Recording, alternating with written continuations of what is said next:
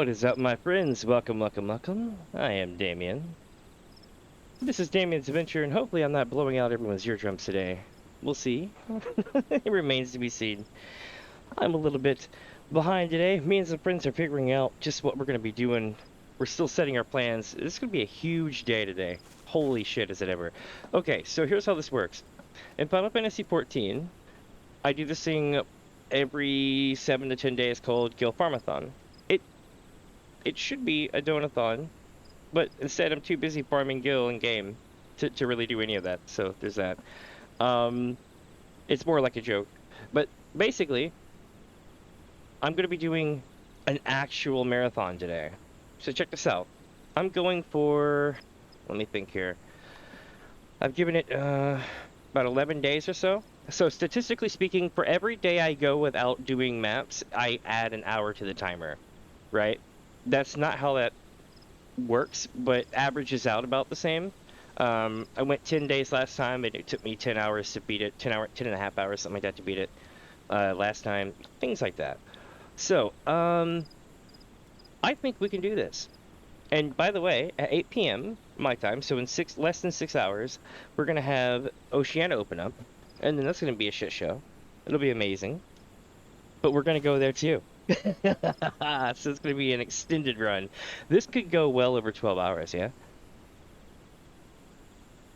I am looking forward to it, though. Or maybe taking a day off afterwards, but I'm looking forward to it.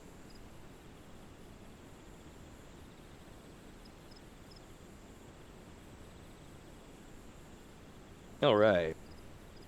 Let's do this. First off, I got to pull my chat box up. Afternoon Star, Gabby. Oh, let me see.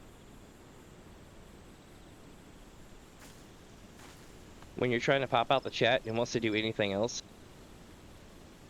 I'm learning all the Twitch problems now.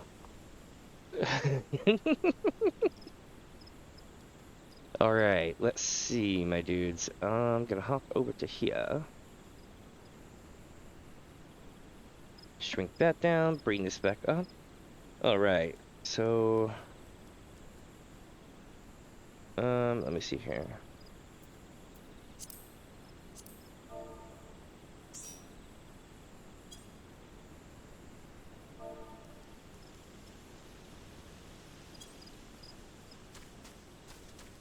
Let's rock. So it looks like we're gonna do a couple dragon skin maps to start off. These aren't part of the challenge, but hell, if I'm gonna go for this long, we might as well enjoy things while we do and mix and match and enjoy the day. The whole goal is to basically go and buy every single map on every single server, 40k and under, of a particular type, take the rare loot from it, and then craft it up, then sell it over like a week, and then like make insane kill. It's actually, it's not bad.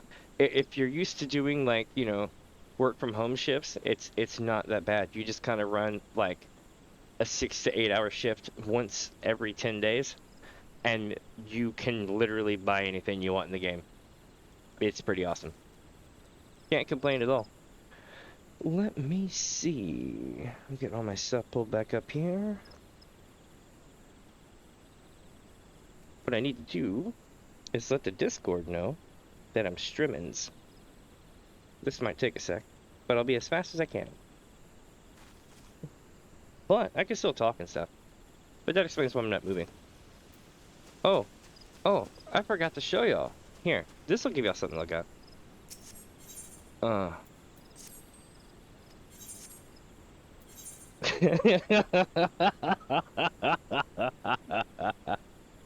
I love it. I suck at a lot of shit in this game, but I'm real good at making Gil. Everybody's like, oh, I don't know how people make Gil. And then there's people who like go and buy Gil illegally and shit, and I'm just like, why? Why? You can make so much Gil in this game. You can make ridiculous amounts of Gil in this game without even knowing a single skill, without ever getting out of a realm reborn. It's ridiculous. So let me see here. Let me let the server know. I gotta do a lot of announcements today because it's the super marathon, right? So we're kind of having a chill uptick. I still have to get my energy drink and open it up too, so that's gonna be coming up here in a few. I believe it's a, what is it, the coconut, the white coconut or whatever, the white Red Bull. They're really good. I think so anyway.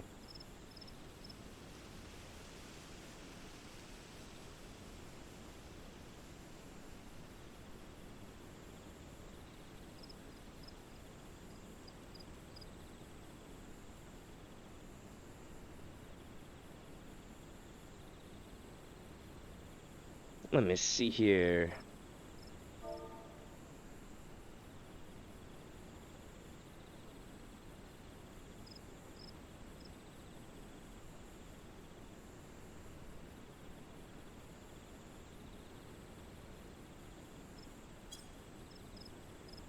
All right, let me see. What should I write?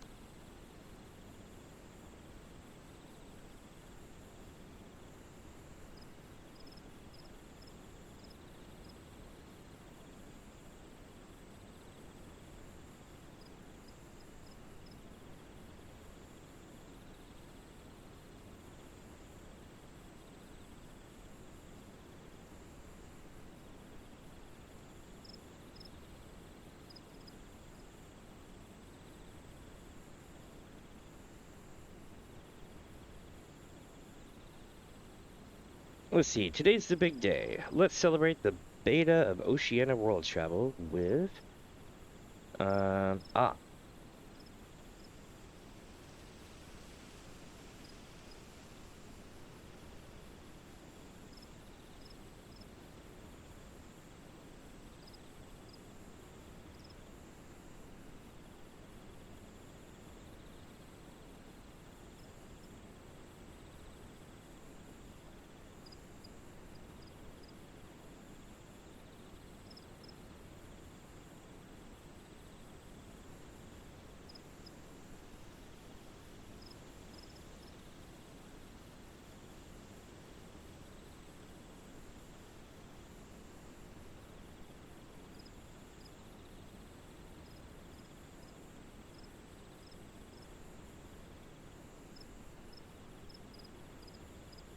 All right, here we go. Today is the big day. Let's celebrate the beta of Oceania World Travel with maps with Mini Fuzz Gil Farm-a-Thon Worldwide Edition. A test of my loot flexes. Yes, yes, just so. Uh, yeah. I'm totally copying this and sending this to my friends.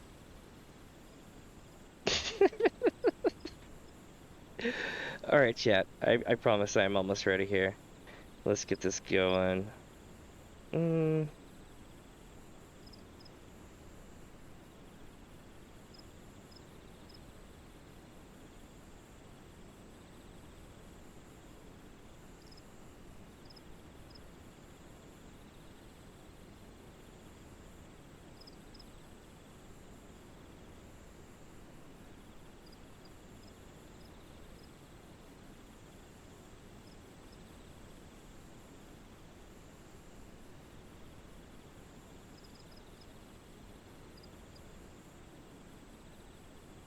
All right. Almost done.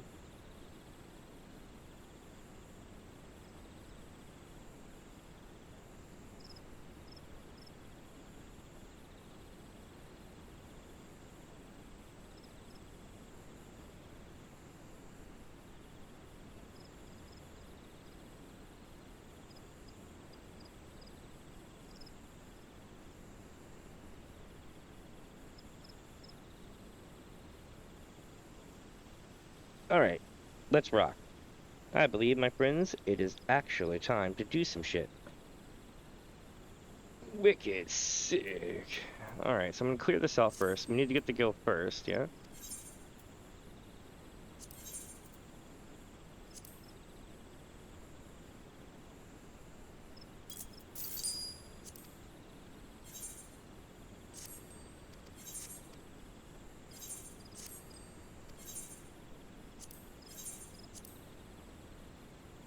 I always leave 1,000 in the retainer because it's easier to spot.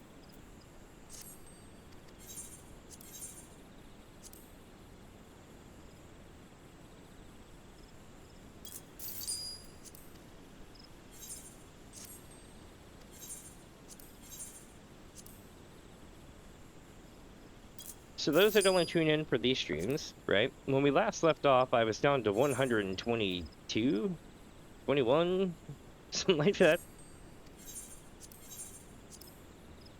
Y'all can fact check me on that, I forget.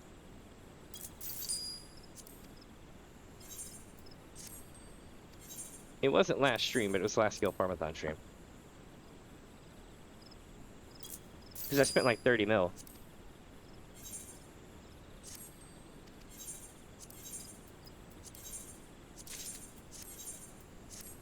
Alright, so we should be golden. Me and my friend are gonna run some stuff here, but I gotta find out what class they're running here.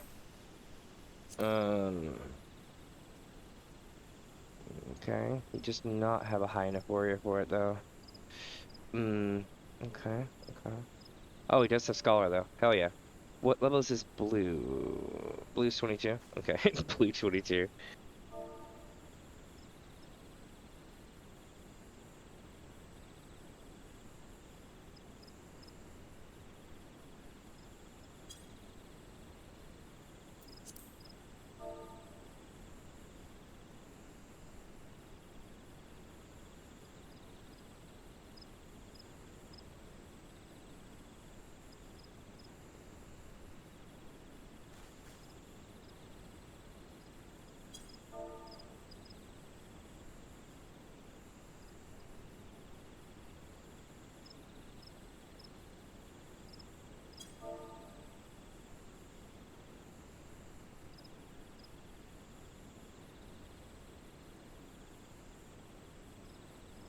Alright, sorry about that.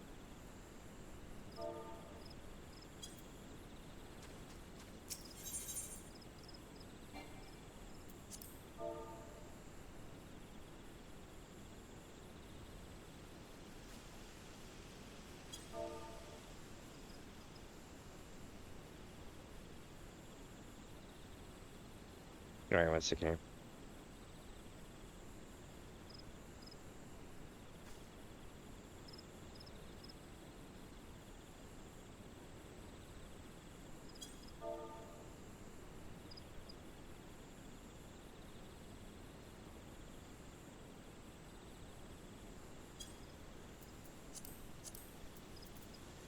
Okay, so let me see one more time here.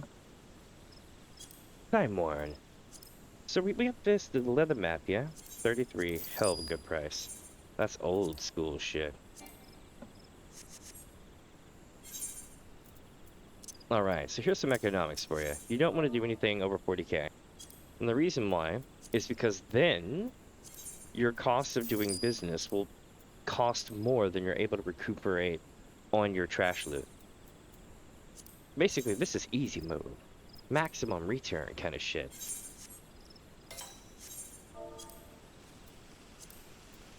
Alright. And I'm literally able to brute force my way over shit now. I do need to run this one too.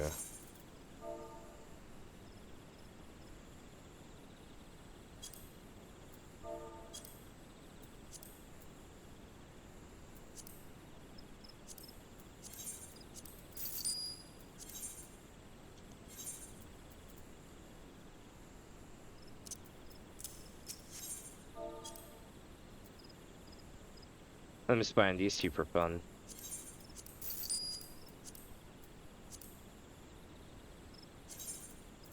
gonna see if my friend's online. I'll be like, yo, come play. He's like me, maps is what he does. No,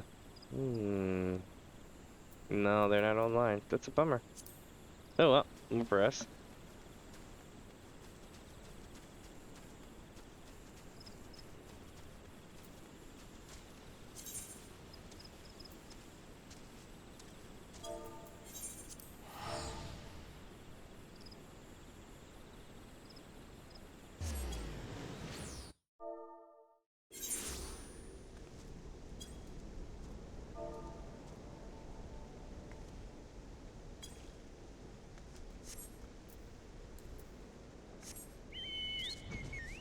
Alright, chat, here we go. Can we get that McDonald money? Probably not. But let's see. Can I get the Gil, though? Oh, yeah. Here's what happens. Oh, yeah.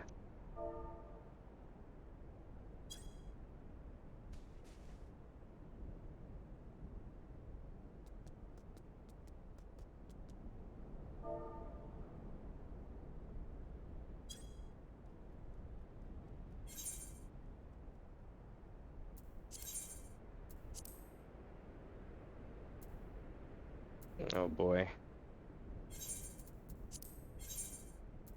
Let's see, chat. Where are we going? Oh, they're in Foundation.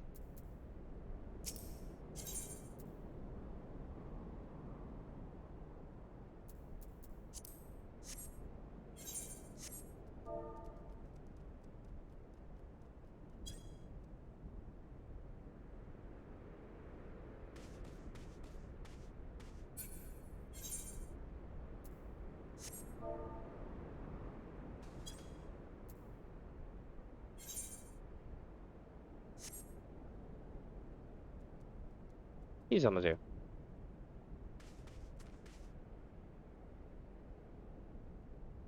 God, the night here looks awesome, doesn't it?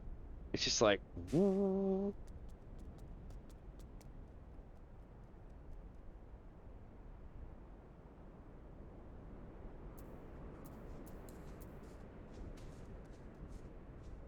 Cool choco. Oh, it's a 3 dog. 1 dog.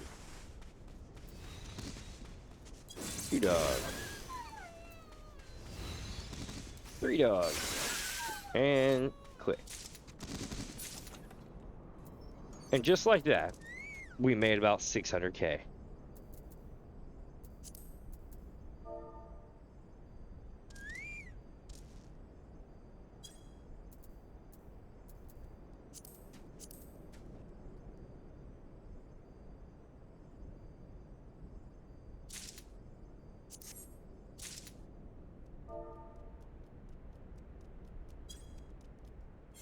Nice.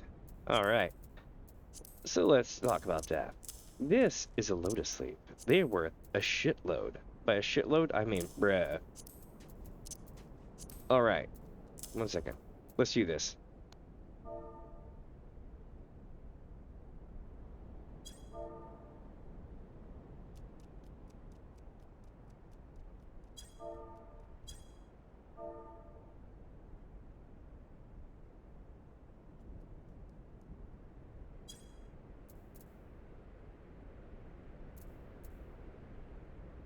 Here we go, chat. Let me see here.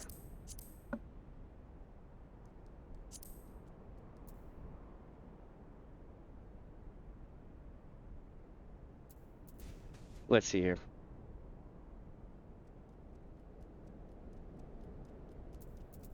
Bum, bum, bum, bum, bum. Yeah, I guess I'll do this. Holy console, go.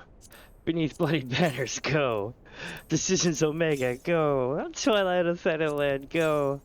Dancing Mad Movement 1, go. Hold up. There it goes. And the dark which illuminates the world. I just got rid of like almost, yeah, probably about 2 million gil worth of music. I needed space though. I was getting minted out, you know? I was like, I need more space for stuff. There we go. And I can carry a plethora of maps, and that opens me up to be able to do more stuff on the next tab.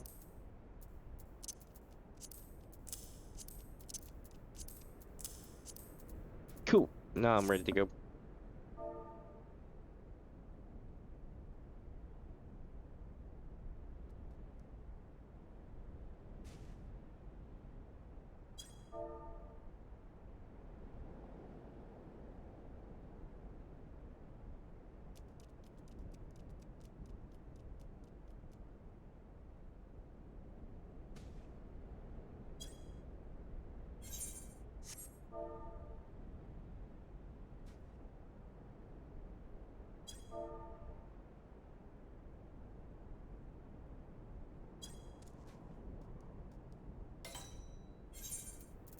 Let me see. We do not want to click that one right now at all. That would have been bad. However, I do want to do a dragon skin. Let's see. Dravanian Portlands. Right here. When you get used to doing map set, it becomes a thing.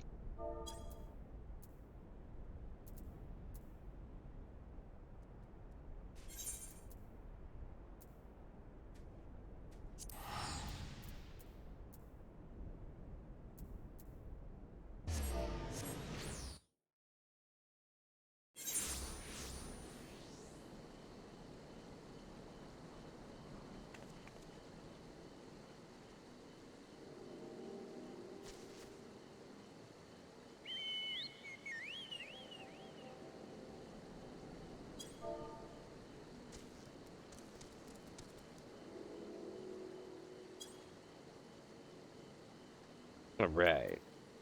Should be soon. Let's see what we're gonna end up doing now.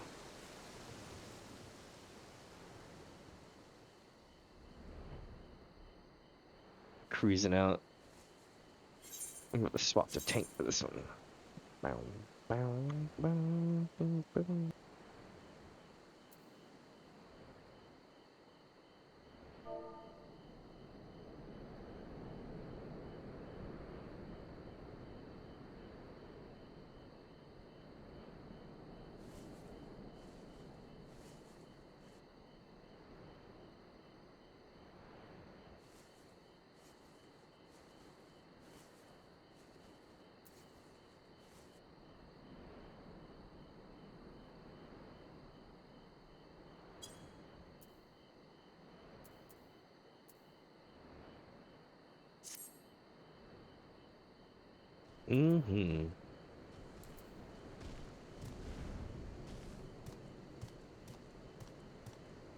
No treasure coffers in the area. Maybe I need to get a little bit closer.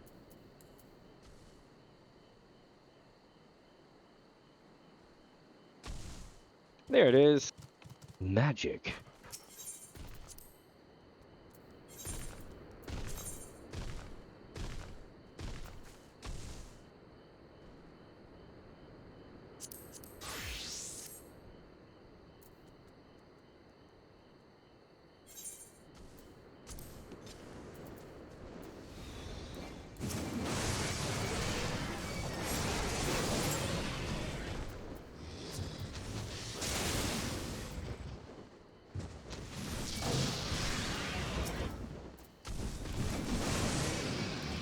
Here we go, here we go.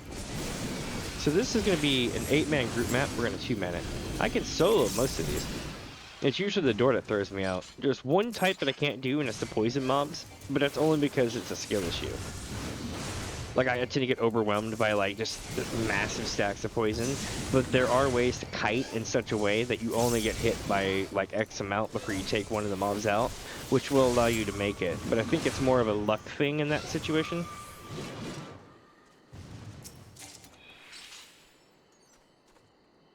Well, that sucked.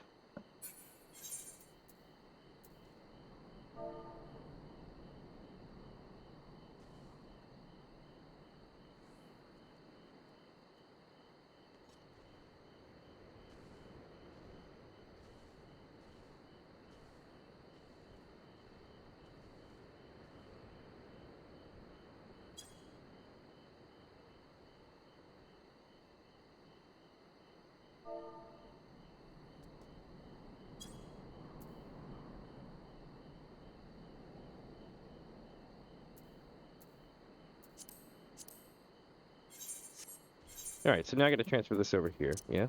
We're gonna go boom, boom, boom.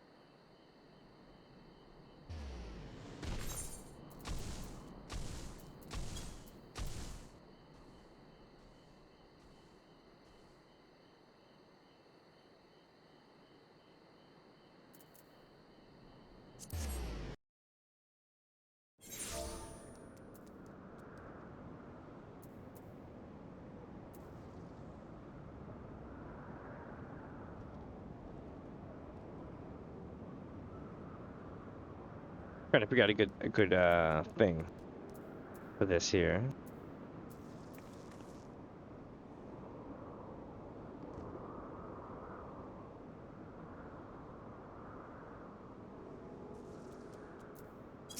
Let me see.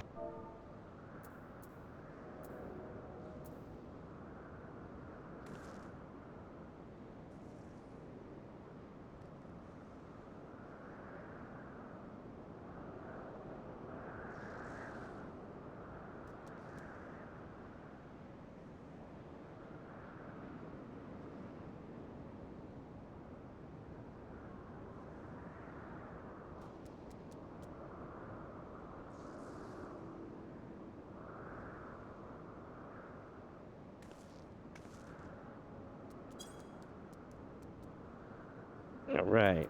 Now I'm ready to go. Sorry about the delay.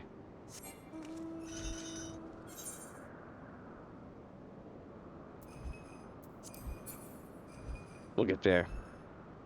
Things will be over here.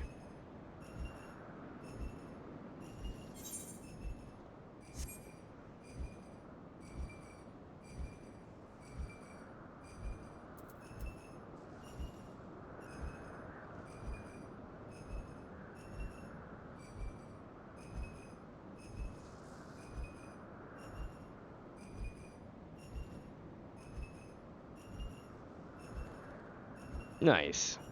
They found it.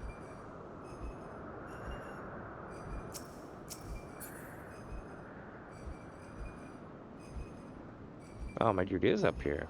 Okay.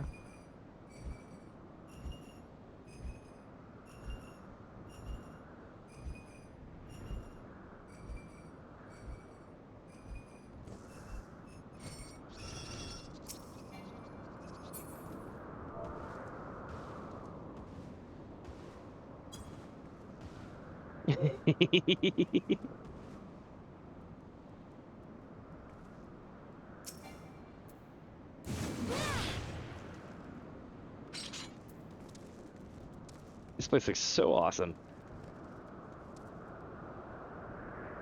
All right, here we go.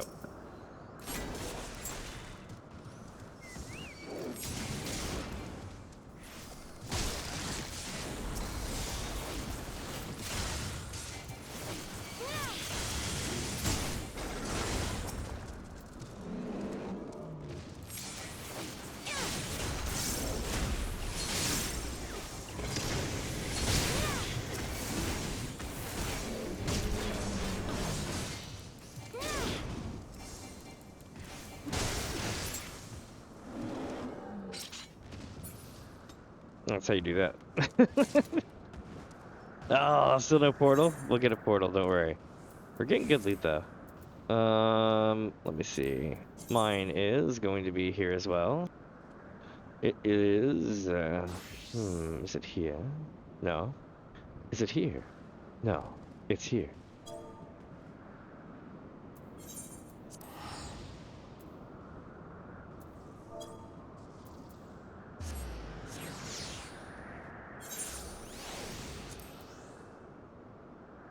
Let's roll out. What mount should I use today?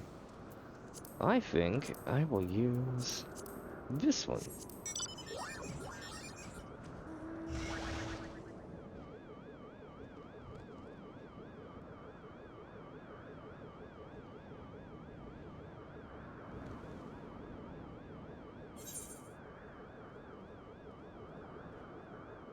I'm hoping we get a portal. That'll be fun. I'm most expectantly awaiting the portal.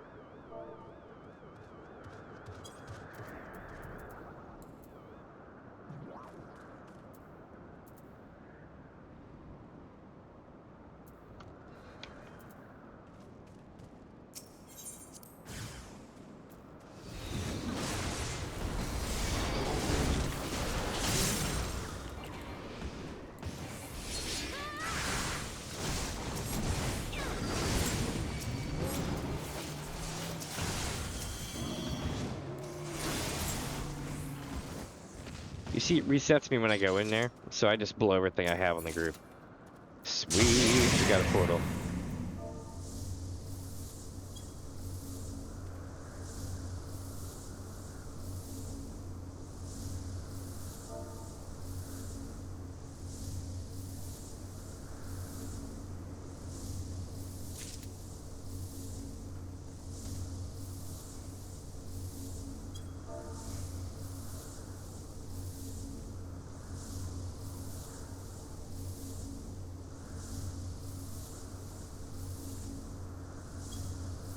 Let's do it. This is gonna be good. It's either gonna be good or it's gonna suck. I'm not sure yet. But you know what? I'm rusty, so I'm glad I have someone with me.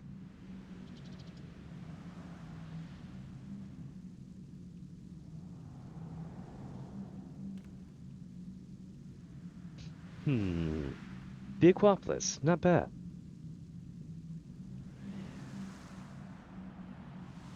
Since it's been a while since I've run maps, maybe it'll let me go all the way to the end today.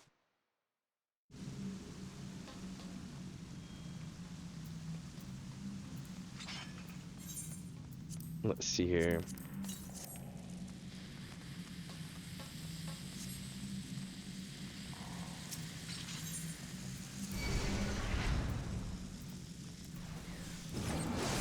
Oh, it's the Paisa.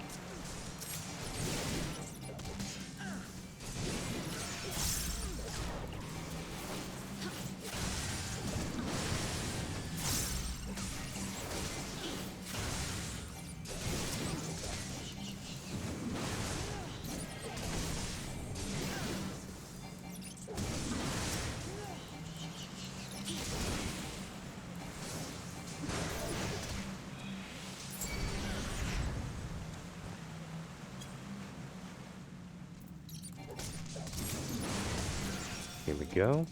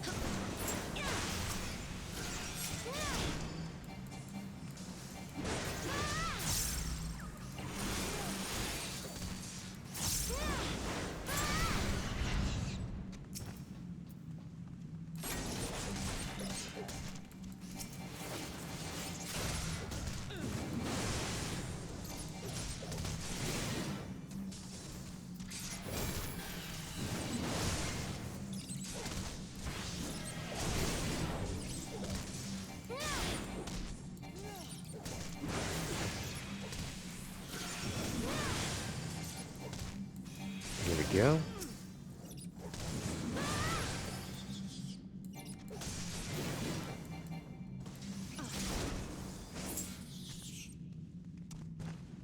Nice. Ooh. Not bad, not bad.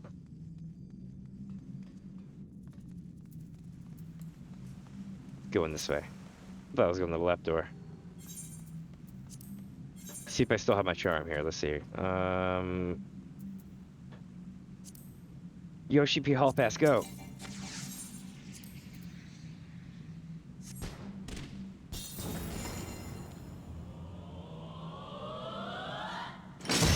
Oh no. Come on. Come on. Ah. Oh shit, it worked. Blessed by Yoshi P. Hell yeah.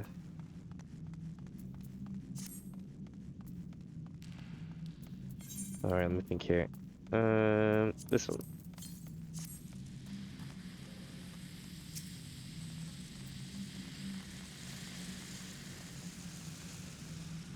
Big crab's gonna spawn ads.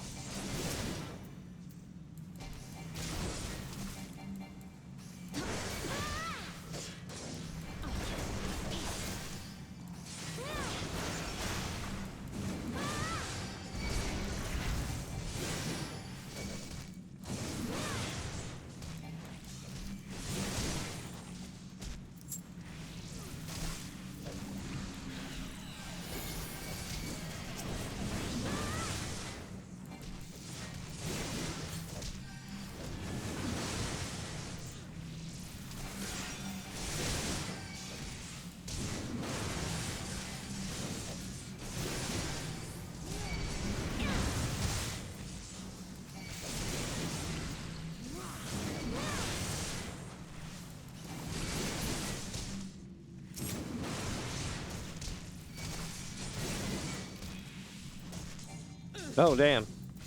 Right when I was hitting home, gang. Or shake it off or whatnot.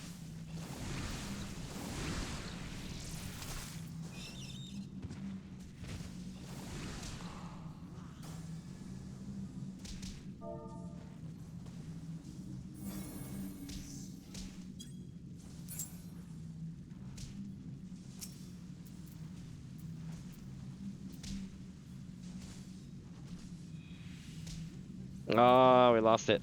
It happens.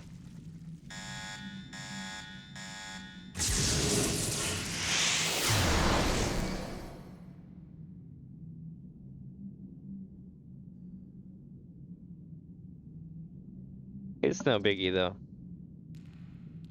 Yeah.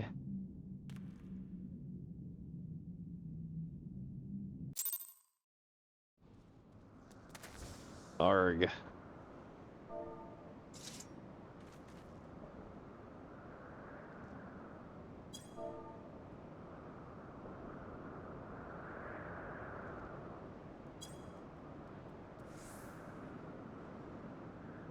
Bummer.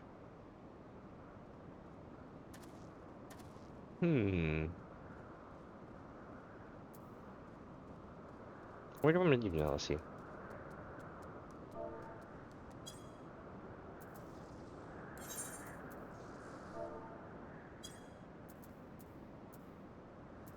Let me see what we got.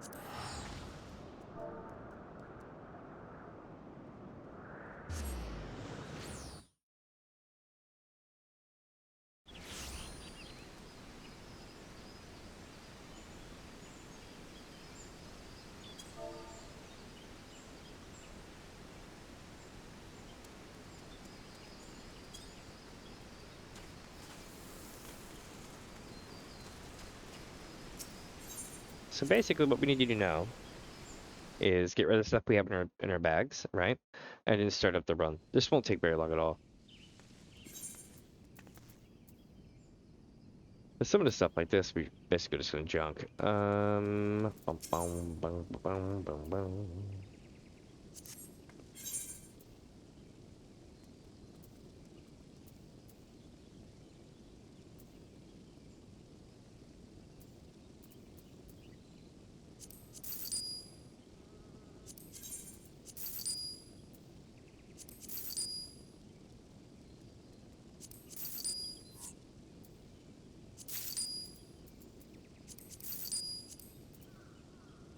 Yeah, I should probably check the prices on those.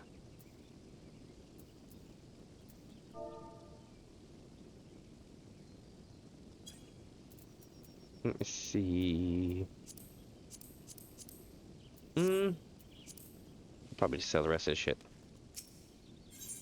Boom, boom, boom, boom, boom, boom, boom, boom, boom, boom, boom.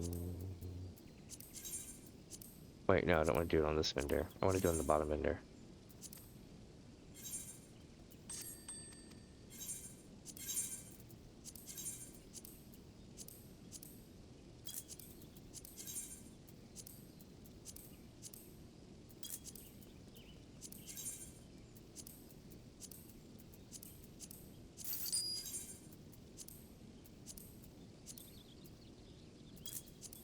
All right.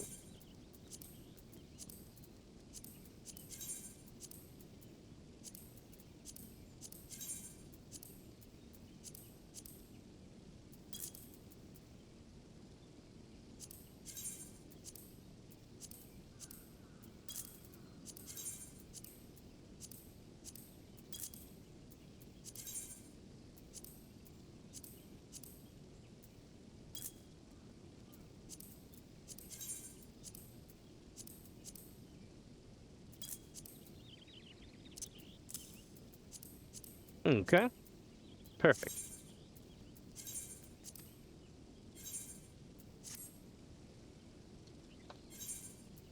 No, I'm gonna check on the subs. Subs are ready. Nice. Let's see, chat. We're gonna be making a Gil soon, real quick, like.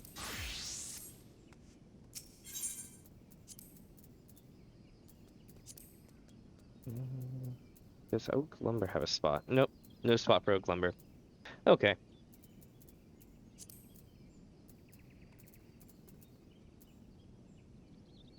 Making sure I got everything I need before I go. I do have to forget something.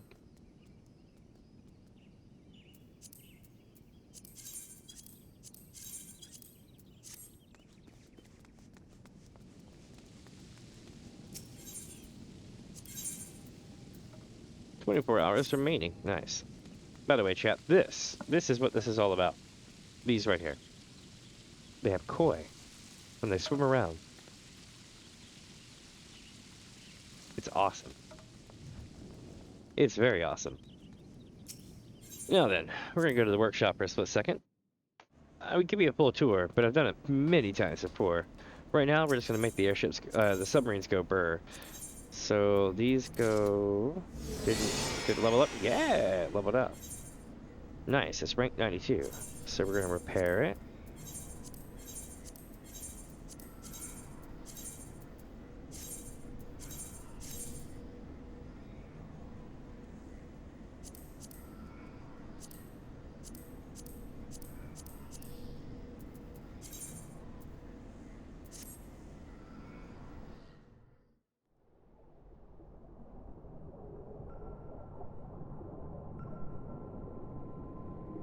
Most people don't get to see this.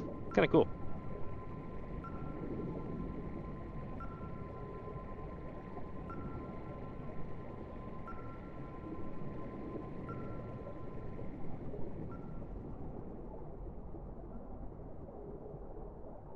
All right. So that's one. Then we're gonna do Leviabetus.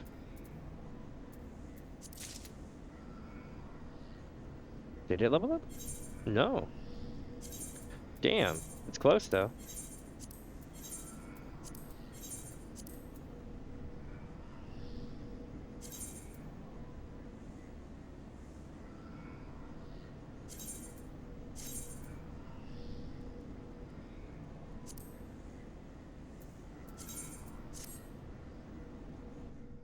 And this is fine-tooth combing through everything I can.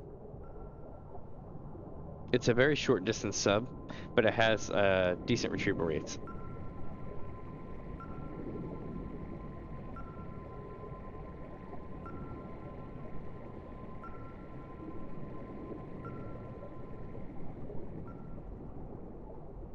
In fact, I expect it to be the last one to level up, and by the time it gets done, I don't expect to have anything left unlooted.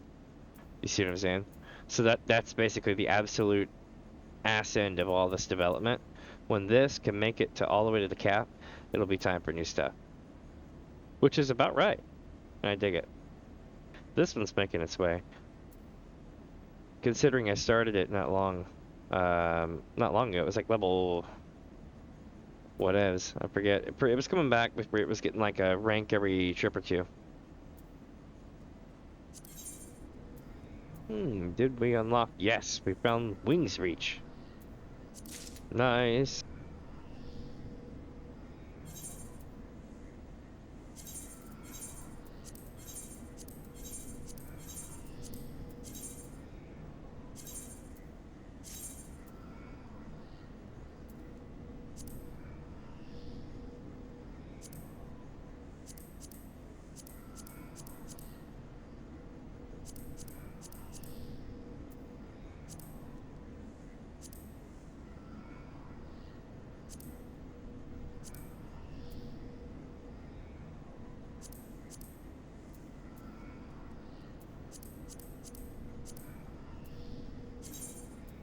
Alright, and this one's going top down, and the other one's gonna go down up.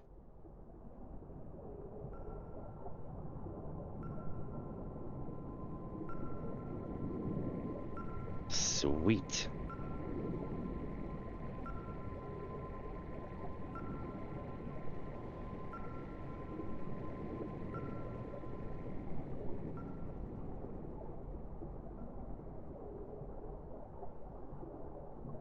So fun fact, the reason why it dips down and to the right at the very end as it starts fading out is because there's actually a wall there. A mossy log and an integral log, eh? Okay, okay. But are they worth anything?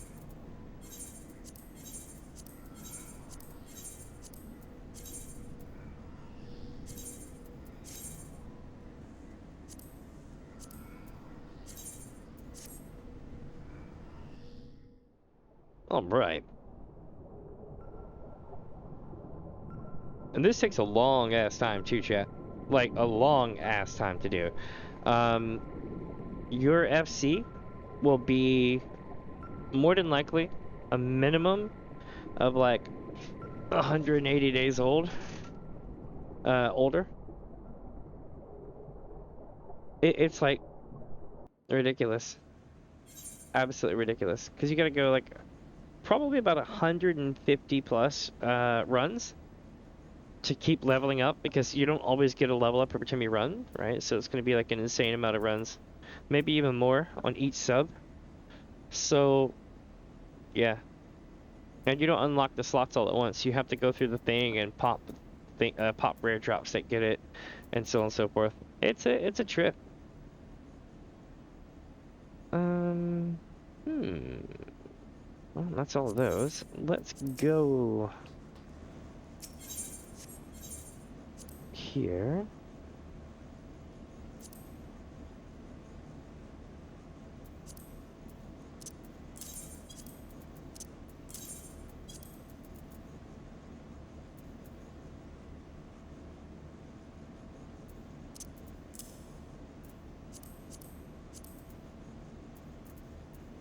Alright, let's see if any of this can go there. Pewter ore, no. Oak lumber, no. Horse chestnut log, no. Manganese ore, yes. Bismuth, yes. Coconut, no, no. Integral logs, no, because I've been selling wood. I've been selling wood for days.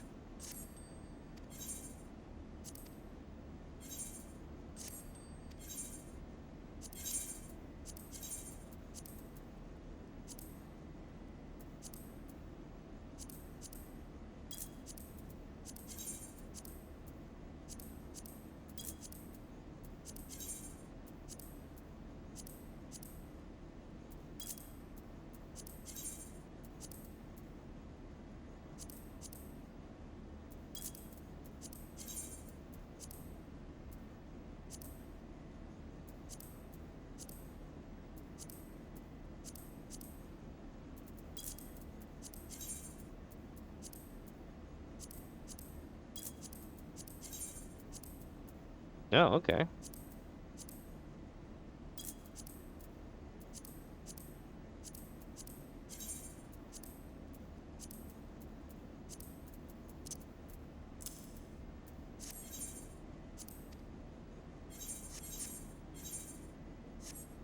Alright, so we got that squared away. That's good.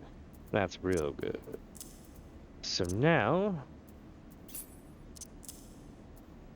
I just keep popping this and we'll call it a day. It's gonna be a long run. And, I honestly can't wait. It's gonna be fun. Step 1, we're gonna go to Limsa.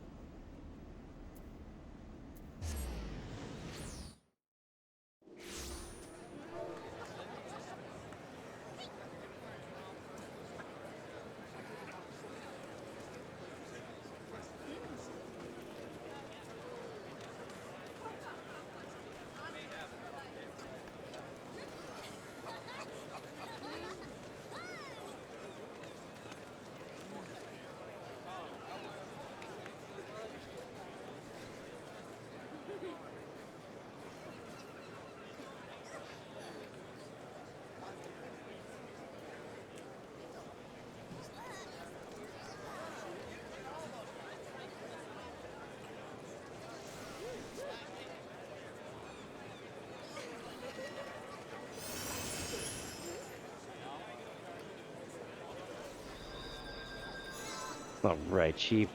It's time to make my way up to the Maelstrom Barracks.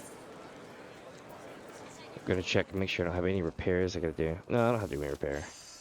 Cause see, the treasure map mobs don't actually cause any damage to my armor.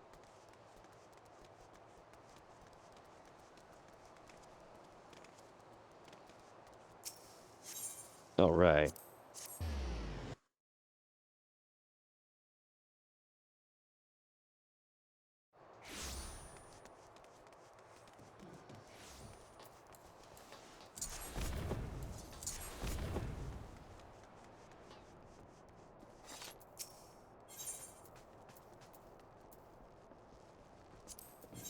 This might be a bit wild for a sec. I'm not gonna do all these. I'm just doing, I think, these down.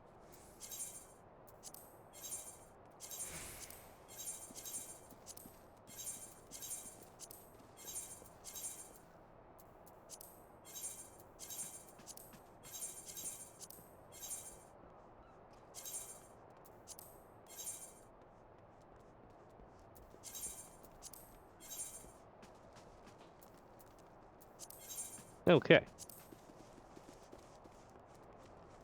Um, yeah, we're good to go. Let's go run a maps.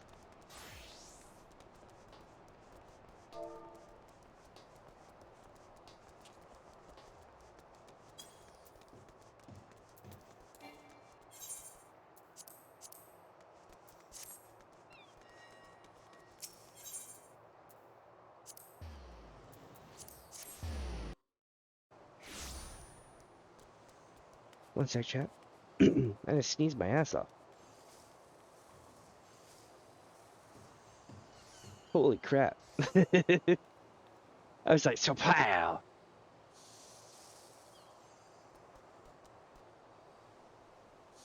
Must be all the cat hair.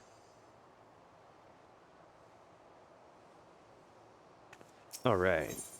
Wait, no, I need to buy another map. Map machine go! Welcome, welcome, welcome, friends. If you're just joining in.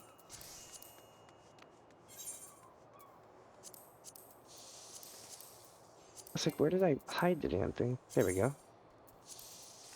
Alright. So today, what we're doing here is we're basically trying to make a ton of Gil.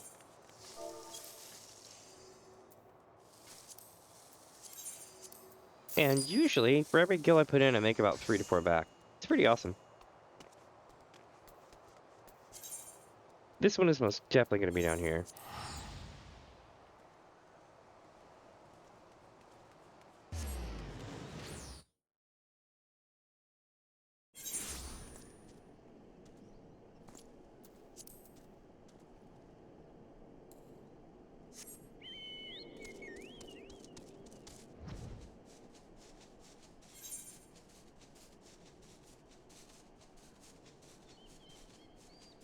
So it's going to be down here. Give me just a second. I'm setting up foodstuffs. Like in RL.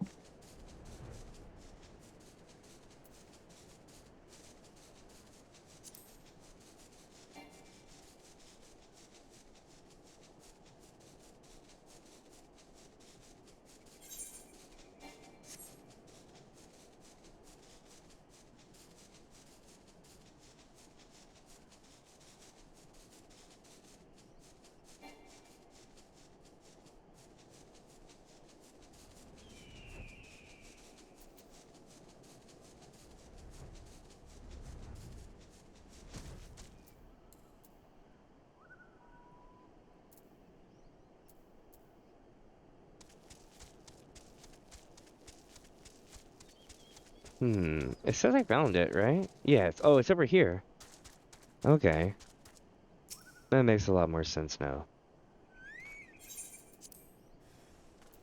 Alpha Mantis! My worst nightmare. Alpha Mantis on deck to cause pain, discomfort, all that kind of stuff.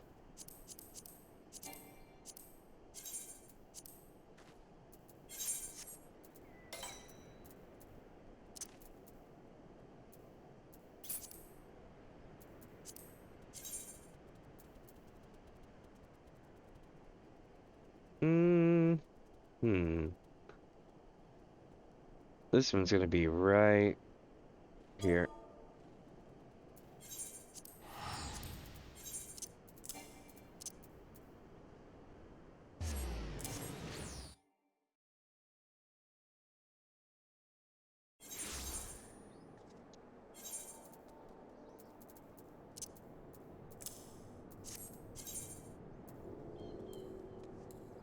Where to?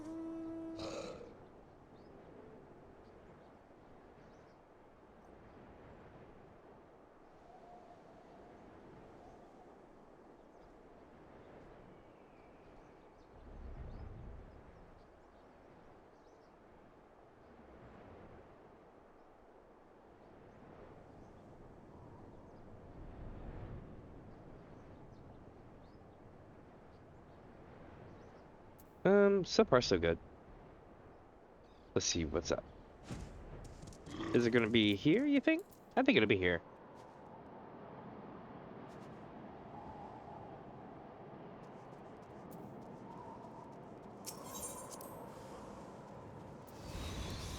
Raptors.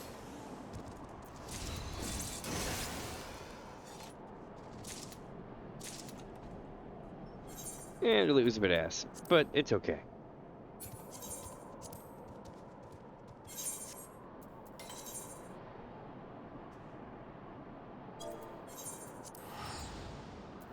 And you see what we're gonna do is we're gonna pile all the trash loot into like 2 bags, right? And then we're gonna go through it and move it all to the first bag and a half. And then what happens is anytime we get more loot, it becomes way easier to parse what's trash and not. You just gotta do it right the first time. This one's gonna be right here.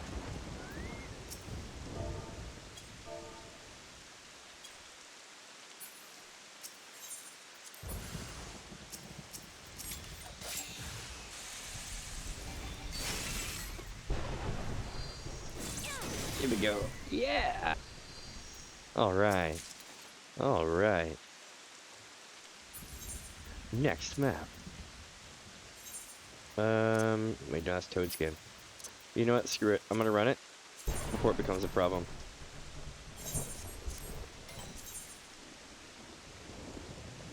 Ooh, what is this one at? A new puzzle to solve. Ooh. Wait.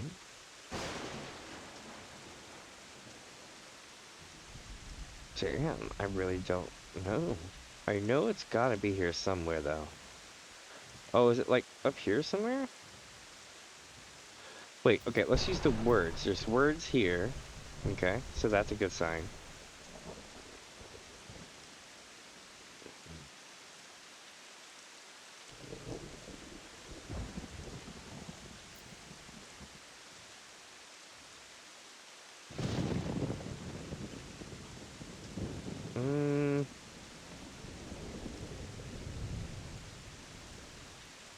Ah, is this it? Right there.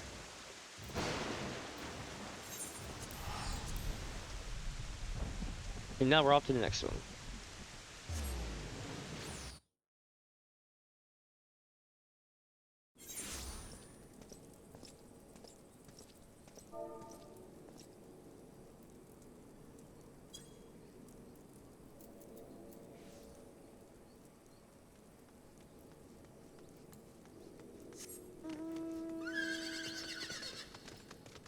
Ah, no, my sinuses are killing me since I sneezed. 1 sec.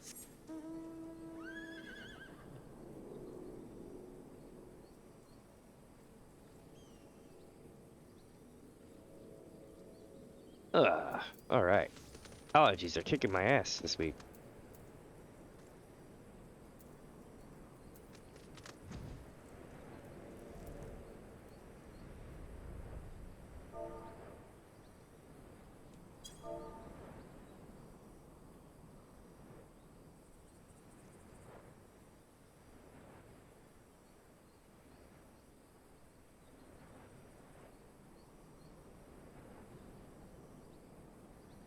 Ah, I saw the sounds.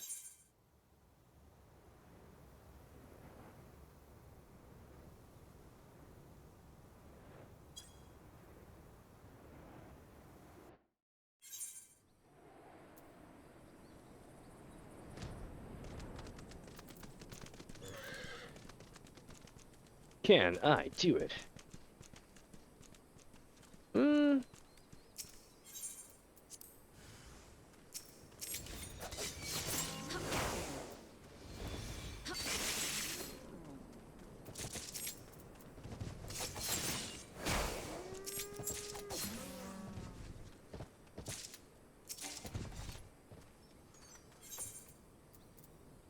Okay.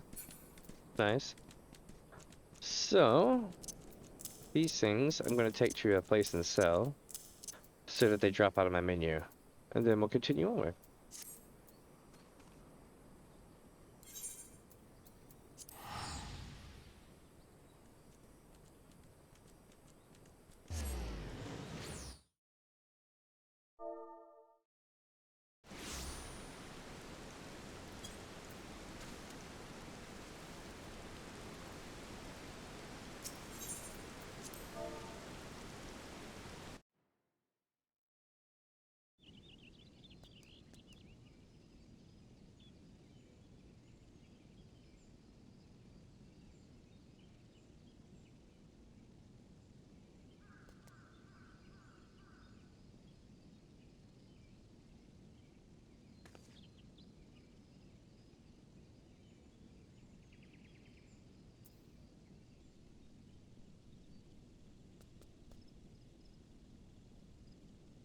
Sorry, I was replying back to a chat thing. Welcome everybody who's here today.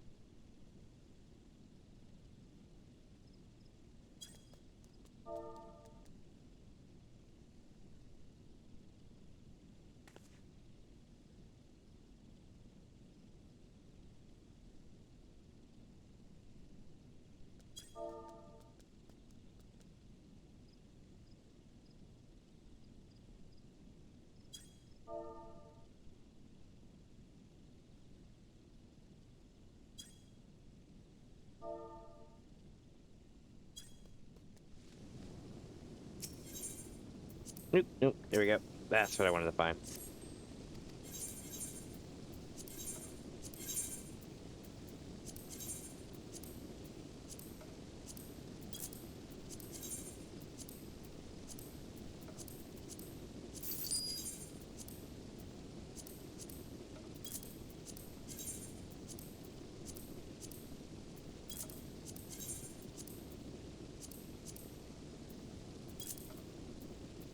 Nice. Okay.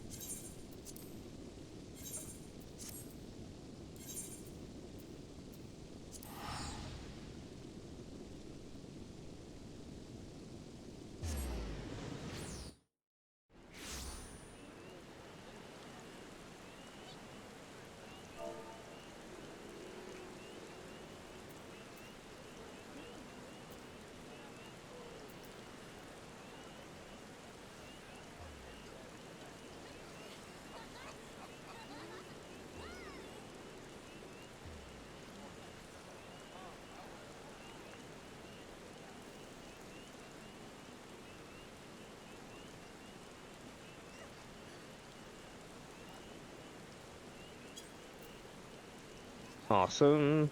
The skins I put up there, they already sold. Nice.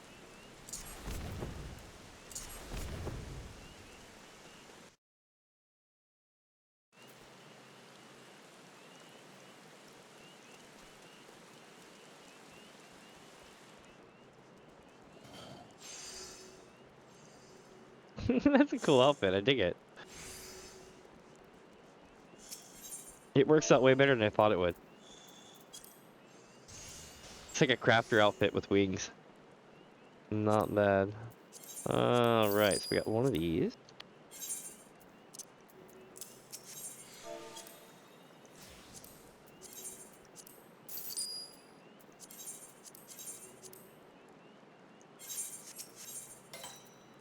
Oh yeah, that's right. Didn't they say it's gonna be coming possibly in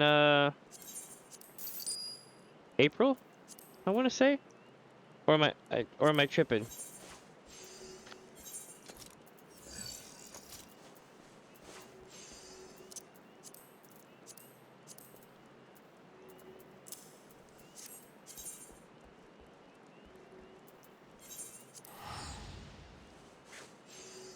It'll be interesting. That's for certain. I just hope that it's not going to be like the Final Fantasy XV event, because the Final Fantasy XV event was kind of eh.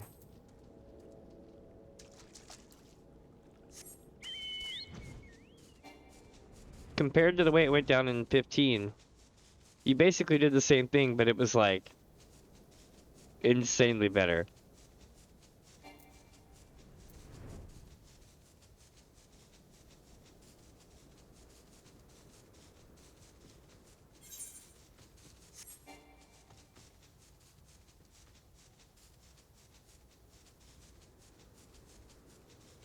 Now we just gotta make it to every server in the game. So I'm doing the worldwide edition, right? Because they're doing the beta. So I'm gonna hop over to the Oceania server at 8 p.m. and keep going.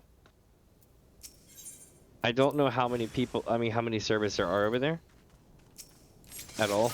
I forget. But it'll be fun.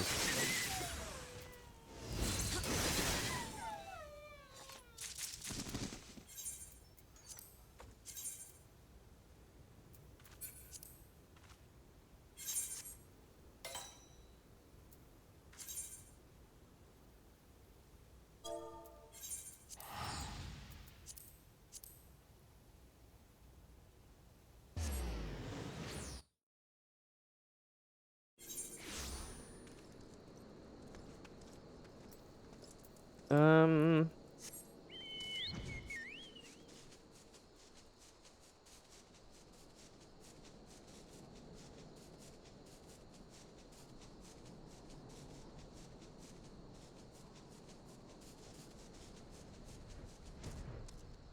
it's funny. For all those wondering if you should pre-order the Dawn Trail expansion, they've got a really good track rate for having good games and good expansions, so I would say it's a pretty safe bet. But also, something to consider, you're not going to get Dragon's Dogma, and that's important.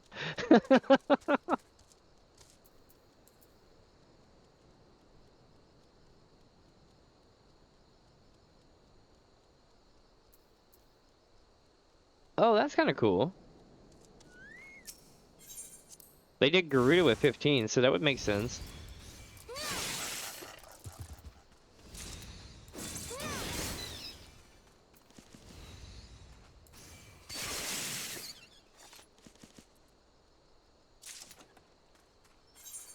All right. Now we bring this other map over here. I promise I'll speed up here soon. I'm about to drink some tea or something, or maybe a Red Bull. I don't know. But I do what was it? I'm doing such a marathon today. Usually, see, here's the thing. I'm going to every server, right? And then I'm going to every other server. This could technically, in theory, be over in 6 to 8 hours. It could be, but anytime I go more than like a week without doing maps, they build up on all the servers, right? And then I'll go to the servers and then discover that there's 3 to 5 times the amount of maps because they bottomed out. People just fire sold them.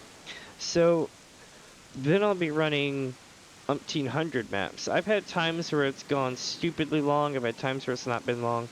But I have a sneaky suspicion it's going to be nasty.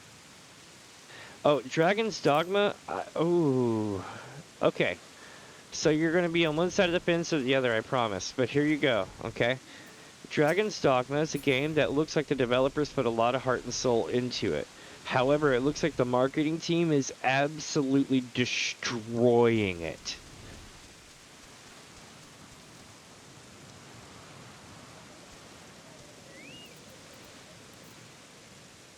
Like destroying it in a bad way.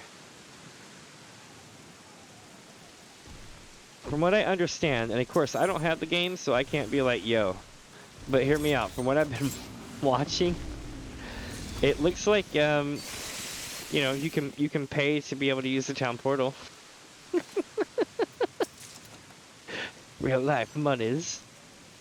I tell everyone go check out the Steam page and go look at all the DLC stuff, and then the really either bad reviews or mixed reviews. I forget where it was last time. And I'll be like, wow, that's sad, because I was looking forward to maybe playing that game. It also makes me worry about future releases from them, like the next Monster Hunter game. Yeah, it went bad. It went real bad. Oh, man. It was so bad that, like, freaking Thor from Pirate Software went, like, 8 hours straight on it. I was like, damn, he must be pissed, yo. Oh. Let me see. We need. Oh no, we're going back to Limsa. Yeah, today's a big day though. I even put like a joke as a joke. I put like the McDonald's one. It's 0 out of 25. Oh my god, it's so loud.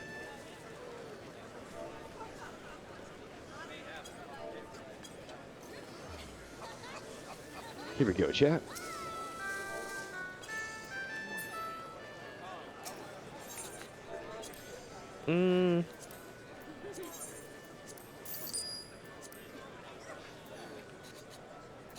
That is true.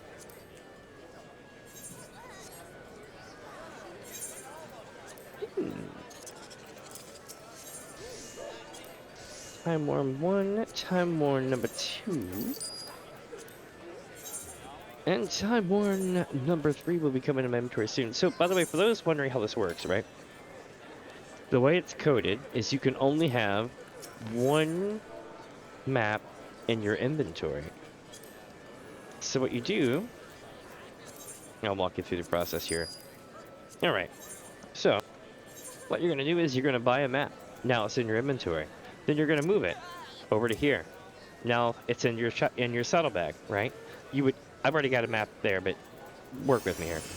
So you would move the map over to your saddlebag, and then you're good to go. There's no longer a map in your inventory. So you can buy another map, put it in your inventory. Well, at this point, you would then open the map, decipher it, which then pops up here and puts it in your key items. Well, hold on. I put it in your key items, which I can't get to right now. But you get the idea.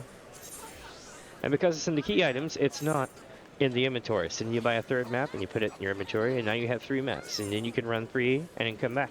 It saves a lot of time. Let me see here. What am I gonna do with this one? This is one of those maps where you're like, how? How did they know? And the answer is trial and error. When you get there to the spot of where the X is, you'll be like, oh. But you definitely will have a hard time finding it with the map itself. This is one of the very few that used to drive me insane. So I definitely remember where they are now. It's gonna be like right here. Yep.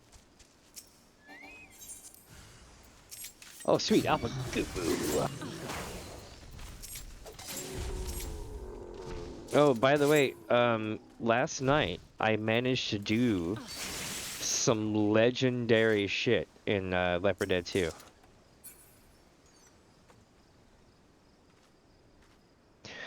Yeah, it's what so saying Dawn Trail is so good. Like, the thing is with me, right, is I gotta see on a couple things on my computer before I do it, and I'm hoping I'll have that squared away. But my thing is that in the event that I do have that squared away, I'm gonna grab it. But I want the mount. That and I want the dagger minion. It's one of those things like if you played 9, you get it. Oh, it's so good. I want to go play 9 now so bad. There's this mod called I think it's like Magiri mod or something like that. I did in the past and it was really fun. I will tell you this though, the ballads that play in title Final Fantasy games will get you got, so you got to be real careful with some of those. It's amazing how they let you play so much stuff here in 14.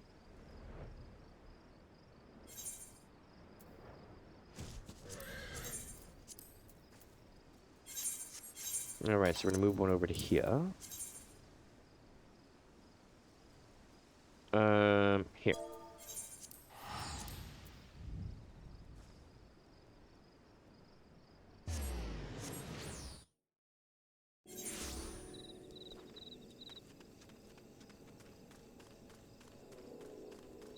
I know that,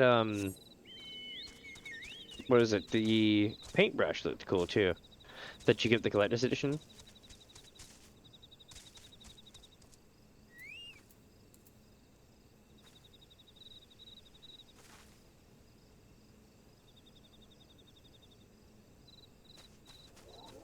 Oh wait, hold on. No alpha. Usually there's alpha here, but not this time. Oop, nope. Ah!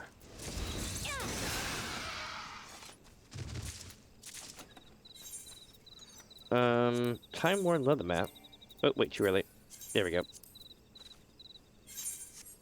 Come on. Yep.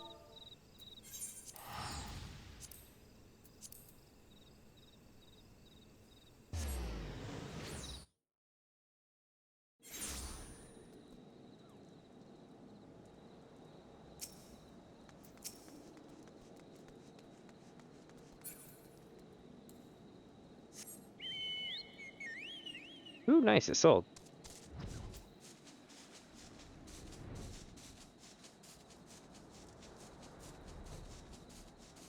Alright, so today I estimate that we'll be doing so many maps. I'm trying to think how many it's going to be. So we're thinking about an average of 5 to 10 per server.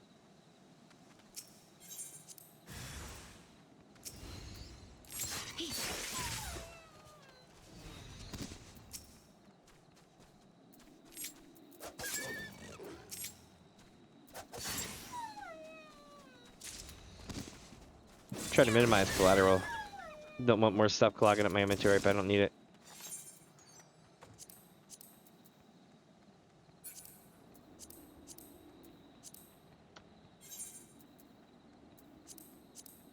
Didn't I bring one over? Maybe I opened that one already when I was thinking and didn't think about it. Yep, I guess I did. All right, back to town we go.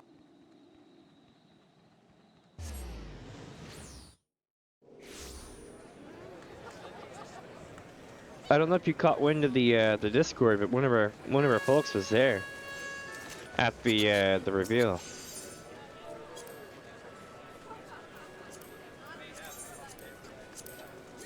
If you check out the gallery, there should be a bunch of pictures in the Discord.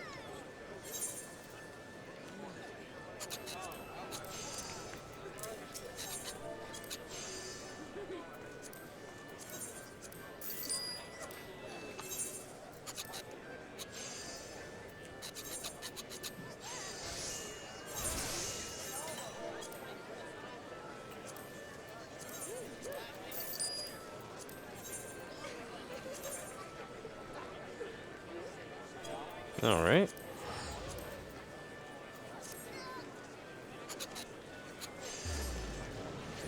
So right now I'm at 9 maps on the server, and I think we have another round to do. So that'll be interesting. If it ends up being if it ends up being like 10, how many servers are there? Is it like what, 20 something servers? Does anybody know?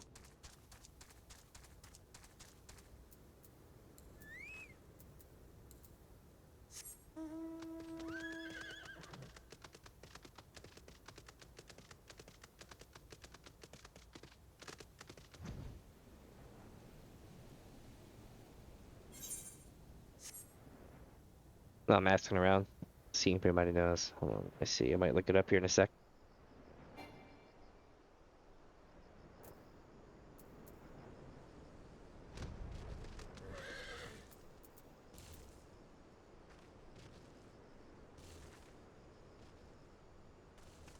It's like what, 28 servers, I guess?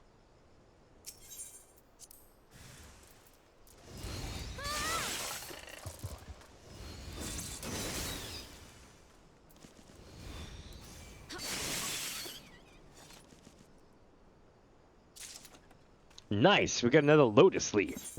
Hell yeah, that's 2. We've now made 1,000,000 gil.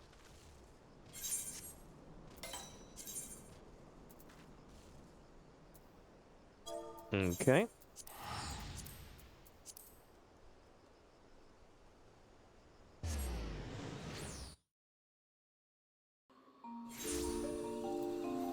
Holy shit! Oh my god! Creation donated $30. Hope you get your shamrock shape. Thank you so much, Creation.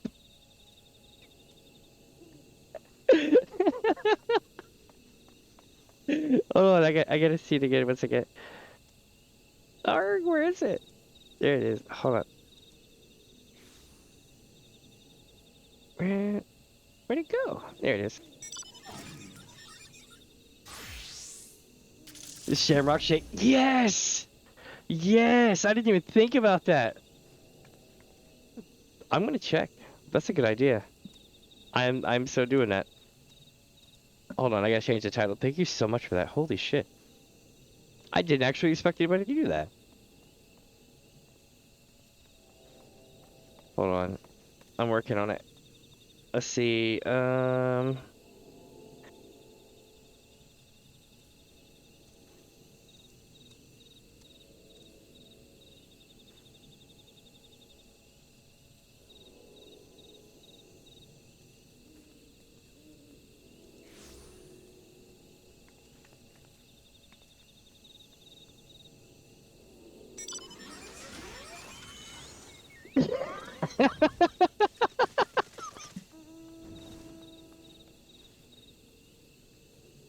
There we go. Nice. Thank you so much. Holy shit. I did not expect that. Alright, let me see here. Back in game I am. Let's do this. Hell yeah. I'm so gonna order something too. I'm not even gonna lie. I'm gonna see if they have a Shamrock Shake. I forgot about that.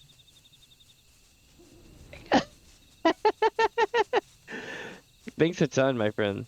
You are my hero.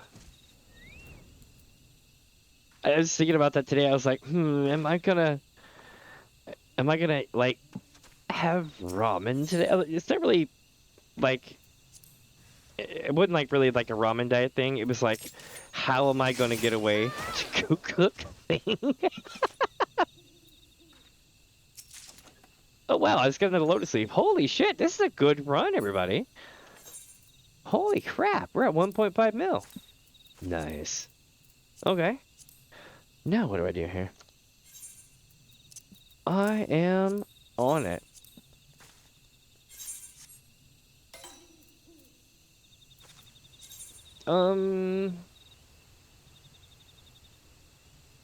Nice. I just made 126K. Oh, okay. This is an awesome day.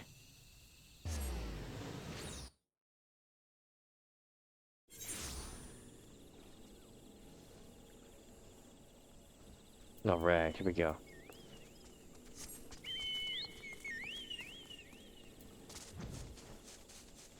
I guess I'm gonna go this way, and then...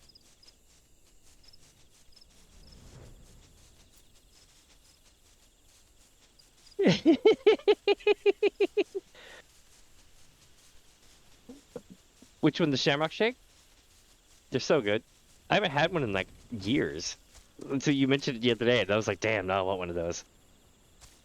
Sorry. I'm sorry. I'll tell you a trick. I'll tell you a trick. Popsicles. Popsicles are amazing. Get the right kind of popsicles, right? Like, Philly Swirl. This is not a sponsored thing. I promise. This is me being about it. Philly Swirl, on deck. 45 calories a popsicle. So if you eat the whole effing box, it's only the equivalent of 1 2/3 of a can of soda.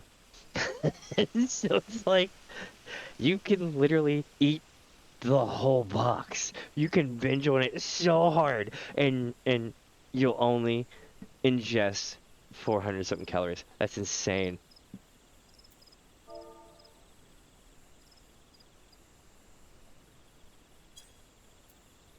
All right.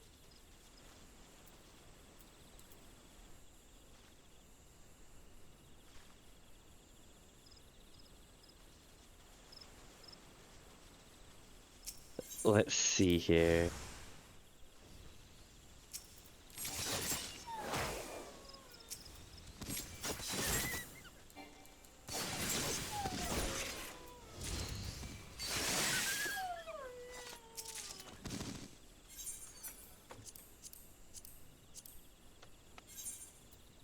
Back to town.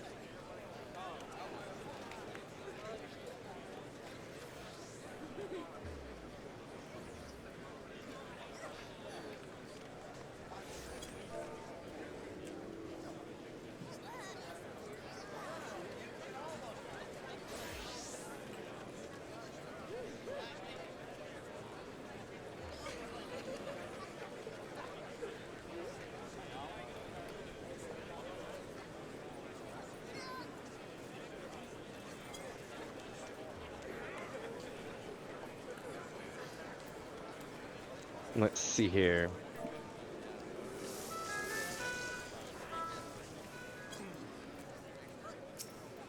Oh my lord.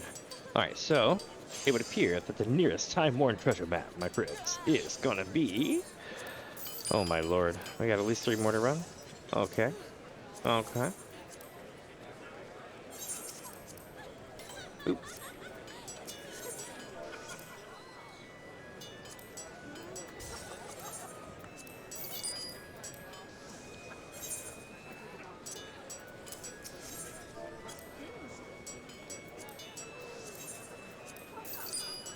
Alright, this server is now spent. That means it is time to go to another server. That is correct. I never thought I would ever reach the end of Gilgamesh, my home server, but now we're going off-world.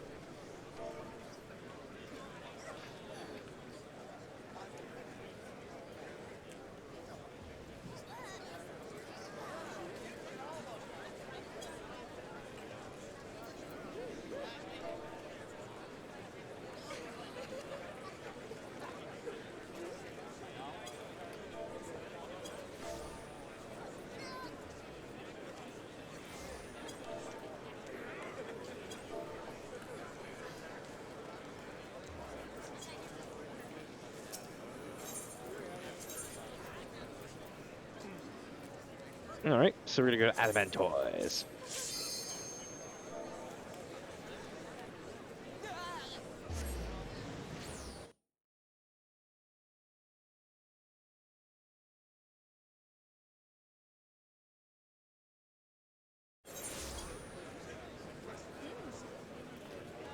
Alright, so here we go.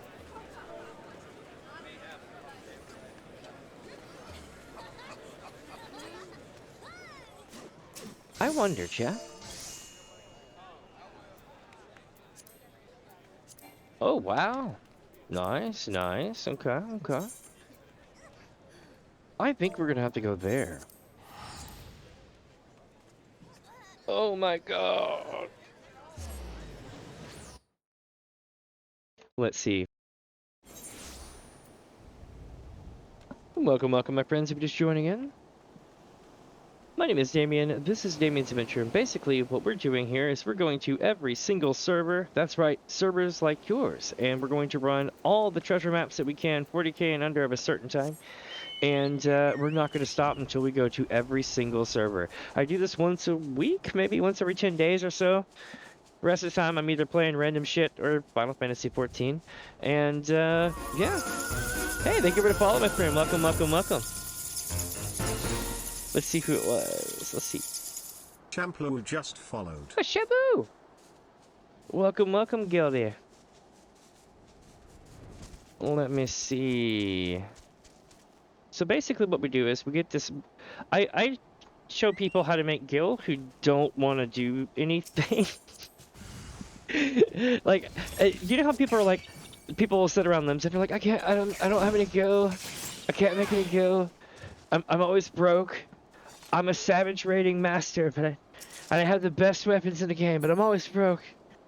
Oh, you know, that kind of thing, right? So here, I was like, hey, you too can make Gil. And you're like, oh, but it must be like a bunch of stuff. I'm like, no, it's not. So check it out. You see, this is a level 35 treasure map called a Time-Worn Leather map. It's from a Realm Reborn. You can get it in Central Gridania if you know where to farm it. So you get this right here, you look at it, and then you go, okay, and then you find it, you get good at looking for these things, right? So then you're gonna go warp in here and stuff. So while we're warping, there's this thing called Lotus Leaf. Lotus Leaf by itself is worth 400k, and that's cool. But here's the deal, you can craft it with a level 80 goldsmith up to an Eastern Indoor Pond for about, let's say about 3 to 4k a craft. So just by spending 4k, more Gil, you can up jump it to about 6 to 800k. And at that point, you'll sell all of these over a couple of days to a week, and then next thing you know, you're sitting in about 15 to 20 million Gil.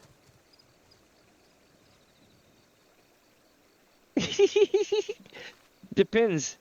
If you're on, what is it? If you're on Gilgamesh, probably. But if not, no. Because see, I take them all to my home server. So you should be good. That's the whole reason why I go to all the different servers. Let me see. Where is this one? Right here, I bet.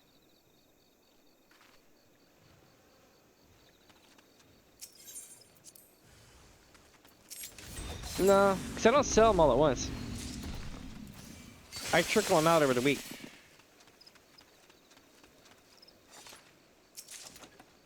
Nice. All right. Yeah, I try to do my best to make sure that it doesn't bother as many people as with it. So I go to all the different servers so it doesn't impact one server as much. Also, I tend to take about a week to trickle them out if it's like, I mean, if it's just like 10 or less, then I might put like 5 in at a time, 7 in at a time, something like that, and see if they'll go in like one day. No, true, exactly. That's why I tell people there's many ways to make kill. I just been doing this one for like a few years now. I just recently came to Twitch though.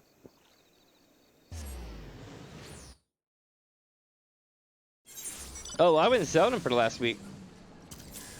At least I don't think I was. Yeah, no, I wouldn't sell them for the last week.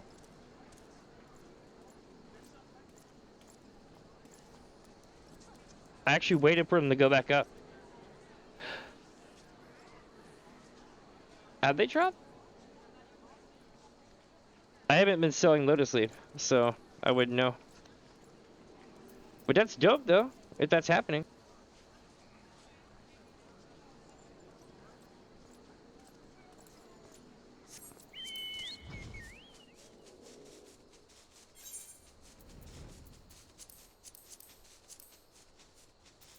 I know I've got, I had 28 last time I ran this though. But I've been selling these on Gilgamesh like this for, shit, better part of a year and a half.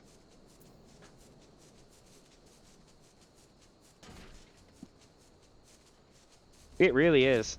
It's honestly the best. More people, I would say more people should do it, but you know how it is. It's one of those things where it's like, the less the better. But the thing is, nobody has the stamina to do this shit like we do. Which is what's so funny. It's almost safe. It's almost. But it's funny because like most people just don't. I've been doing it for so long now that it's like it's just cool. It's like another work shift, right? But it's like there was a time when it was like, how long can I do this before my brain melts?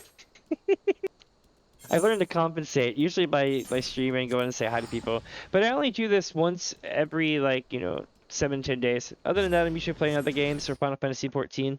I've been doing actually a replay of all of MSQ recently, where I've been going around and yeah, you gotta have something on the side to keep mental safe. Absolutely. If you don't reinforce against that shit, it'll take you out. But I've been playing all of what did I do recently? I played all the Final Fantasy series.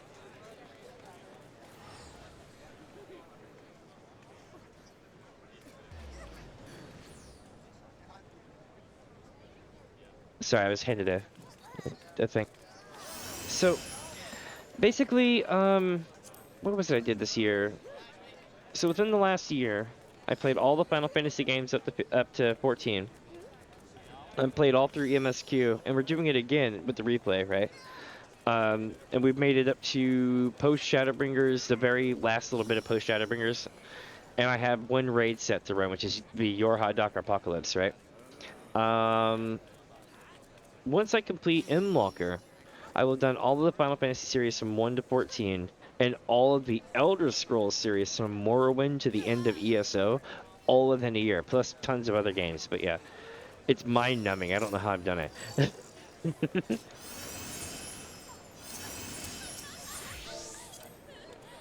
But it's been really fun. Like, I won't knock it. And I have new affinities for lots of games, especially ones I didn't like as a kid. Like, I didn't like 9 as a kid because it rolled back so much stuff, you know? And I was just like, oh, this isn't what I want. But then I realized it is what I wanted. It was a really good story.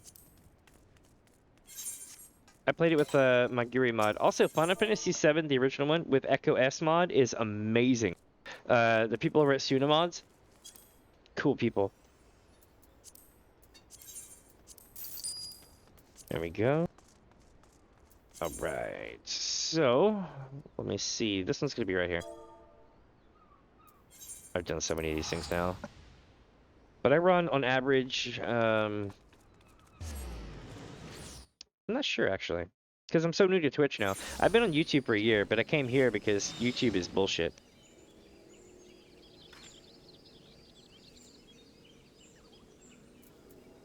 Yeah, I've been doing it for so long now. If you give me a map that's not leather though, like the ones that I run, I've got down. But the ones that I don't run, I'm like, where the hell is this? I can also solo dragon skin.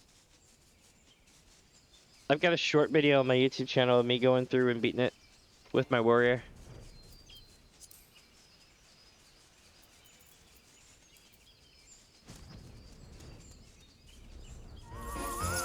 God, thank you for the follow, my friend. Welcome, welcome, welcome.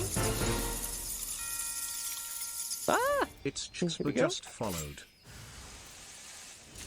Let me see. People, no! I'm gonna try not to hit the other stuff, because if you want to keep going, you want to make sure you don't get trash loot. You fill the loot, like the first bag or two up, with trash loot, then go through it once, push it all to the front bag, and then from that point on, you can just fast sift through everything. Ooh. That's not what I wanted to do. I sure would do that one. Let me see something. Welcome, my friends. Welcome, welcome. Oh, thanks for the follow, Jabber. Let me see. Decipher.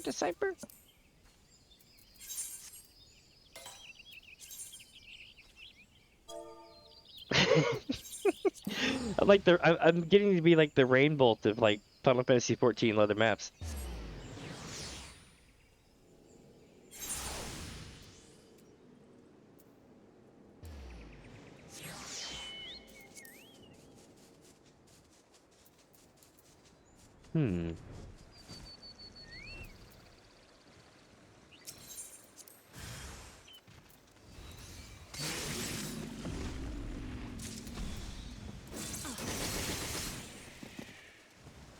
It's funny because, you know, like, you see people who, like, do stuff on construction sites or, like, factories, and they get really, really stupidly fast-paced at everything. I feel like I'm getting that way with treasure maps now. Like, I'm industrially farming them.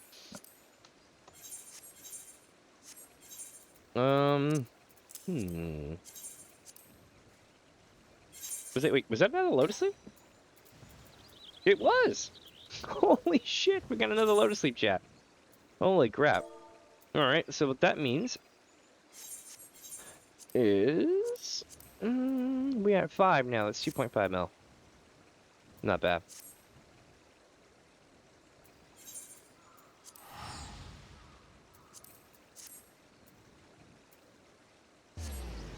I'm also eating a bit of a light sandwich right quick. So if you hear me be quiet for a second, that's what I'm doing.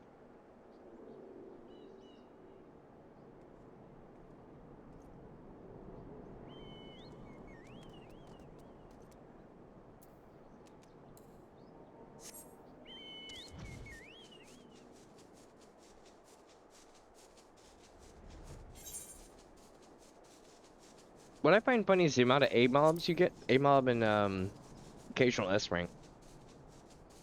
Or somebody will pop it and it doesn't take it out. But usually it's just A ranks. But you'll get enough of those to, I mean, definitely make it worth taking them out. As long as it's like in the first few expansions, right? Like Realm Reborn and Heavensward. In Stormblood, they take a really long time. They're not really worth it. But the hunt trains will sometimes dip into Stormblood if it's a slow week. So, yeah, you know, it's just a thing. Oh wait, what did we get this time? Airman Tears, Lightning Round, nice. Shit, that reminds me. You know what? Because I'm getting so many shards, I'm gonna have to go sell some shards. Damn. Alright.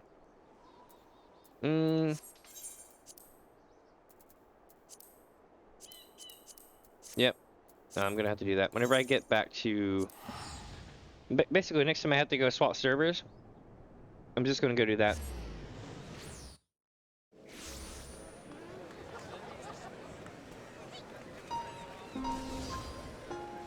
Alright.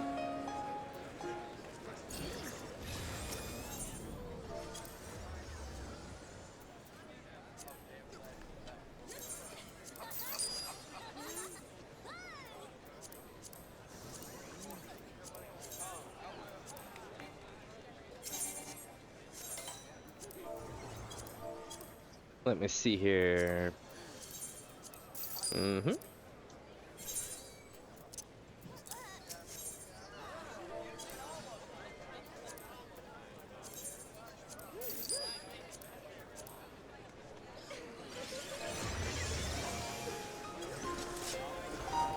Now to make our way back home for a second, so I can get rid of some of these shards.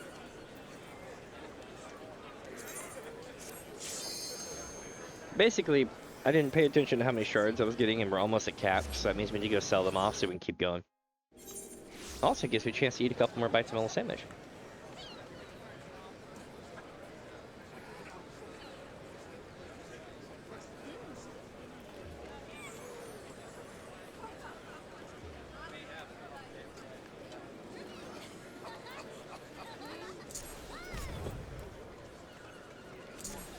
Alright.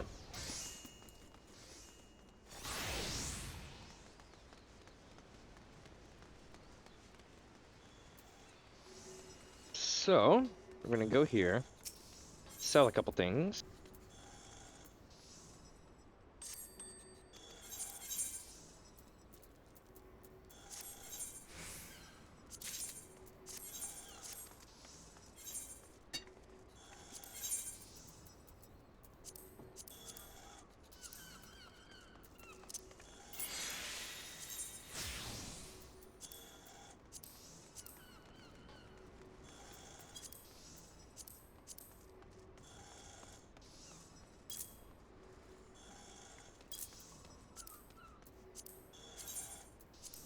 Alright, so this could be 83 asking price, so we'll do 75.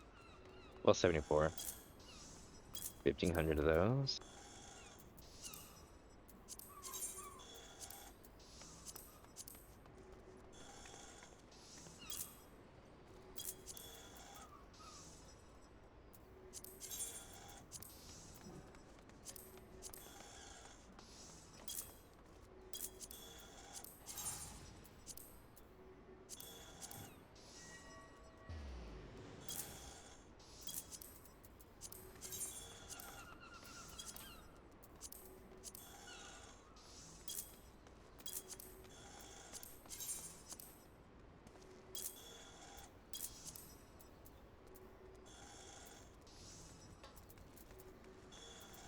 Cool. That should have us reinforced for a while.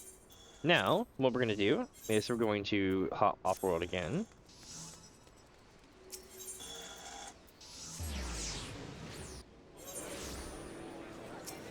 And we're going to go to Cactua.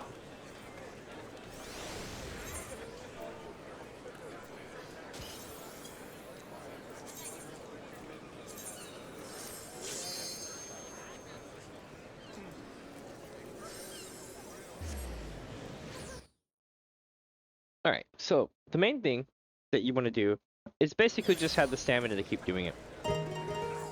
Most people don't, though. Like what we were talking about earlier.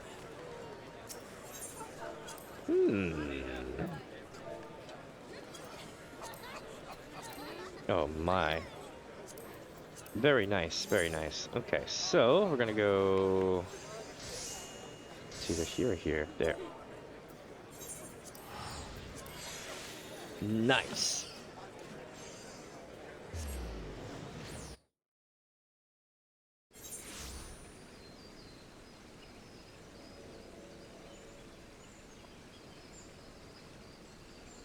Alright.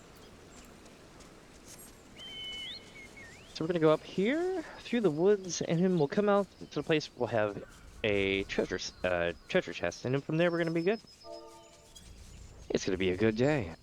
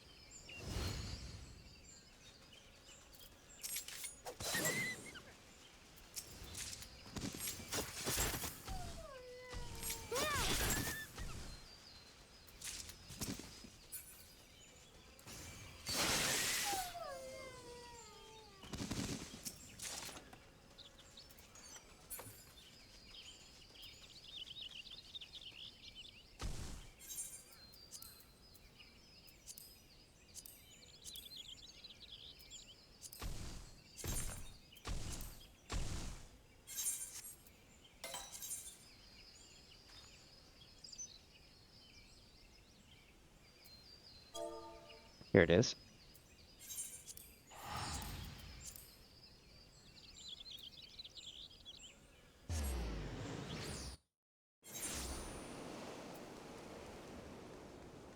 Alright, let's see. So this one's going to be really quick. You just go right up here. It's actually a really nice view, too.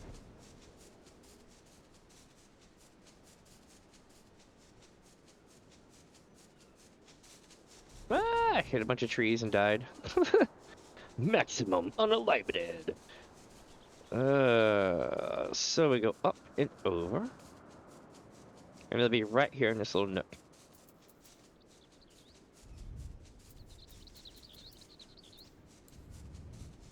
And the idea is that they're going to try to get you to aggro all these, and you don't want to aggro them, and they'll give you tons of trash loot that you don't want. It's actually kind of funny. They're the bane of my existence.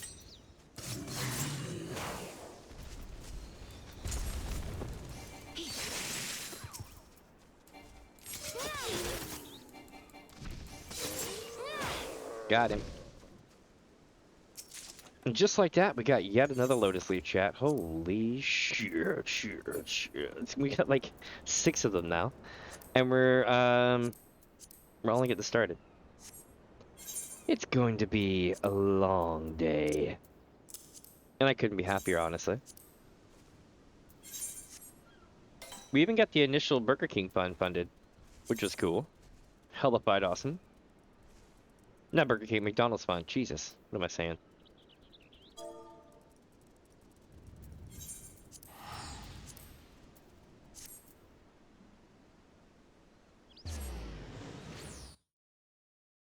But I have to report, I do not believe that they have the Shamrock Shake in stock, which is a bummer.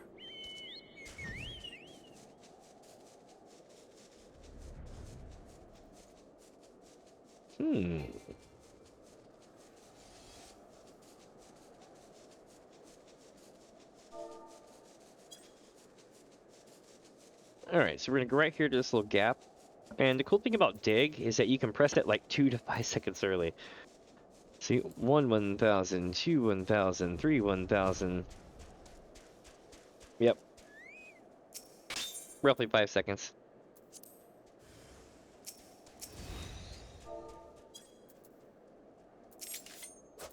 Let's see what's up.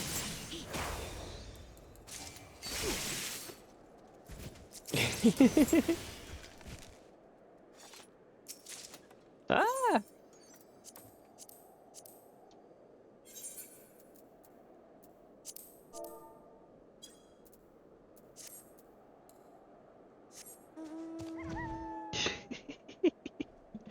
I love this game. Let me see. So we now have 2 pages of loot like that, right? And I know that's like, why am I filling my bags with trash, right? But the idea is once we let it kind of run its course till it fills up all the bags, what you'll do is you'll sell off everything that's not absolute trash. Hey, thank you for the follow, my friend. Welcome, welcome, welcome, Mr. York. I saw you. I was like, nice. Welcome, welcome, my friend.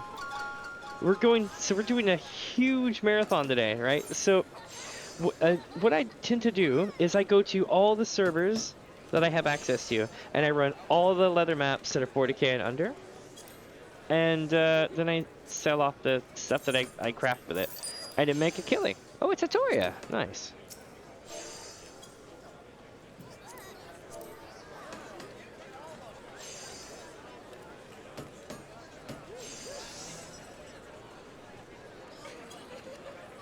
I just recently swapped the Twitch, so I gotta remind everybody. I'm like, yo, I'm over here.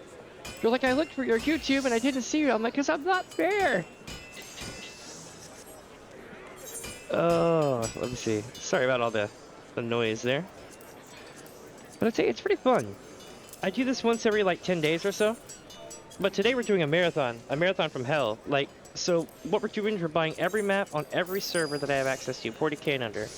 That's a leather map, and I'm gonna go and go and go. And don't forget, tonight's the beta, which means that you can go to the Oceania servers and do it all over again. And eventually, they might open up worldwide travel completely. That would be crazy. I'm here to test if you can do these fun activities on other servers with high latency, and that's what I'm about to test tonight. Right now, though, I'm on the home world. Let me see. Oh, I know where this is. Right here. I've gotten so good at these.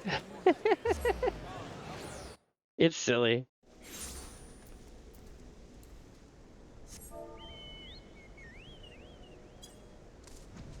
So this one's going to be right over here next to a little B rank.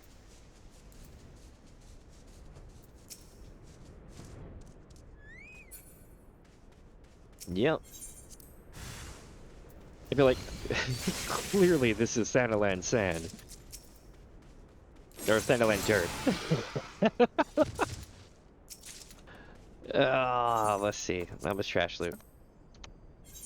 But do I have yet another map? Yes, I do, my friends. And I have yet a third map as well. Rolling hard. So, this one makes me laugh because it's like, hey, lad, what you doing? Nothing. Why you taking a halt, lad? Nothing. It's like, who in the gate guard would not have seen this happen and give it up at the tavern? This treasure should not be here, my friends. We'll roll with that's how I found out it was even here. If we ever had the RP it, this is perfect. Here it goes, look. Right here in front of two gate guards. It's like, yeah, I'm just digging a 6-foot hole and burying a huge tress. There's nothing special here to see. Hey, it's a 3 dog. See, 1 dog, 2 dog, and 3 dog. Nice. And just like that, we got shit loot.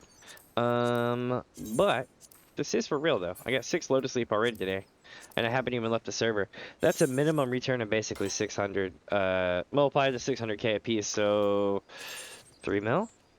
And I've spent probably 200 mil, 240 mil, something like that. Nothing major. Not 240 mil, sorry, 240k. My bad. With a 3 mil return. And this calls for Red Bull. Ow. I hit my freaking thumb in the can. Ow.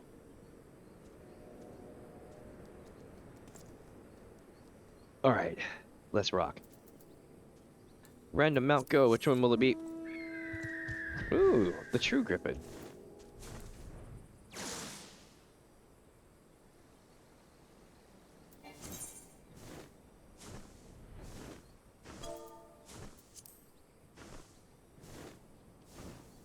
So this one's actually really funny because it looks like the behind of like a lava fill, or how I would imagine it looking. It's kind of funny. A friend of mine pointed it out to me one day, and I was like, "LOL, I can't unsee that now." This is like right here, in the southern part of Thanaland, the bottom of Thanaland. All right. So what we're gonna do is we're gonna fly right over here. I'm gonna pop dig, and we're gonna pop the chest, and we'll see how it goes. Also, welcome, my friends, who are just joining in today. We are killing it today. Absolutely killing it. Rolling in Gil. I hit the McDonald's goal right right off the bat. I made it as a joke. I'm like, hell, I'm doing a 12-hour, like a 10 to 12-hour long thing. I might as well like put a joke thing up there and be like, yo, McDonald's monies. And it's like, I got a dono for it. I was like, hell yeah. That was awesome. They are very awesome. Let me see. Where are we? Oh, no. Going back to Linza. So the idea is you just want to keep going back and forth. It's actually really chill. And you got to find something to do on the side. Like, you know, like either watch my stream, watch something else, this and that, you know, work. As much as I don't want to promote working, not working from home, but playing games while working from home. But yeah, you can totally pull that off with this. It's absolutely brain dead. And the idea is that you don't need to know anything. You don't need to worry about level. You don't need to worry about having a skill unlocked, really. You don't really need to worry about shit. You just need to run them, and run a lot of them. And you need to keep them under a certain price range, and other stuff. Like, keep all this inventory junk that I have, right? When this fills up, okay? When this fills up, I'm going to sell off all the pink shit. and then it will reduce a lot of it. Then I'm gonna sell off the potions, and that'll reduce even like a little bit more of it. At that point, whatever's left gets pushed in the first 2 bags, and then from that point on, all the extra loot that we get just pops up in the 3rd bag, and we can just fire sell it off and keep going. It really helps out. You'll see what my method is here in a bit. For now, though, let's pop these maps.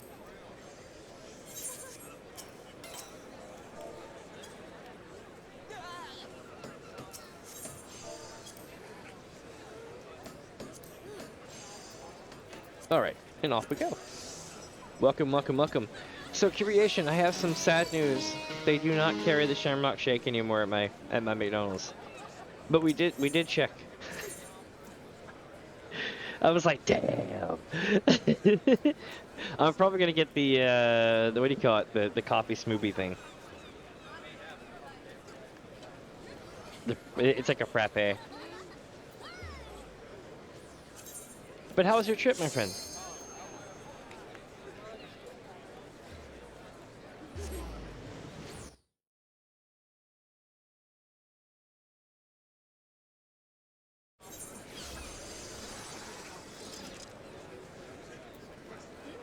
Alright, so we're on to the next server.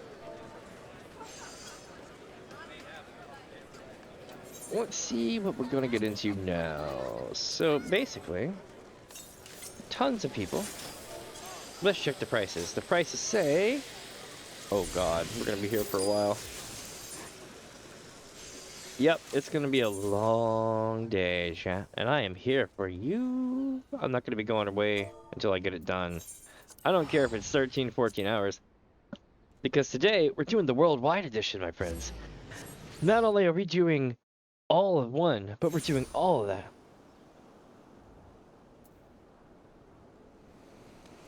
Oh, first DLC for what?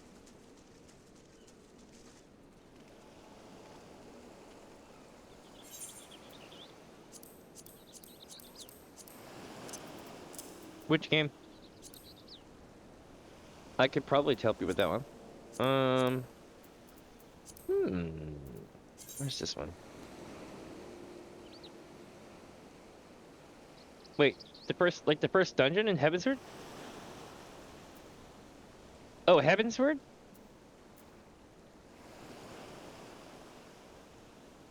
Oh, well, when you beat a Realm Reborn, you get to go into Heavensward.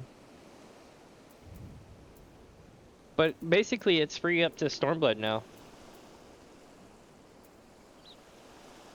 Oh no, you're good. You're good. So once you complete a Realm Reborn, you will basically be led into Heavensward. If you're trying to purchase it, I think you have to purchase like the big thing on the shop or whatever. But I mean, when it comes to the game itself, playing through the story is kind of the way that you have to go to get there. But I'll tell you this though, it's not like how do I put this? It's not like World of Warcraft in the fact that like you need to rush to the end and get ready to be raid ready and everything else. It's actually the opposite. The journey itself to Cap is more or less like the best part of it. Oh, yes, but A Realm Reborn is ass compared to the rest of the game. I will tell you that. It was worse. It's better, but it still has a long way to go. With every expansion that goes by, it gets better. Is the best way to think of it. Like exponentially better. By the time you get to like, so once you get to Stormblood, like Heavensward is way better than A Realm Reborn, right? But once you get to Stormblood, you'll be like, hell yeah! It happens. They actually drag out the first part of Stormblood to give you absolute just oh god, it's more of this, and then they send you to the east, and you're like, oh my god, this is what I've been waiting for, like literally, and like your brain is just fried from that point on, and the train of excitement and craziness never stops from there. You've got cool stuff that happens all the way up to current time once you get to that point. Heavensward was more of the classical style expansion where like you could do all the stuff that was kind of a Realm Reborn like, but better. Kind of like how Burning Crusade was kind of the same in WoW as vanilla, but better as far as character design. But I will say this though, voice acting becomes more of a thing later on. There's a lot more action cam and stuff later on. There's way better moves. Like, oh my god, like have somebody show you some cool shit. The Shinryu fight, for instance, is absolutely amazing. Highly recommend. You don't want to do. You don't want to spoil it for yourself. But Shinryu EX, or the Minstrel's Ballad Shinryu, is absolutely insane trial. Really good stuff. The normal raids will be cool. The adventure raids, or whatever it's called, the big raids. Here, I'll show you.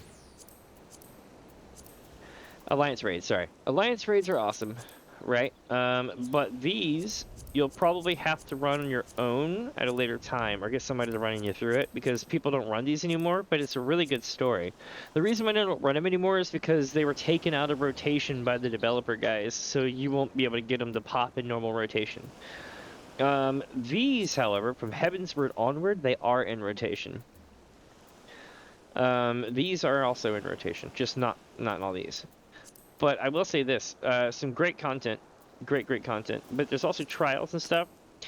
When you start to get to the trials, the first trial it's okay, but if you've seen Final Fantasy XVI, then it's basically that. The Navel is good and Howling Eye is really good, but I don't want to spoil too much for you. But you get the idea. There's a lot more stuff coming. You just gotta kind of get through the shit of A Realm Reborn. I highly recommend giving it a shot though, because you can pay for a skip, but then you have to go do it all through New Game Plus, and you don't get any of the good shit from it. There's a lot of really good drops that you'll never have because you did the skip. Like a lot of really cool outfit pieces, that kind of thing. But it's not bad. I highly recommend, taking your paces with it though. Don't get overtaxed on trying to do side shit. Just stick with the story, and do like the raids, both the normal and the alliance raids. Do the trials, but you don't have to do the extra dungeons. You don't have to do the extra trials in A Realm Reborn, like the hards and most of the hards and the extremes. You don't have to do those, unless the story sends you there. I don't remember what they do, but you get the idea. That'll help out a ton with keeping you on the path. Make sure you get your chocobo early. You don't necessarily have to worry about leveling him up now, but consider it. If you want to dye your chocobo, you need to find a stable that you can put him in, which means you need to either own property or be in an FC that has property.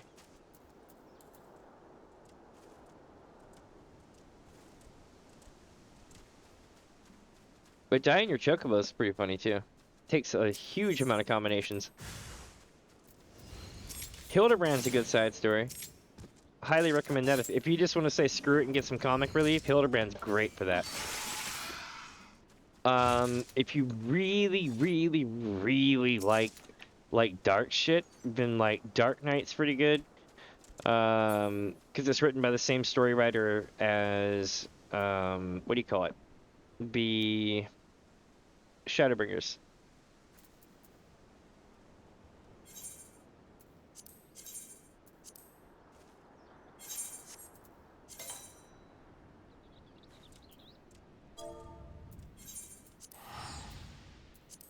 All right.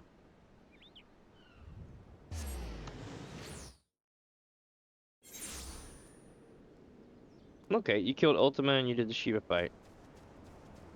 Nice. So okay, you're almost to the point of post. Yeah, I'm not gonna lie, that used to be a lot longer. They do so here's something I've noticed. They do a really good job of making it feel like each expansion is you leveling up. Yeah, the Shiva fight was cool.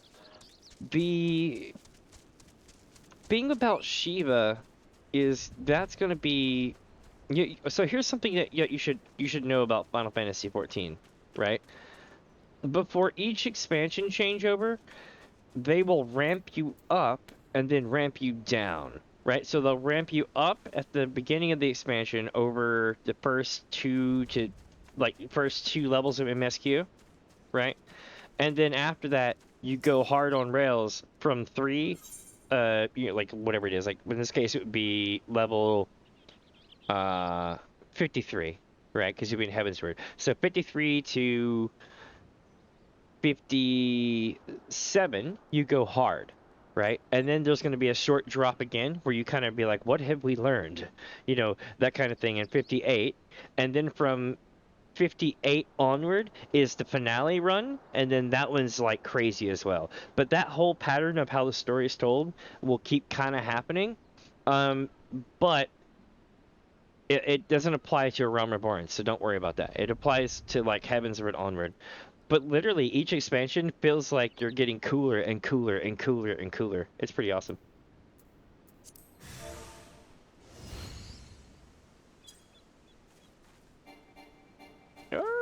Alpha Devil.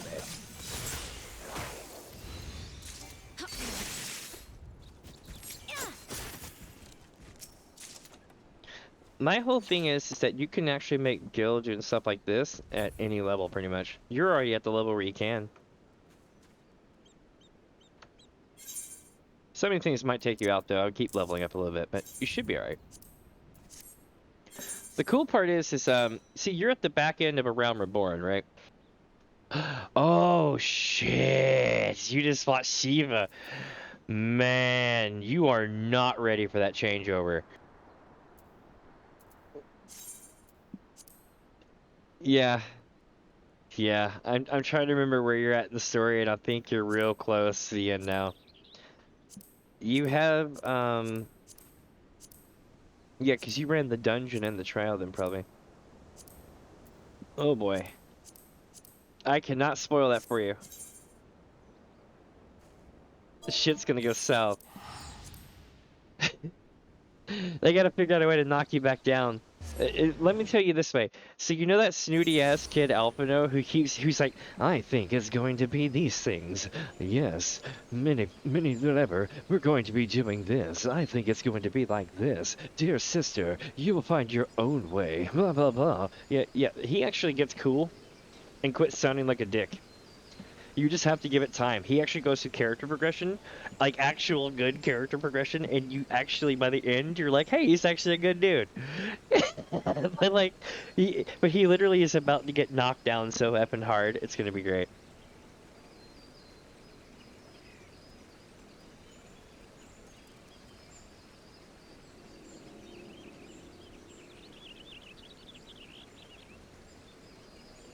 Yeah, and like a lot of the voice actors and stuff, they stop sounding meh. Except for Urianger. They make sure that he sounds like that at least somewhat, as almost like an ongoing meme. And to the point where newcomers will be like, the hell did he just say? Or something like that. It's actually really funny.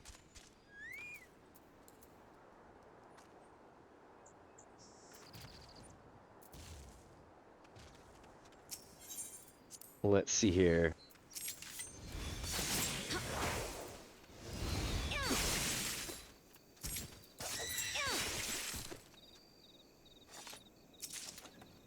Nice.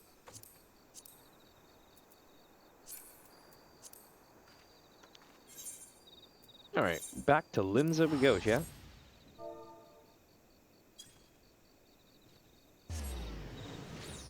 The Crystal Raid story is really good.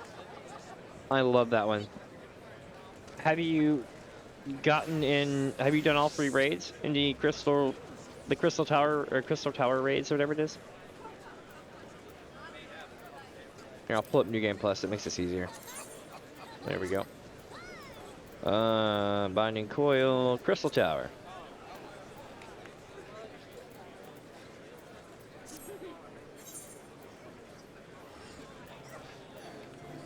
Let's see here.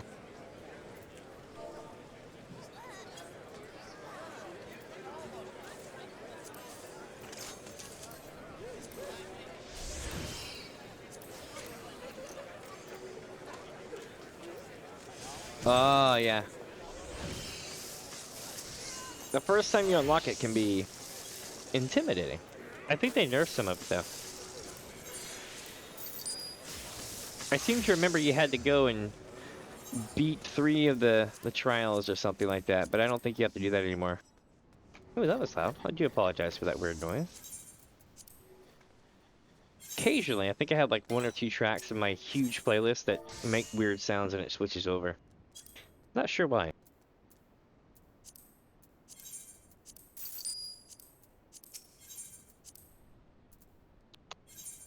Let me see here.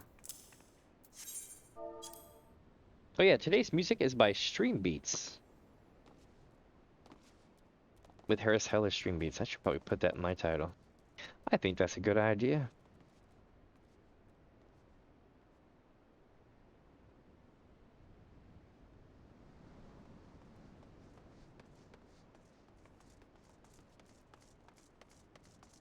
Hmm. Yeah, I'll have to do it in post right now.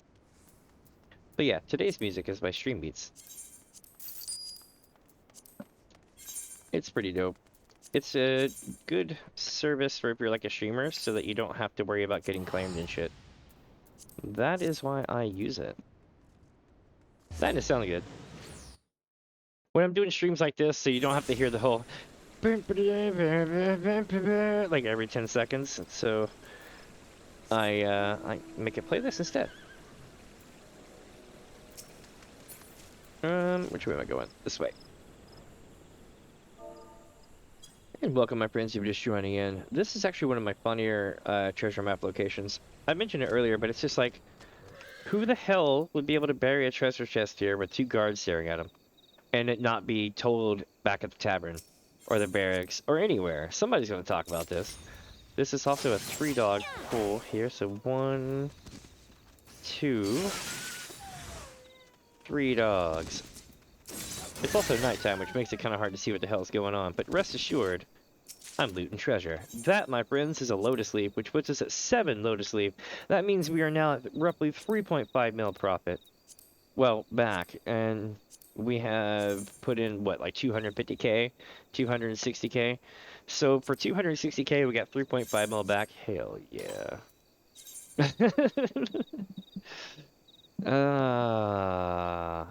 They'll sell over a week, too. Like, if I get enough of the things, I'll just, like, craft them in the shit and sell it. And, you know, I don't want to destroy the markets, right? But, so you want to do it, like, smart, right? But it's doable. Highly doable. You can make a lot of gil in this game. Doing silly shit like this. People who say, oh, I'm broke. I need gil. I need gil and I need it now. I'm like, yeah, okay. Go get yourself, like, I don't know. Like, if you can get, like, 1,000,000 gil to get started, right? You'll be good to go. Because it's like 40k a map. And you want to go get a bunch of maps and run them all. 10 mats to be 400k, 20 mats to be 800k, and so on and so forth. So you could run, what, 25 maps?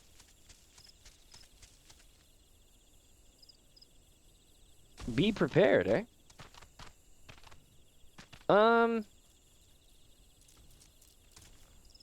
Normally I wouldn't hand out gil, but I mean, yeah, I mean, I could give you a mil. I just can't do it for everybody. So I gotta put that disclaimer out there. So I have to, wait, be prepared before you see the gallery Discord. Uh-oh. Is it bad or is it good?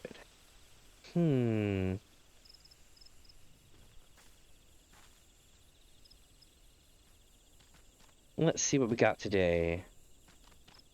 Oh, oh no. Nice. Nice. Hey, if you can get one, get one. Go for it. My partner said that they do not have it when they looked it up, but they are going to go there in person and see if it's there. I was like, you're a doll. I will see. Like it. So she's checking on it. Let me see. What do we got here?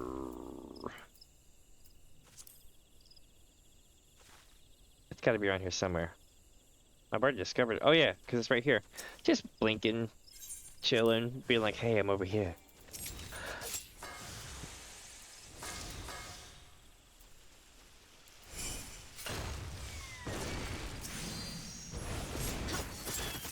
Got him. Oh, fat. Oh, that's good.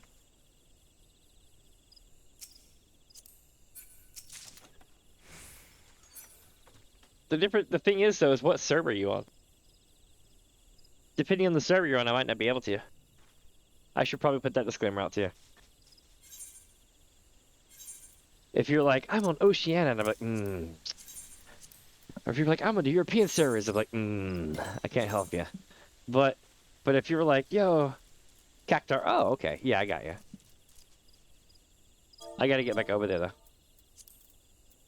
Or am I on Cactar now? I'm trying to think if I'm on there currently. No, I'm on Ferry currently. I'll be over there in a few.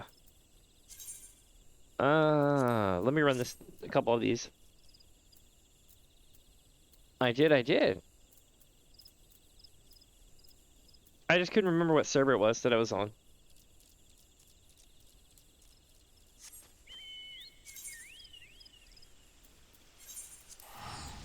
Trying to see, I wonder when the next patch is coming. Probably on launch, right?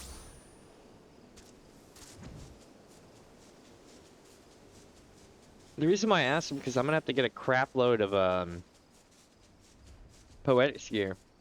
The poetics gear or whatever, and I wonder when the sundry whatever vendor is gonna be there. Also, here's the real question. Will they be in Charlian or will they be in Rads? That's what I'm taking bets on right now. Or will it be both? Watch it be both.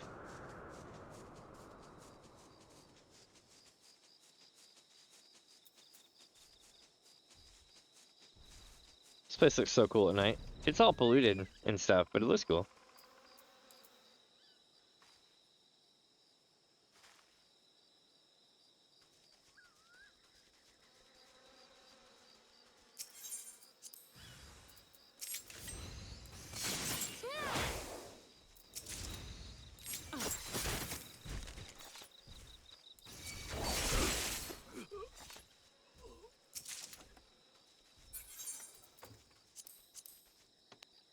Okay, so back to Limza.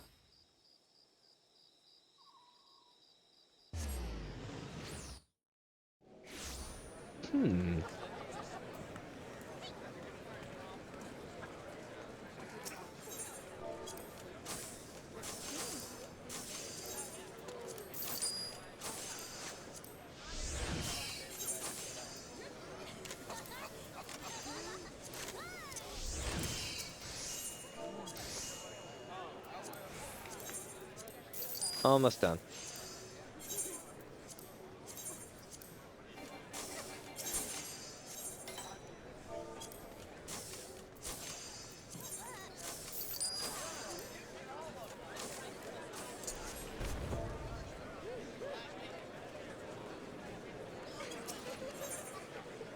Okay, so going not there, going to Cactar. I'll see if I can come find you.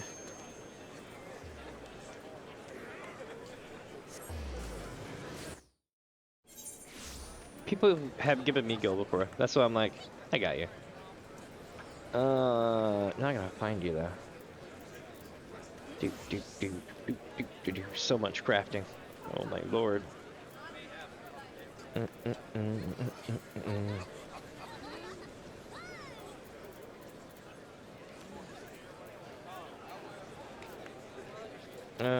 Still scrolling.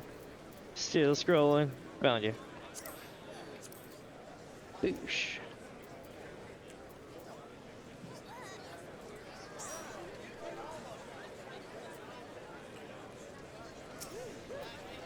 There you go. Welcome, welcome.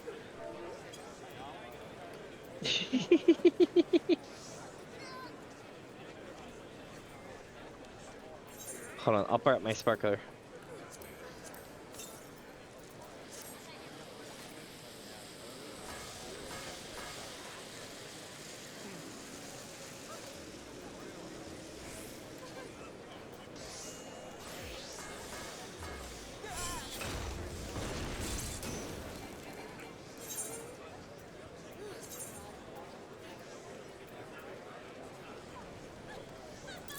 There you go.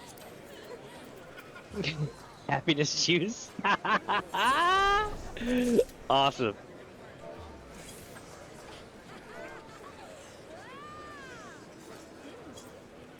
All right. Hey, no problem, my friend. Hopefully that gets you going. So that way you should be able to figure it out. But with that, I gotta go to the next server though. Have a good one. Let's see. Where are we going to? Oh, you know what? I saw the map in Payre. Oh, whoops. Oosh. Here we go. Wait. Yeah, Payre. Yeah, usually I don't hand people Jill, but I knew what that's like. Where it's like, you want to make money and you don't have the guild to do it. It's like, arr. But definitely look into what you're doing before you do it. Like with leather maps was pretty fun, but there's also other maps you can do.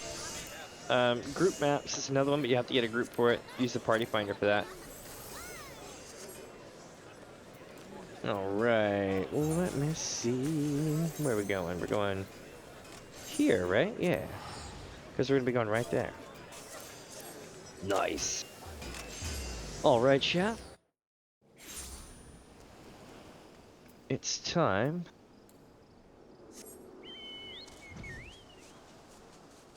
to go flying over here.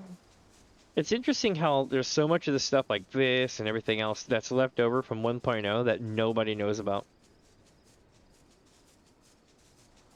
Or Eula. Nobody knows about Eula.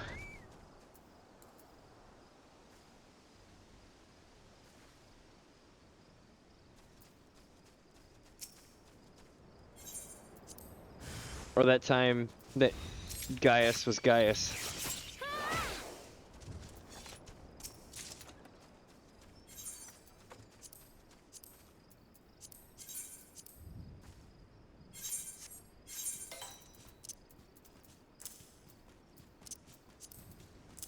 I'll keep that. Let's see. Honestly, I could probably drink that. Yeah.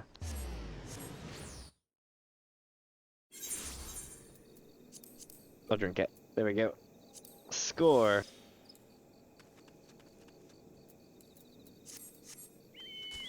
So basically, we're gonna go right over here. Go ahead and hit the button.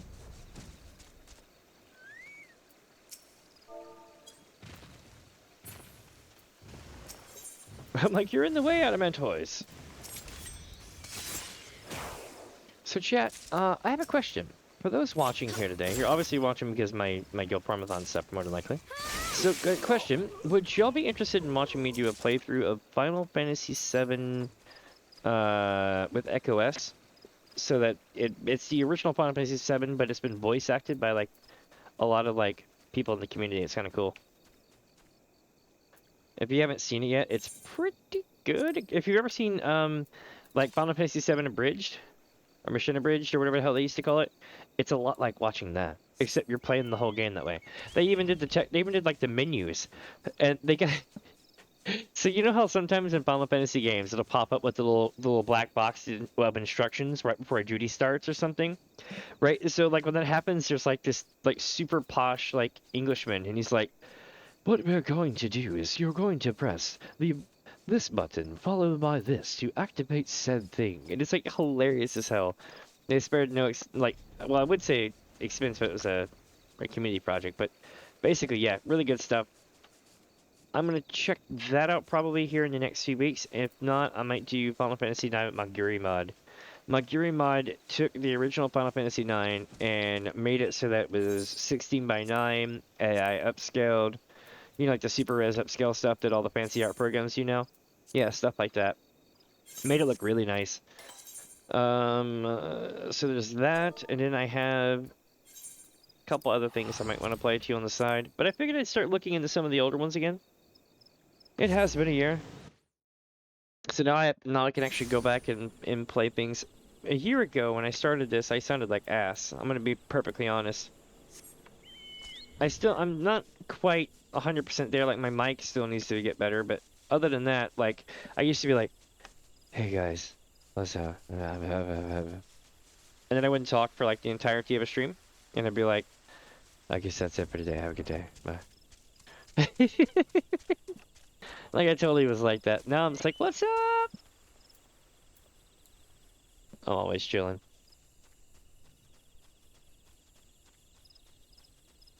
But I kind of want to go back and play a couple of these games again. I really it's amazing because they're games that if you look at like the vibe of how it was when they came out or how it looks, you'll be like, eh. But like some of the stories were really, really, really good.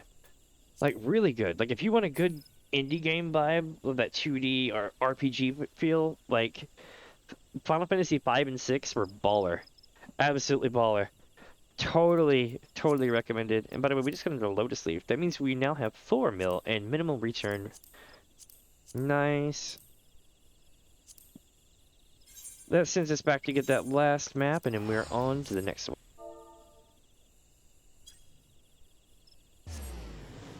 I believe there's only one more map over here, and then we're going to the next server. So it's going to be 4 servers now. Help me out, chat. How many servers are there? Is there what, like 8 servers per data center or so? So it would be like what, 28 servers?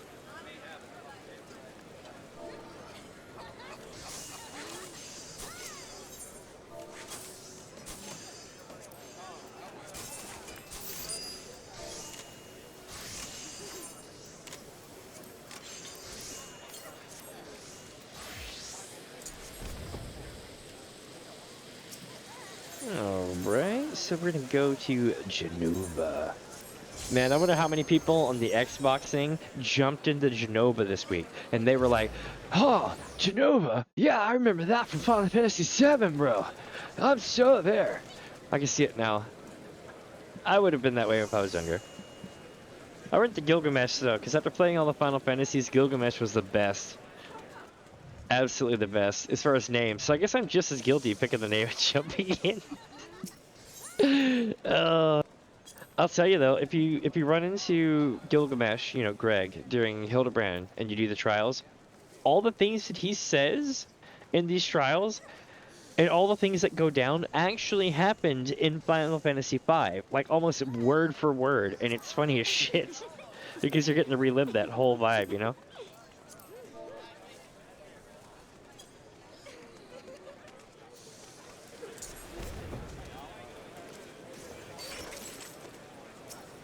Also, Pixel Remaster had the best Greg theme. It's actually used in Slice is Right in 14.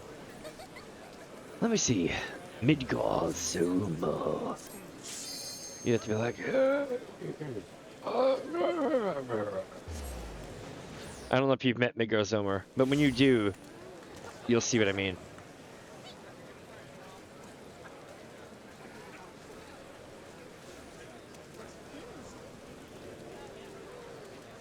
Eight to 4.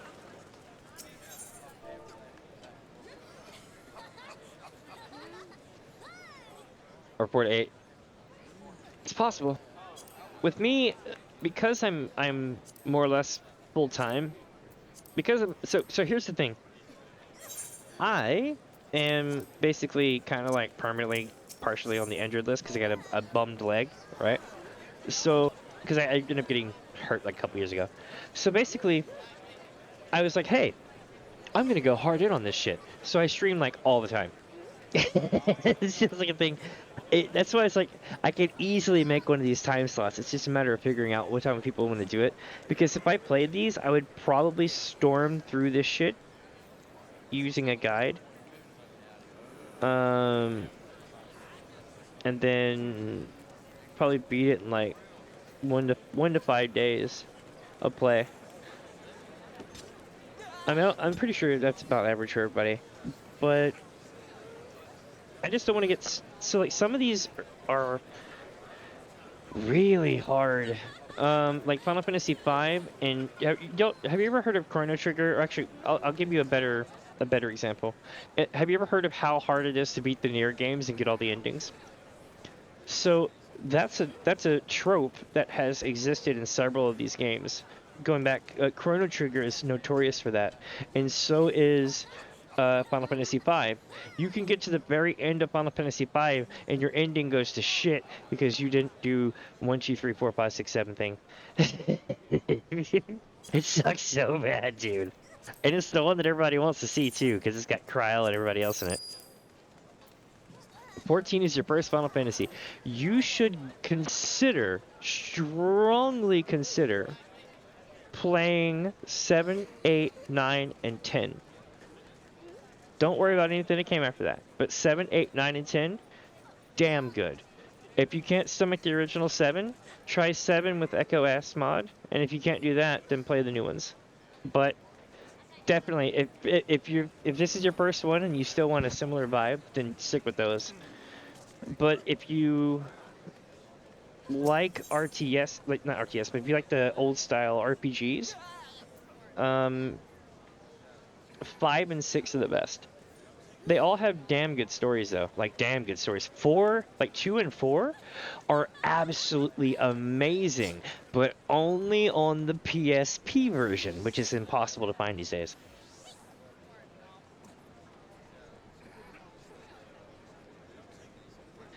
You could probably play most of those, like the Pixel remasters 1 through 6 were pretty good. But hear me out. Pixel Remaster 2 and Pixel Remaster 4 are, in my personal opinion, shitty. Because they didn't use the graphics from the PSP version for 2 and 4. They basically, it's a long story, but they went back and remastered all of the original games with a good budget and made them really good. But then the project that they were remastering them for, which was this weird Japanese console that kind of flopped, it was supposed to be a competitor to the Game Boy, went to shit. And they salvaged it all and they put it in the PSP versions. And some of it made it into the SNES version for Final Fantasy VI, which is what we knew as Final Fantasy III. And basically that whole art style that people like in 6 is from that. And they don't have that there, and it sucks so bad. Like, it really does. Also, there's a Nintendo DS version, I believe it is, for 3, that makes it 3D. It's a weird kind of, like, spiritual retelling. It's not bad, either. It's just completely different. Also, you get to see Naming Way have a complete, like, trauma fit. The short of it is there's this, there's this like rabbit person you keep randomly meeting in bars, taverns, whatever, and he's like, "Hi, I'm Naming Way. I can help you change your name. Would you like to change your name?" He's a name-changing service, right? But in the 3D version, the characters were assigned names. You didn't design your own name. So, because they're assigned names, you'll go through the whole thing and they'll run in the Naming Way and they'll be like, "Hi, I'm Naming Way. You want me to change your name? I can change your name." And then you go to do it, and he's like, "Okay." And he does the whole move to make it happen, and then nothing happens. And he's like, "Wait a minute." He does it again, and then like he realizes that his magic doesn't work anymore, and he has an existential life crisis, and has to go on this whole journey to like find a new purpose in life. So then all the new towns that you run into him where you can't do anything anymore, he's just telling you how he's getting along.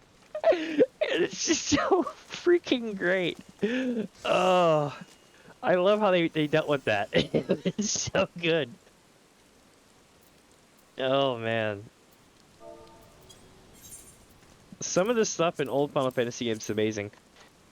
Let's see. What is another good thing? Oh, 2 was epic. 4 was epic. But 5 was crazy. Yeah, it's absolutely. I can't do it justice. That's one of those things when I go back to play, I'm gonna have to show y'all one day because it was so good. Oh man. Because he's just like a little guy that sits in every town. Like he's either in the inn or something like that. And now because he can't do that, they writ this whole like little side story for him. So that anytime you see him in another town, he's still there. But he's just like It's great because there's even a time when he's actually in like a place where everyone got injured, and he's like next to all the nurses and stuff, and he's just there because there's not an inn in that town. But now it's gonna have a whole new vibe. Like he's either trying to heal people or he's gonna be injured. Oh, good times. But Final Fantasy V was pretty dope, just because it was so dynamic. Um, was it 4? Oh, EX Death. EX Death is the best bad guy of all time. I know people love Kafka from Final Fantasy VI, and I know they love Sephiroth from 7, and I know they love Xenos. But the thing is EX Death was great. It wasn't a trope of like why. It was a trope of I am. And I'll explain that in just a second as soon as I blow my nose.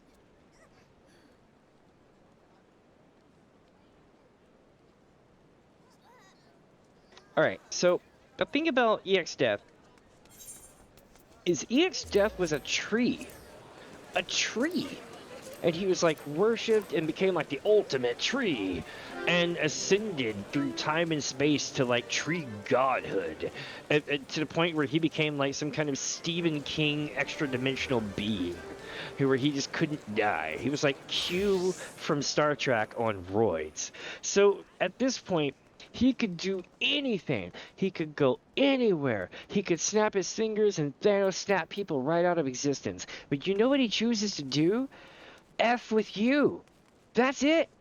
That's it. He could go anywhere, do anything, be anything. He could be the greatest or worst person of all time or be idle for eternity. Yet he chooses you and only you to make your life a living hell for all eternity. And you know what? Just when you're just like, I'm done with this shit. As soon as that happens, you meet Greg, Gilgamesh, and Gilgamesh becomes your like rival that you hate, and you guys just start duking it out at all the time that you can like run into each other. It's always a fight, like samurai style, and you chase this guy over half the damn world, and then all the way up until the final dungeon of the game, you keep running into this guy at random and having these joke fights, just like you do in the Hildebrand series in 14.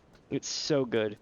And then when you finally go to beat the game, after everything that you've been through, the artwork for the boss fight is freaking cool, dude. Like, holy shit. Like, you go through, like, time and space kind of stuff, and you got this huge long tree that just kind of, it looks like it's, like, the size of, like, half a galaxy, and you're standing on it while beating the shit out of it. It looks so trivial, yet you still can win, and it's great. Yeah, yeah, no, that's absolutely that. It is absolutely that. EX Death even looks like Thanos. It's, well, in some regards, in some of the earlier artwork.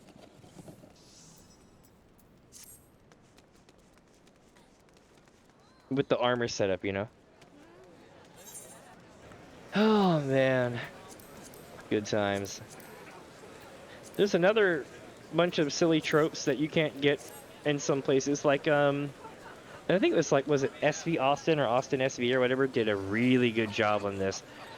They discovered that there's a lot of different versions between all the different versions. Like different things here and different there, different text. Early Final Fantasy 3/6 clips had Son of a Submariner jokes that they took out. I don't know why. I'm not quite sure of the definition of that, so don't quote me on it. Hopefully I'm not saying anything bad, but you get the idea. And then, but they left in the Beavis and Butthead jokes in that same scene. And, yeah. Also, they got rid of a scene where, Celeste, I think it is, was getting, like, punched by a guard before she escapes. They took that scene out, I believe. But they may put it back in, I'm not sure. I remember laughing about that because, you know, like Final Fantasy VII and everything else and all these other games. And I'm like, really? Like, they just took it out of that one game. Alright, chat, we're going to another server. We're going off to Sagatanis.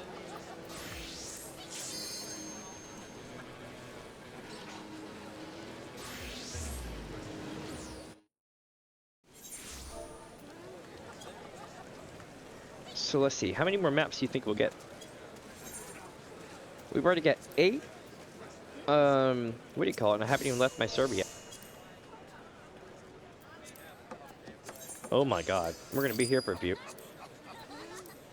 Welcome, welcome, my friends. If you're just joining in, it is time to sell some shit. I'm not gonna do it here though. I'm gonna go actually down here so my computer doesn't melt while I'm doing it. This won't take long. You might hear some when I sell stuff, but other than that, you're good.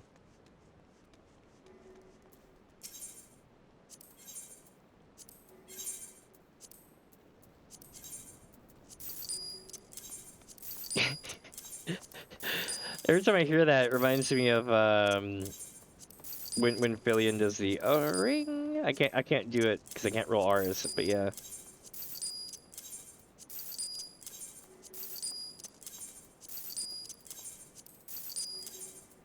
Let me see chat. So basically what we're doing is we're getting rid of anything pink, because we could take it up to the Grand Company, but that means I have to go back to my server to do that and everything else. So needless to say, we won't be doing that. Some of this stuff is obviously trash. Like the bone chip is probably going to be trash. The iron ingot is probably going to be trash. But you know what we want? We want it to have a space where it can just sit and soak for all eternity. Because we're going to have huge stacks of loot at the end of this. And some of it won't be worth shit. And some of it will be not worth shit unless it's in a big stack. And that's where we're here for. Let me see.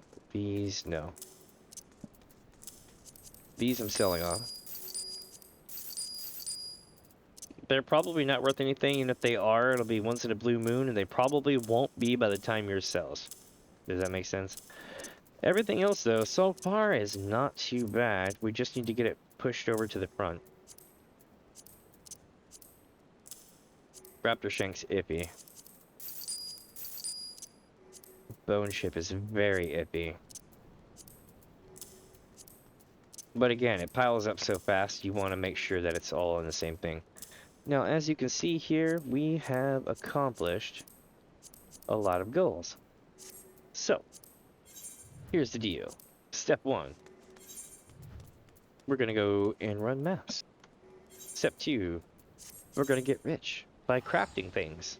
Step 3. We're also going to meet people like you by going to every single server that we can today. I mean, every one of them that I have access to, plus the new ones coming up in about 3 hours.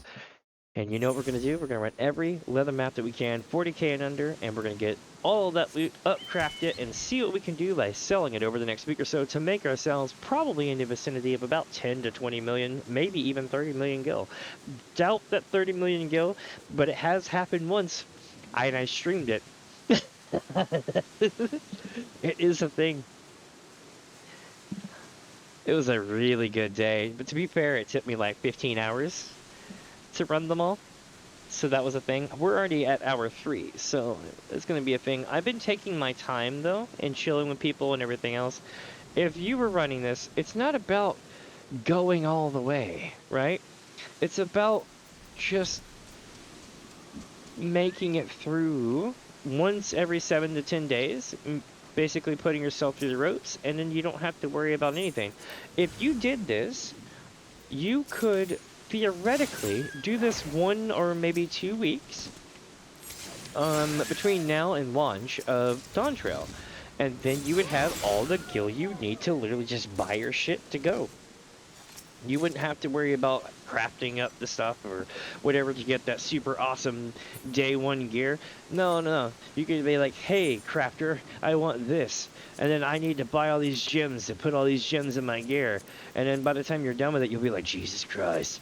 But you know what? To get gil like that, you have to come up with cool stuff like this, or you're going to blow your, like, proverbial brains out trying to get to the end. Let's see here.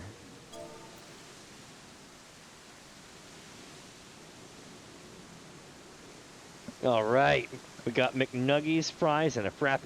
Hell yeah. Thank you again for that, by the way.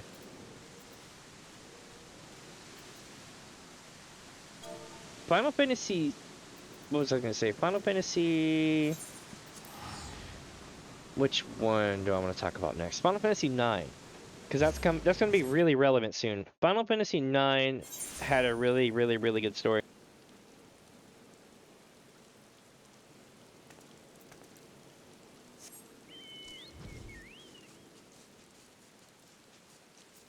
Like a really good story. A really weird story, but a good one. All the zany shit from the earlier Final Fantasies popped its way back in the 9.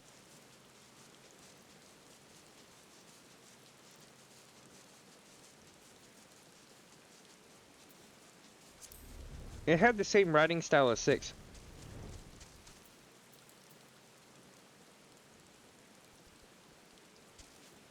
Which I thought was really cool.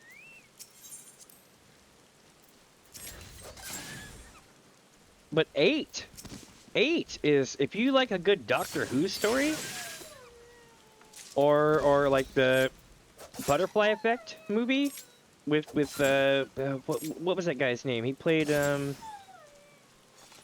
dude in the Apple movie. I can't think of his name, but you get what I'm saying. The Butterfly Effect movies like that, or like any kind of cool time travel, you know, psycho thriller, you know, whatever, that kind of thing. That you should try 8. Final Fantasy VIII will break your brain. You will literally, at the very end of the game, everything slides into place and you'll be like, wait, what? And then you'll go back through what you've done and you'll be like, oh. And then yeah. Yeah, Ashton Kutcher. Yeah, like that Butterfly Effect movie. If you like cool, crazy shit like that, then you would absolutely probably dig Final Fantasy VIII. It's literally like some teens are in like early college, late high school at some kind of weird special university thing. And it just starts off with, hey, you're going to go be basically in the ROTC, right? And then it's like, oh, the ROTC are also going to try to get some experience by helping out with certain things and blah, blah, blah. And then things kind of go awry. And then you're like, huh. And then, like, the more that things start to go awry, the more that you're like, what the hell is going on? And then before the end of it, it's like this weird, crazy Doctor Who story that you didn't experience it as the Doctor, though. You experienced it as just a bystander and shit's going all out of whack. And like, by the end of it, you realize who the bad guy is, and you're like, Jesus Christ. And like, it's insane. I'm not going to spoil it. It's so good.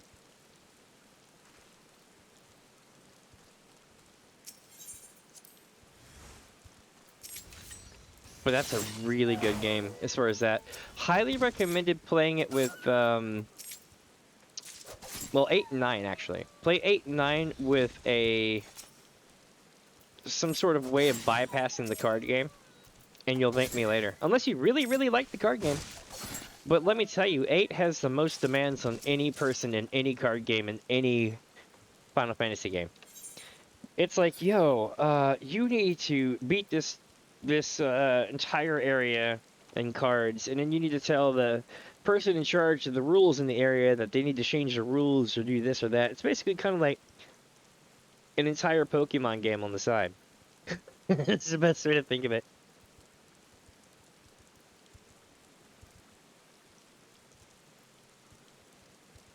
But if you ignore the card game and you get 2/3 of the way through the game and they're like, hey, I need you to beat this person to beat the quest step, you'll be like, son of a bitch.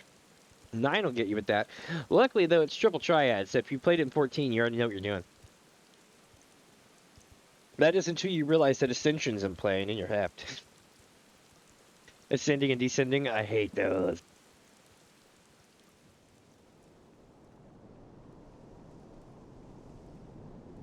Alright, let me eat some fries here.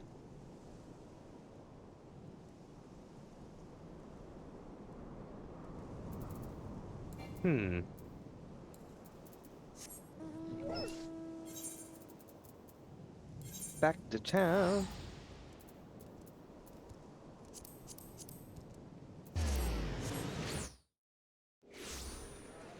I just remember Final Fantasy. What was another memorable moment?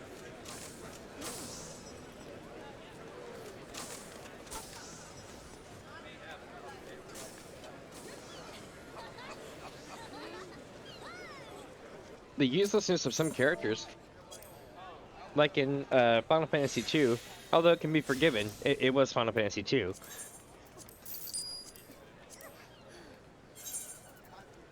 There was this like bard guy that had a girlfriend or a wife or whatever, I forget the name of it. But then the bard guy is like, I have to sit by her side. And it's like, okay. And then he's pretty much like there for like half the game. And then like the bad guy comes and he tries to save her and he gets knocked unconscious or some shit. And then like his loot broken or some weird shit like that. And then he's like, oh, I have to go do some other stuff. And you're like, like that kind of thing. By the end of it, I think he like helps you out in the cutscene, and they make a point to point out that he had been gone for so long.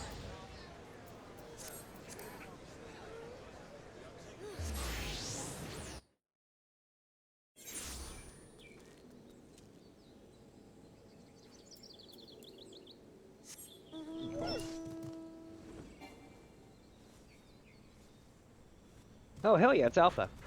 What up, Alpha? Pondering life. God, he's gonna burn out his eyes like Alizé. Remember that at the end of Shadowbringers, they're like staring literally into the sun.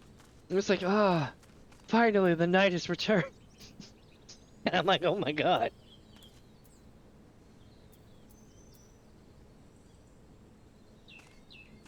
There we go. Oop, Alpha Goo.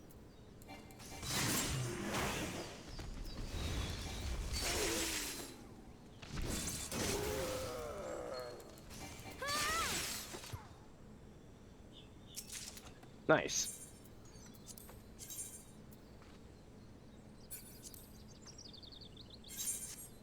Let's see here, chat.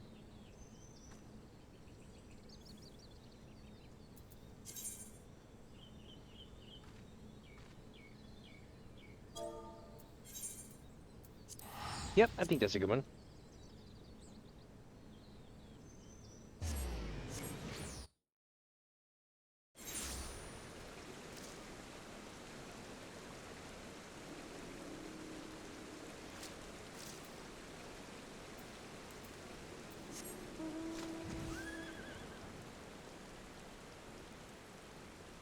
So have any of you had the McDonald's sauce yet? It is interesting. It's like chili sauce with beef ramen powder in it. I don't know if that's what it is, but it sure as hell tastes like that.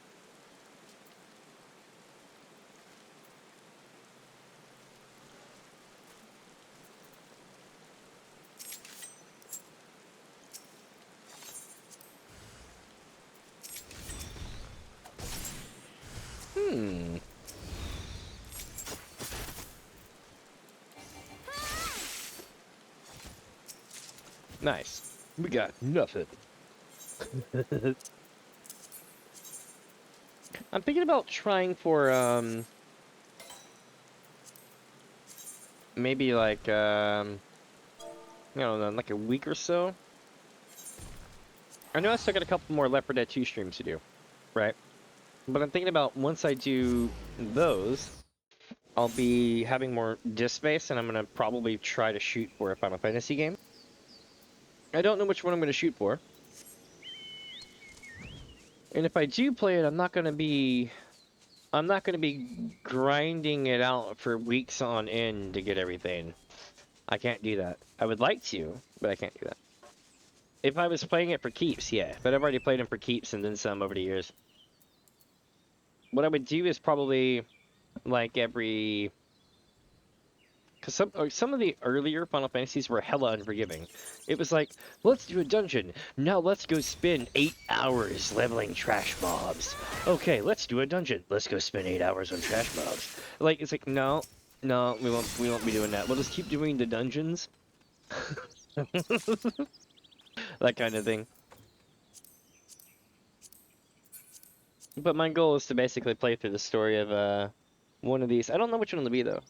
If it's If it's 7, it'll be Echo S. I kind of want to write them, because I'm in their Discord. I'm kind of want to write them and be like, yo, what do I need to look out for on Twitch, because I'm new over here. And if everything checks out, then I'll be like, okay.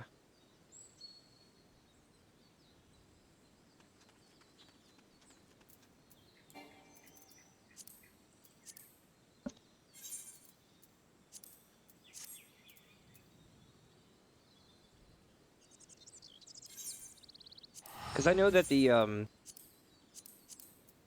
people who make the Echo S mod are, I believe, their Twitch partner. So I could be wrong on that, but I think they are.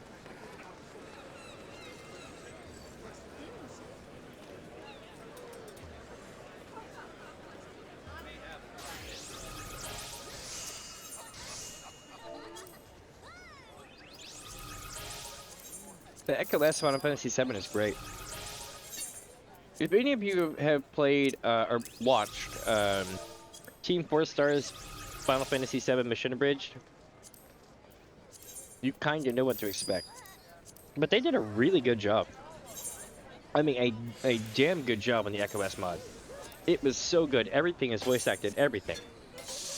Like, the menus. Like, you can even turn that on and off. But, yeah, there's, like, no limit to it. And, it's really good. Like, it honestly, it adds a whole nother vibe to it. And they did a really good job. It's definitely a work of love from the community, man. So I kind of want to try that one again. Final Fantasy VIII, like I said, was a good story. Final Fantasy IX, that's a good story as well. And going to be hella relevant come Dawn Trail. Mm-hmm.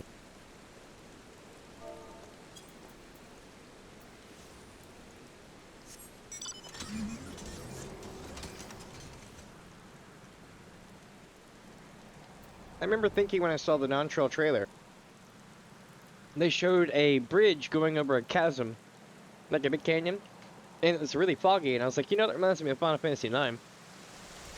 Because there's this, like, mist that permeates the fog canyons, and you have to deal with it and everything over time. But long story short, yeah, it's one of those things. Very interesting.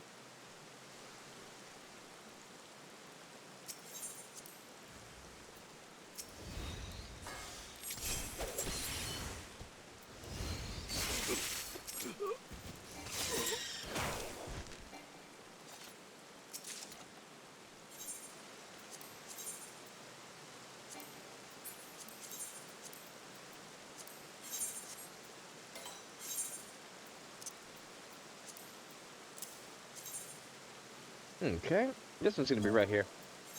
We're nailing it, chat. Hell yeah. We're making millions, man. So far.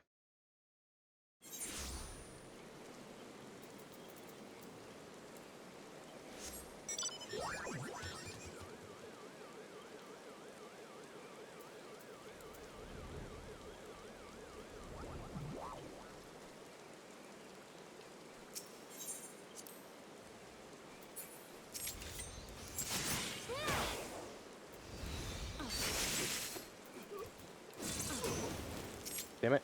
There we go. Alright, next.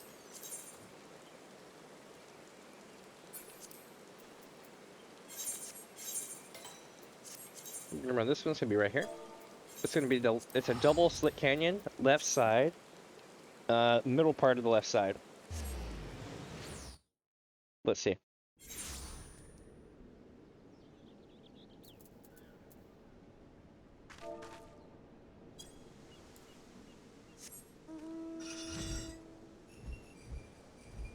Here it is.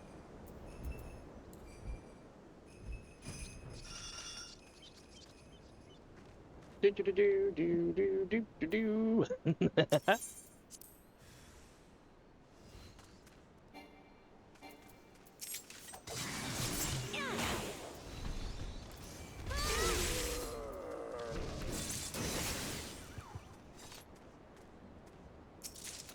Nice.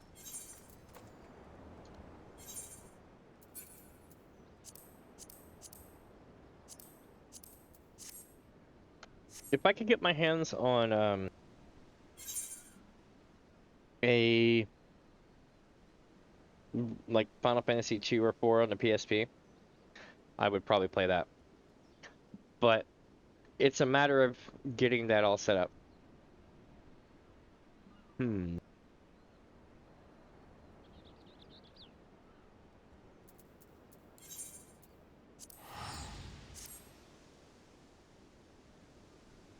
Trying to think. Should I do that? I should do another one. Hmm. I honestly kind of want to do 7, 8, and 9 again.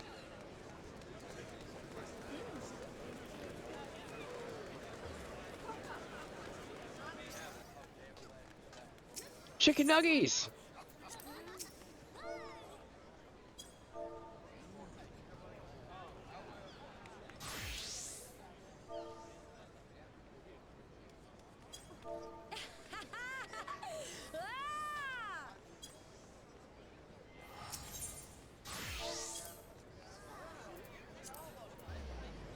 Here we go. Got one of those.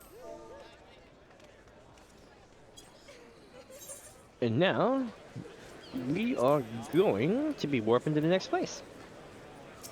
And just like that, we're off on a newfound adventure lacking only an object permanence. Now we're going to what, Siren? Yep, we're going to Siren.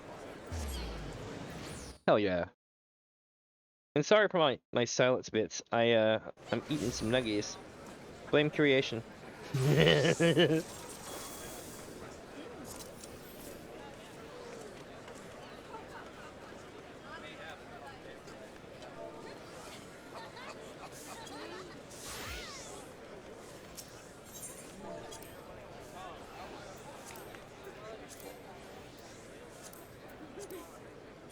Hmm.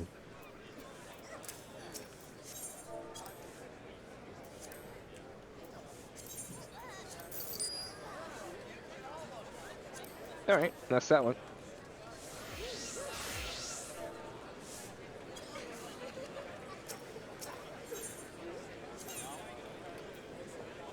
Now, we're going to go back to Gilgamesh, okay? And then from there, what we're going to do is we're going to swap data centers. I was thinking to let the FC know that's what I'm doing.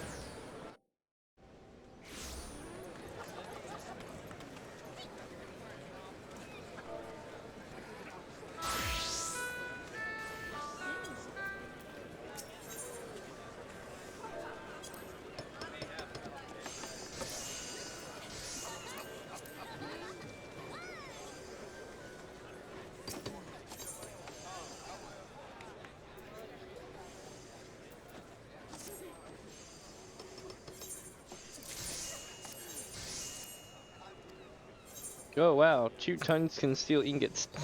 Well, at least I did sell some stuff though. Nice.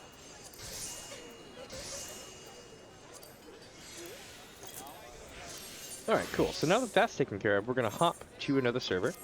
I've let everybody know.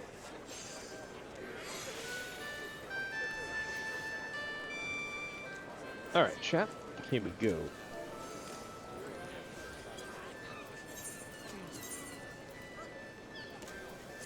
Alright, so for those of you who have never swapped servers, this is actually going to be a quite fun experience. You're going to get to see how it works out firsthand. Basically, what we get to do is we go here, we act like we're going to start like normal.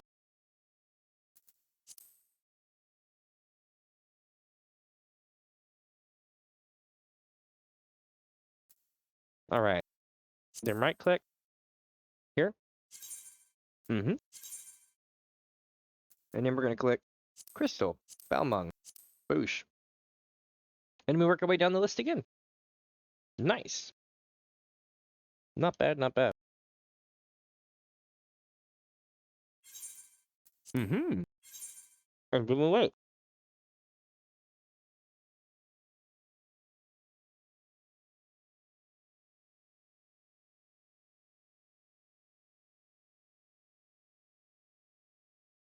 Usually about 20 to, usually about 15 to 45 seconds. And then it'll let you in.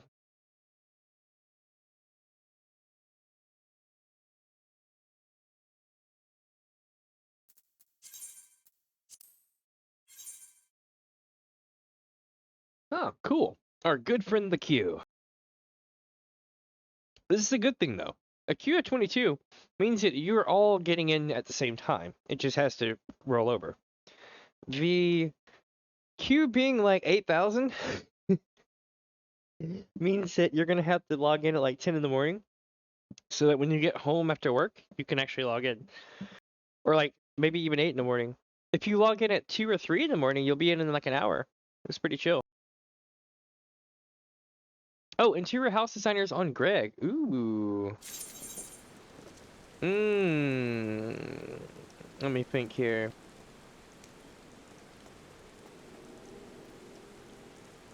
You know, I did know some of them. I know they exist because I've seen them literally designing stuff in my area. Um, I know who might. Give me just a sec here. I think I might. I'm trying to do it off the top of my head here.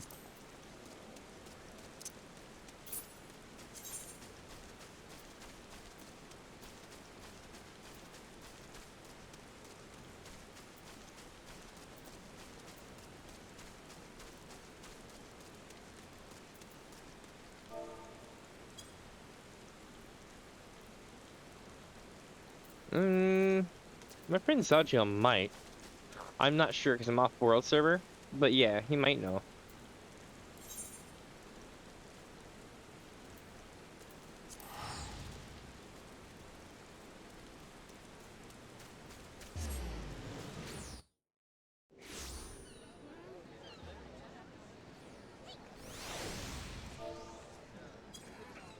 Oh, sweet! Look at the One Piece outfit.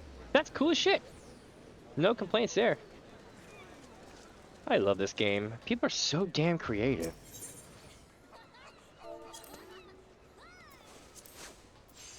Good interior decorating is a pain. I did the FC house, so I guess I have a couple of things that I can claim as my own. But I will say you this: if you're trying to float something, good luck. It's a pain in the ass. People will quote unquote try to use, and I say this with quotes, add-ons to do that. But here's the problem. I used to be all for that, and I still am. But it's one of those things where it's like, that particular placement mod, okay, uses the same base part of the code that the bots use to breach your walls. So as long as that's open, the bots can still breach your walls. That's why they went after people like it was life and death for using those. Because it was breaking their heuristics. They couldn't detect bots as well. Or they you know, basically it shows in their logs. Or something. You know, some shit like that. Standard affair stuff.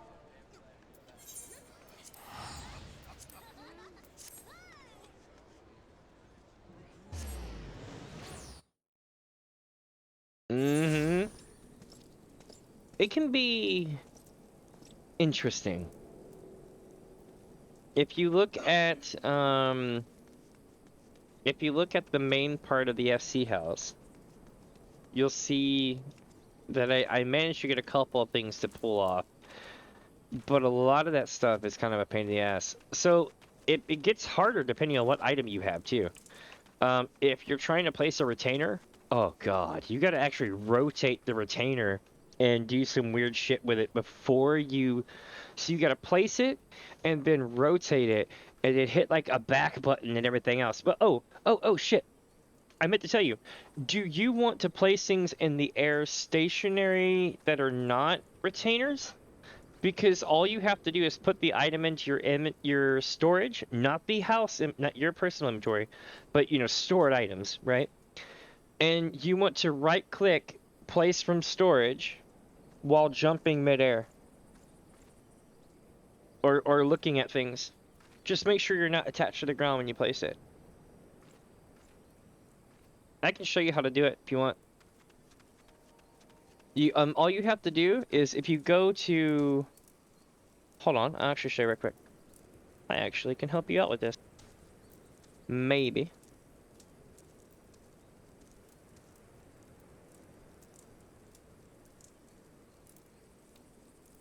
No, I'm not going to spend too long on it, but this is a good idea. Because it involves something on my channel. Here it is.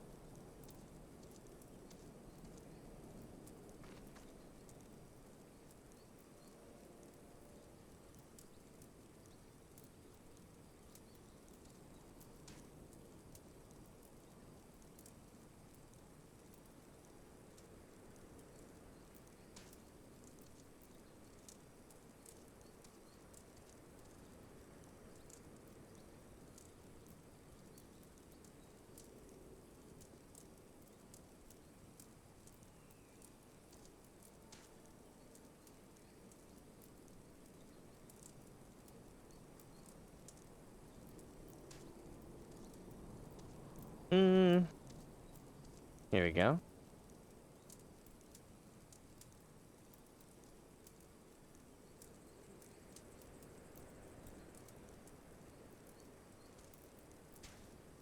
No, you didn't break the stream. I'm good at this. I'm breaking it myself. Nay.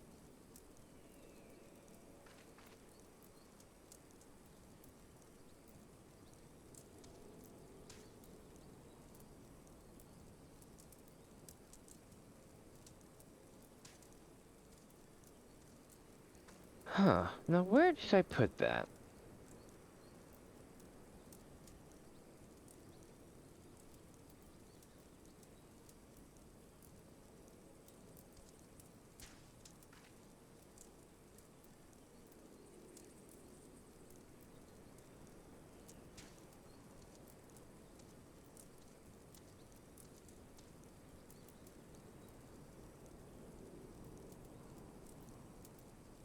Like I literally can't find it. Weird.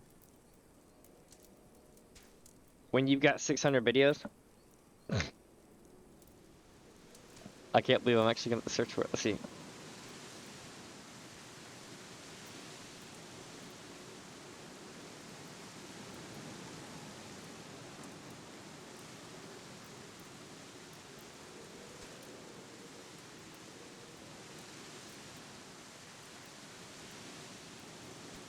Ah, here it is.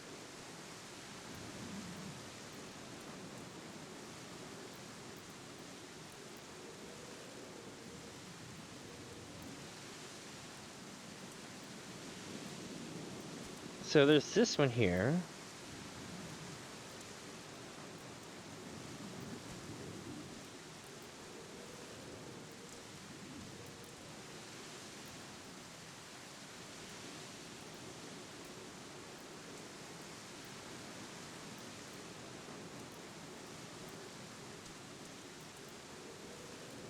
Here we go. So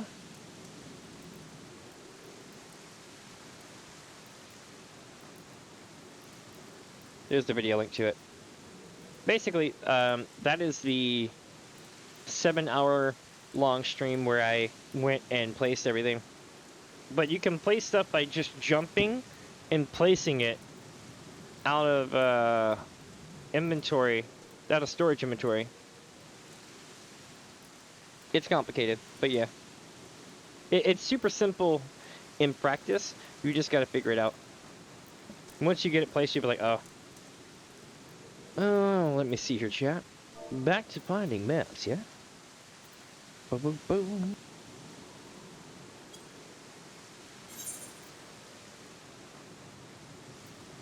Okay, so. Here we go.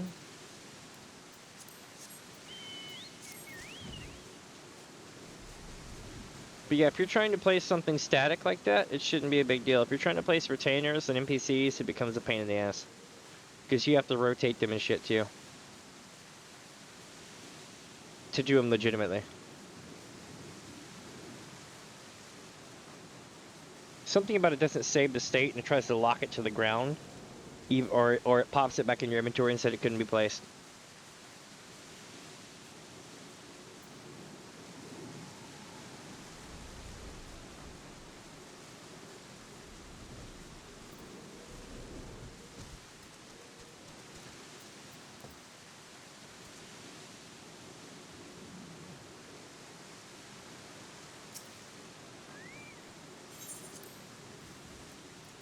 Let me see here. Nice.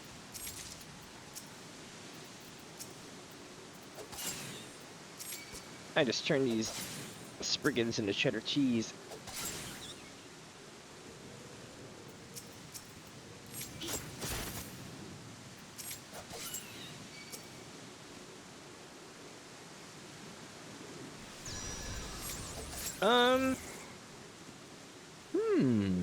I've changed my hair once or twice, but I kind of like the one I've got now, to the point where I've got like this.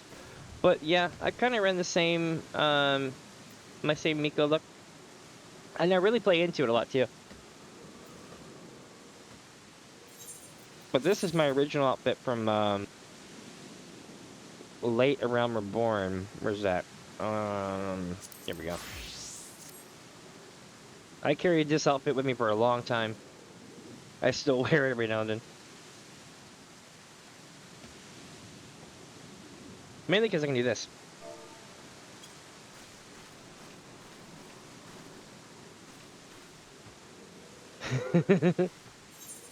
Love it. But every time I swap a job, I pick new outfits. And I've been picking different outfits for y'all because I've been streaming. But other different expansions and stuff. I'm kind of like that as well.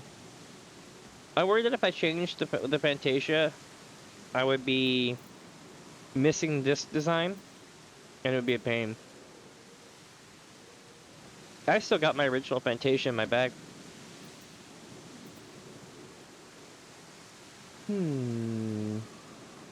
Where's the ninja? Ninja. Yeah.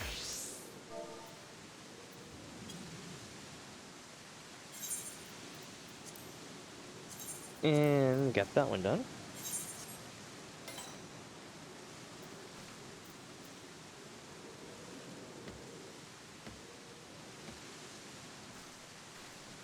I'm about to send a photo to Discord.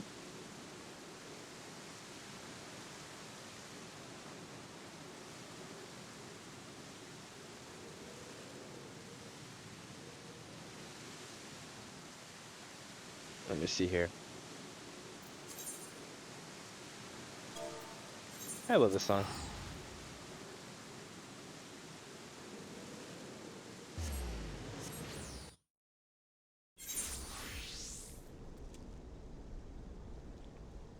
Blowing up Discord with McD's. Oh, love it.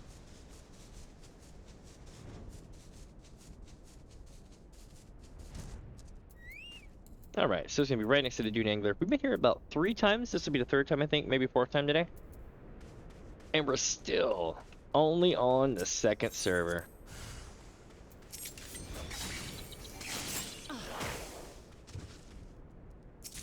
Alright.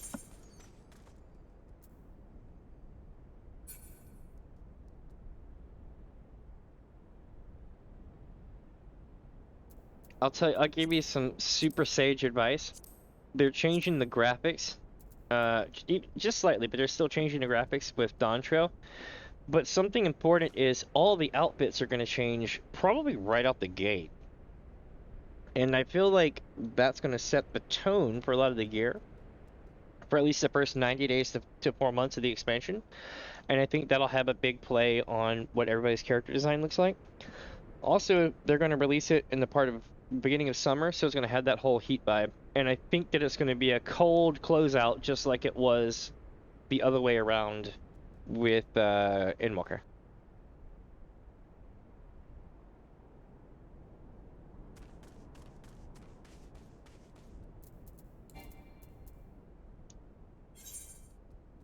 Also, I see that there's going to be, was it Destination 9 or Solution 9, whatever, some kind of weird spot on the map for Dawn Trail. That is what I understand, a throwback to Zidane, Zidane, depending on where you're at and how you pronounce it.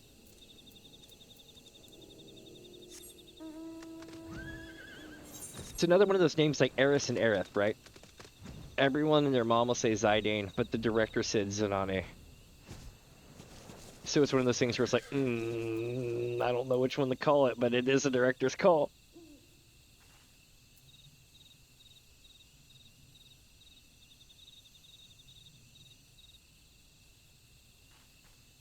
It really does. I found that certain aura from like Shadowbringers onward looked pretty good. Aura in Stormblood, some of them looked good, some of them didn't. Like males just looked like, I mean, they were really scaly, but like the women and stuff looked really decent as far as like the way it flows art wise. And it didn't matter what kind of color that you had too. Like you could do like Serena, or you could do like Sadu, which is really cool. But I think the ones in like late Shadowbringers that you run into, like Makoto, and even though she's from earlier, she's from Stormblood as well, but you know what I mean. That kind of thing, all really cool. Or what was her name? That the lady that was friends with Melisandre in Sorrow Worlet?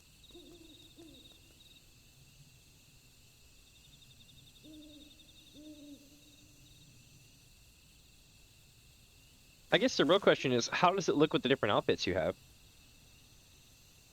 That's why I've got the one that I have, so that way I didn't have to worry about it later. It's also why I don't change up, because I would more than likely have the same dilemma you do, and it would annoy the shit out of me over time.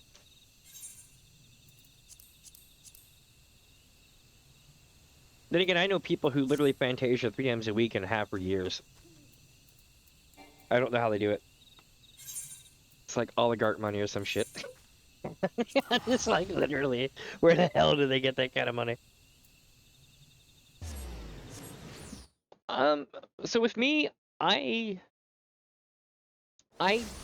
took a couple liberties of trying to do the flowing of the face. Like with my character stuff here, I made sure that the eyes flew, or the eyes had flow to it. The reason why I had this little tattoo mark right here that you can barely see is because I wanted this to flow in with the shadows, because whenever I wear hoodies and shit, you can't see it very well.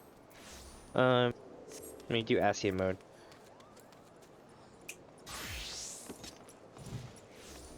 And see, when I wear hoodies, it blends completely into one solid mark. As you can see, like one solid streak. I don't know if you can see that close. Hold on. Enhance. So yeah, as you can see, barely. The mark itself flows in pretty well. I'd try to give you a better look if I could, but yeah, it flows evenly, which is pretty dope. Now to fix my screen. Boosh. Boosh. All right. In character play.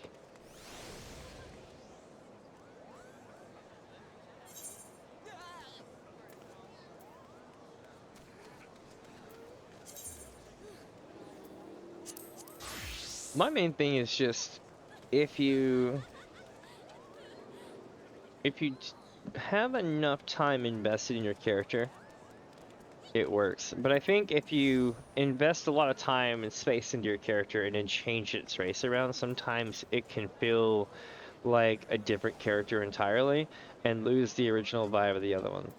But just as well, Warrior of Light does have precedent for changing shape, size, and everything else. So therefore, I guess in a way, you could get away with it and say it's still you.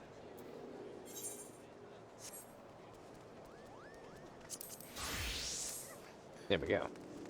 Now then, let's go find a couple maps. It's true.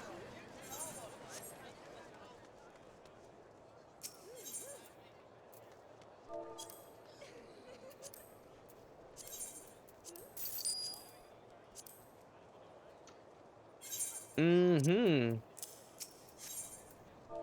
It's a thing. My partner went through the same thing. She would change her outfit like 20 different times, but when she changed her character's look, she wasn't satisfied with it and then kept going through it again. Oh, no, no, you're good. When you play a character for a long enough time, especially in these, because you invest in your character in the story itself. So it would be like, honestly, kind of like Baldur's Gate 3. Like, if you would change your character's look halfway through the game, you would be like, wait a minute. This doesn't hit the same. You know, kind of thing. Speaking of that, Dragon Age Origins. I probably cannot get away with playing that on stream. But I want to. God damn, do I want to. That's one of those games that you should most definitely stream only on Kick. It's a great game, but the shit that you can do in that game with enough know-how of the console is insane. Absolutely insane.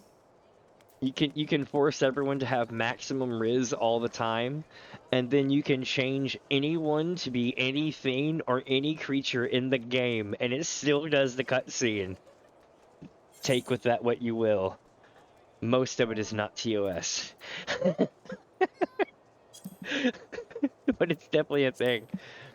Oh, that game is terrifying.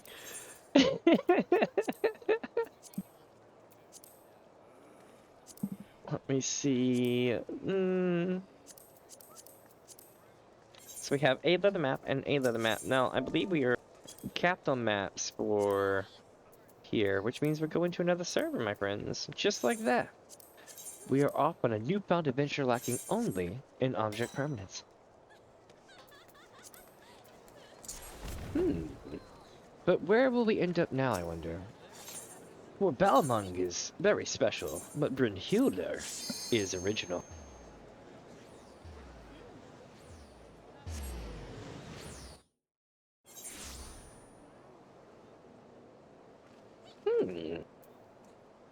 You know something I've noticed? Every time I swap servers, it default pans my camera to this weird, hold on. This camera angle. Have y'all noticed that? No matter where I'm at, it default pans the camera down like this. So every time I warp in, I'm literally just getting a face full of ass. It's not even me doing that.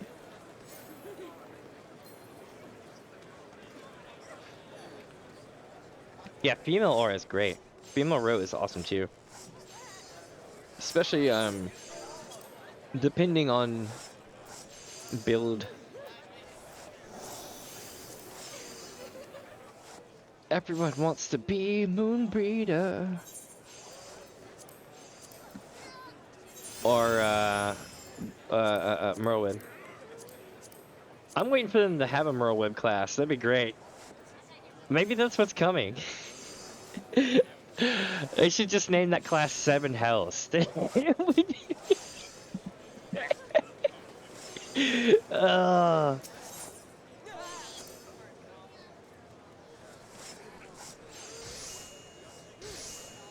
I'm waiting for the new female Rothgar.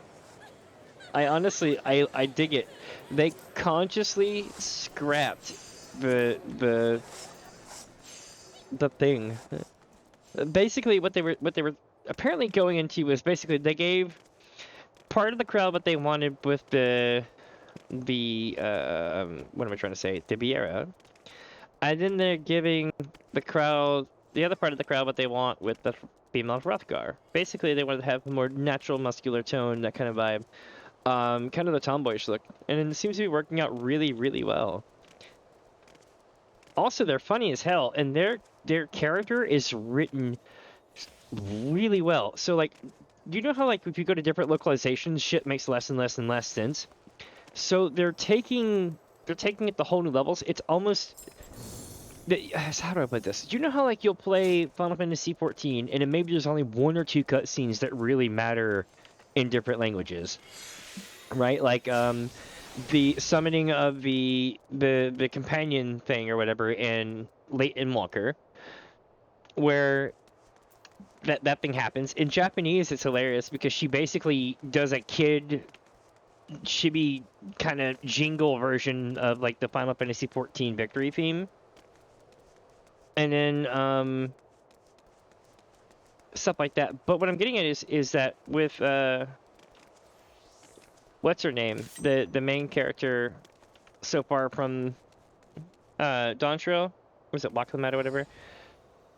Her story stuff is great no matter what voiceover it is. They actually showed it in all the different ones on YouTube, and I was like, this is actually really good. Especially in the Japanese version, and I think there's another version too. It was either, I don't know if it was like Indonesian or Malaysian, something like that. It was one of those versions that wasn't Japanese, but was very much still from like the Pacific.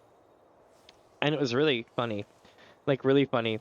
Because there's an entirely different one-liner for every single voice, so it's so good because you can just keep it. You know when you see like joke movies, and then they roll the credits, and it shows them doing the same scene 10 times with a different one-liner until they bust out laughing, and that's the one they go with. It's same vibe. It's hilarious.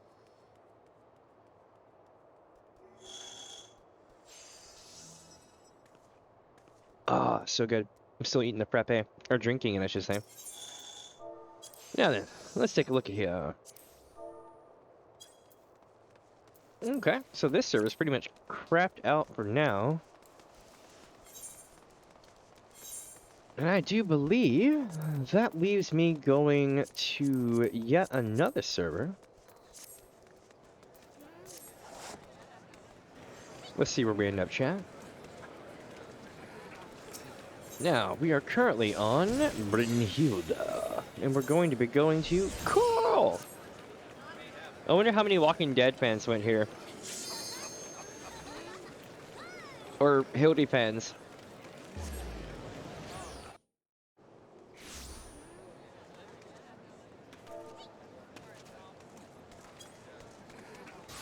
I hear we're gonna have some more Gundam stuff, possibly. I look forward to that.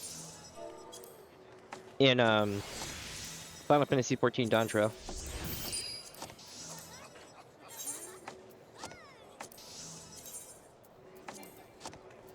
Okay, cool.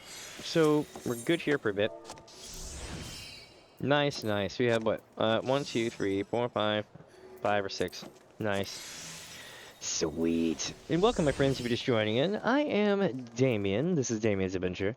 And today, we're doing a Maps with Mini Fuzz Gil Farm-a-Thon Worldwide Edition. Yes, it's a really long name. It's intentional. And the thing is that I go to every single server just like yours, and I buy every single leather map I can, 40k and under, and run them. This may take all day. Hell, who knows? It may take 12, 14 hours. It may take 6 hours. It's going to take more than 6 hours. But you get the idea. And also, they're opening up the beta today to go to Oceania server, so we're going to even go there, and we're going to do it there. Don't know if the prices are going to be worth a damn. It could be a blowout, but we'll find out when we get there eventually. It opens up at 8 p.m. That's in 2 hours, 13 minutes, maybe a little bit less. And, yeah. So let's see if we can't get this going, huh? Make our way through all of these maps. We've still got roughly we still got almost 2 full servers to go through as far as servers. World servers worth of, or data centers worth of world servers to go through. And that's before we get to Oceania, so we're going to be doing this at least another 4 or 5 hours. It's going to be dope, and I'm glad I have y'all with me. Definitely a good experience. I don't do just this though. I play other games. I play Final Fantasy XIV a lot. That's my main thing right now. I also play Elder Scrolls Online from time to time, and a lot of the Elder Scrolls franchise, in fact, as well as many other games, including all older Final Fantasy games. I played them all, and I'll probably play them again, given enough time. And yeah, I play games. Let me see. What we're doing today is we're gonna get rich. We're gonna be selling a bunch of basically we run all these maps, we get the loot from it, we convert it, then we sell it over the next week or so. And if we don't, then you know that's that. But yeah.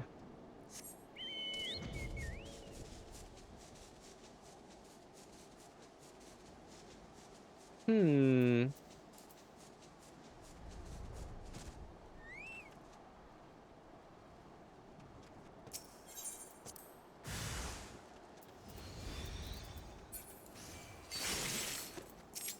Nail it. Yeah.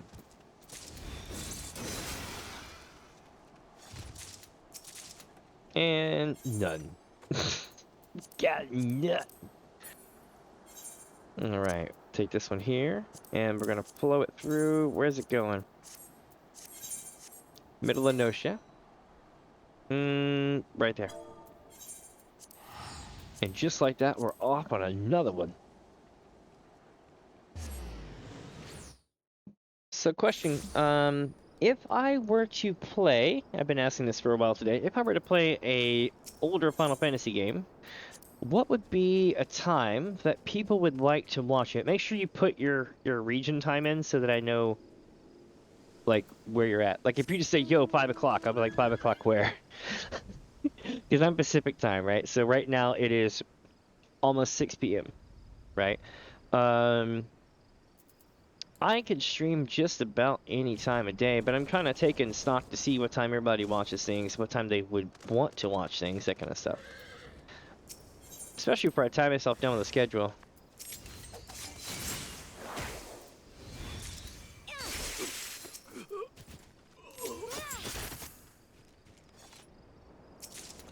Almost got it. Back to Linza.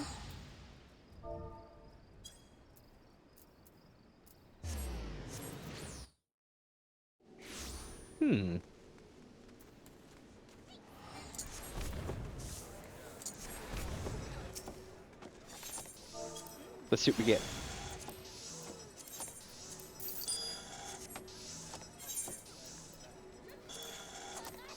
Alright, so this goes here.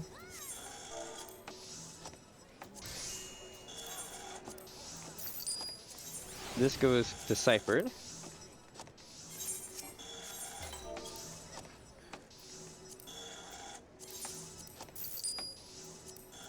Score. Alright, this one's gonna be right here. This is another one that's really funny. The difference being is I believe that the kick cards or whatever would actually not, it wouldn't register to them that we were doing anything out of the ordinary. We were just weird humans.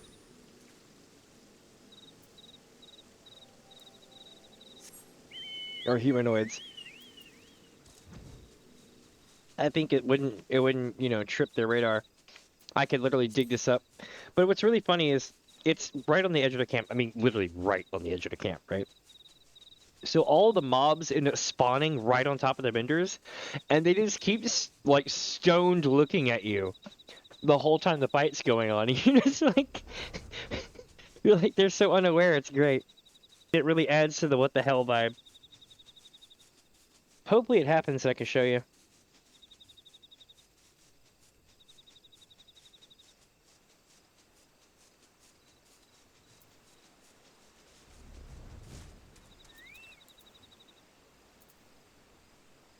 See?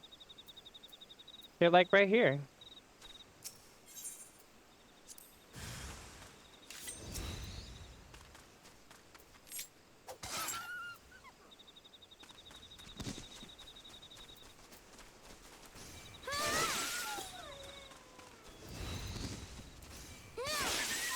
Uh-oh. Got him. See, they just keep on keeping on. Let's see if I can get one to sell me some stuff. Aha! So I can take and put this here, this here, this here.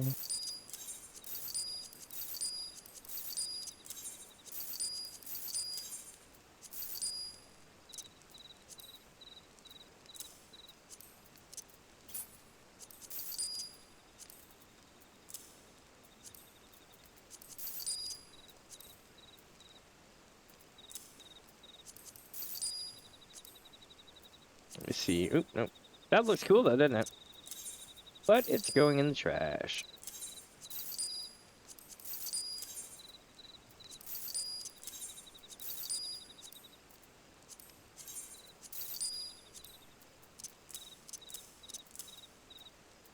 Alright, now then. We've captured most of the loot pool, which means that life will be a lot easier now. At this point, anytime we get more stuff, we just keep sending it into the vendor. Because at this point, we've collected just about everything new that's going to drop that is worth a damn.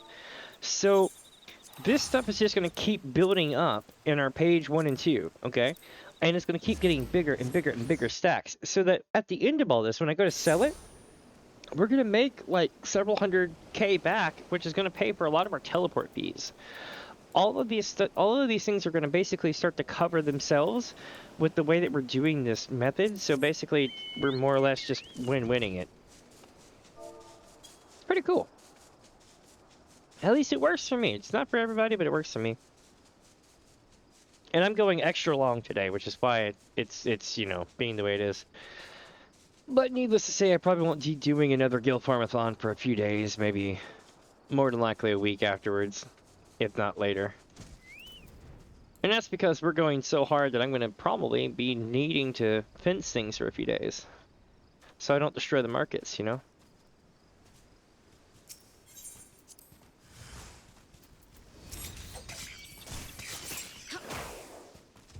That was an Alpha Mantis! Alpha Mantis sucks and is kind of annoying because usually whenever you get an Alpha Mantis, it means you're going to have a low chance of getting the Lotus Leaf. Doesn't mean that you're not going to get it, just means that the chances are less than some of the other ones. Then there's the ones that have the extra spawn step that usually have a slightly higher chance, except for 3 Dog and 3 Skelly, which do not provide an extra spawn chance. What you're looking for is the one that has the... oh shit, what is it? The one where the Spriggans come out? That one has a decent chance of giving you Lotus Leaf. Doesn't mean that it's going to, just means that it totally vibes heavier than others.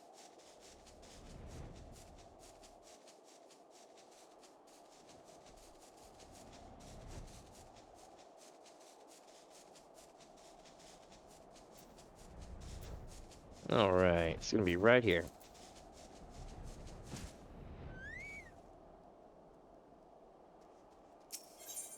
And... nailing it.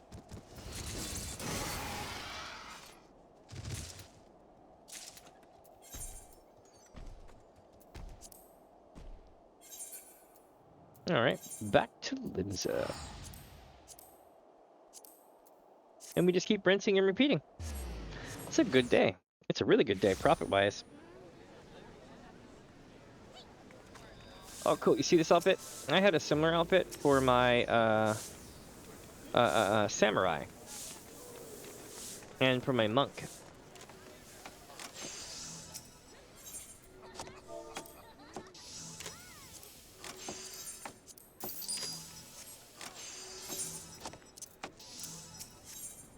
What's up? How are you today, my friend? You missed it yesterday. I carried Noam Chomsky all the way through Dark Carnival on advanced difficulty. Me, I am in the middle of running a huge ass marathon. Basically, I gotta go to every single server in the game and buy every single treasure map of a certain price and a certain type. So right now we're doing leather treasure map. I'll buy that one, why not? So 40k and under. Even though I just broke my rule. And then what we're gonna do is we're gonna run them. But first I'm gonna swap servers. Alright, let's see, visit another server. We're going to Diablos.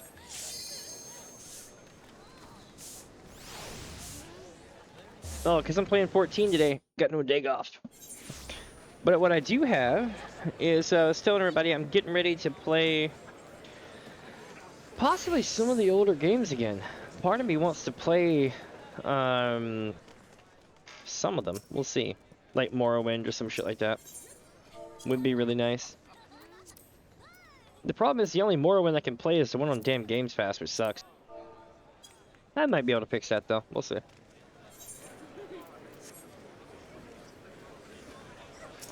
Alright, we're moving to the next one because the prices here are high too. Alright, we're going to Goblin server. Goblin server's the shit. When I had 36 subscribers on YouTube, I had like almost 300 now. But when I had like 36 subscribers on YouTube, 10 of them came from Goblin. I'm not even from Goblin. I'm from Gilgamesh on a completely different world server. Like, for real. So the fact that I had that many people repping me from Goblin, I remember that.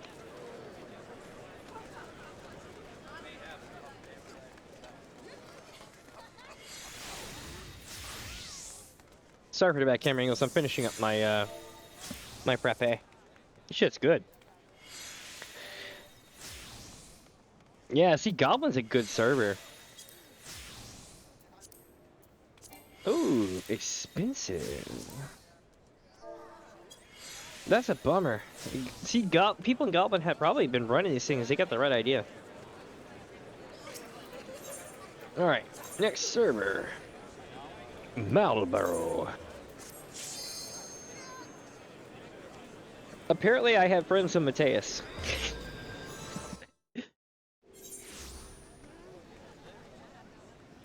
Let me see. But Goblin server, yes. Goblin server's the shit. Marlboro as well. Marlboro has its problems though.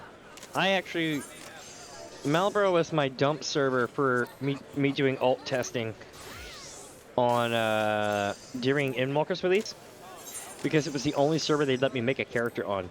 And don't you think for a second that testing did not require having to do all that login shit each time? Yeah, we did. We just couldn't make new characters for like 4 months. It was crazy. Is this Jade? No, this is Weeaboo Police. Yeah, Weeaboo Police is pretty dope. You'll see a whole bunch of groups like this. They do different things. Some of them are like performers at events places and stuff like that. Then you have people like Jade. Jade does all sort of cool shit. Some of them are known streamers. Some of them are unknown streamers. As a whole, they kind of work as a talent agency. So like, let's say, I'll give you an idea. Let's say you're a streamer like Asmongold or Preach or anything like that, and you want to come to Final Fantasy XIV, and you want to be given the ultimate Final Fantasy XIV experience. You want to have the FC, the house, the people dancing behind you all the time, all that cool stuff. That's who you hit up. Like that's kind of how that works. So I wouldn't go as far as to call them a full-blown talent agency, but they definitely kind of work as such.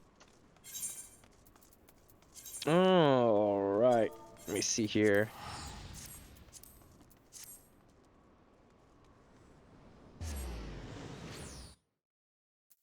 Also, welcome, just joining in. Sup, Star?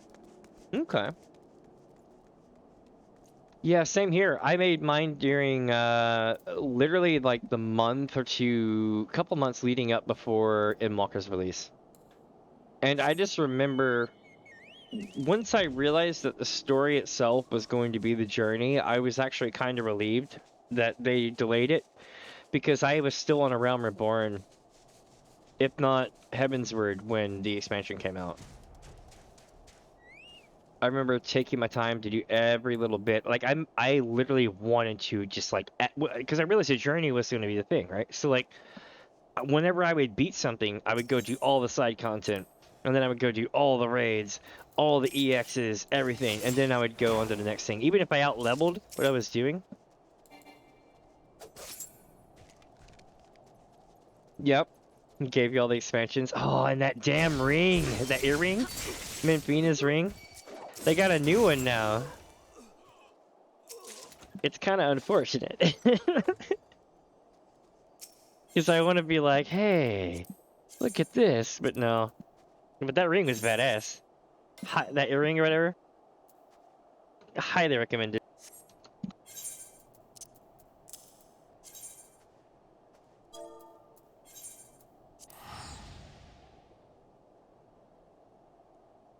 Yeah, it's gonna be like what, level 90 and under. You get what, plus 30, no, double XP or plus 35%? I think it's plus 35. Hold on, let me check. I should have it in my shit. Not that ring itself, but the previous one. Where is it?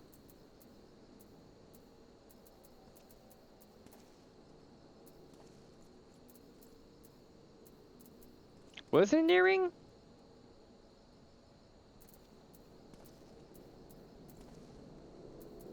Ah, here it is. Increases XP earned by 30% when level 80 and below. 78, 80, 79, 79. Not bad, not bad. Fourth row, second. Yeah, there it is. Yeah. But is it the same but level 90, or do they have different bonus stats? Of course, I'm level 90 right now, so who knows what this is? Maybe it capped at 80. The other one may have higher stats because of the fact that it keeps going up. Yeah, so it still changes based on level, but is it the exact same percentages, I wonder? Probably so, just up 10 points. Maybe not, though. Who knows? There's like 5 or 6 of them that are out there, though. There's a couple of them from, I think, what was it? Was it Recruit a Friend, I think, had one, and like a couple other things? But I know that there's like a list I saw on Reddit of like all the items they gave plus XP, but the amount of shit that you had to do to get those was legendary.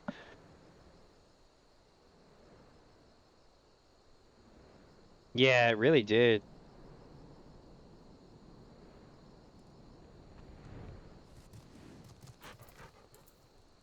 I wore it forever.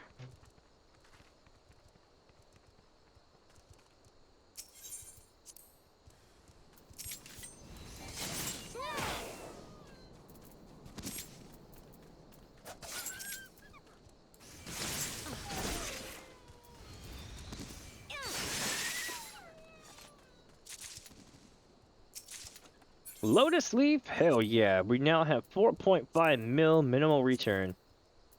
Nice.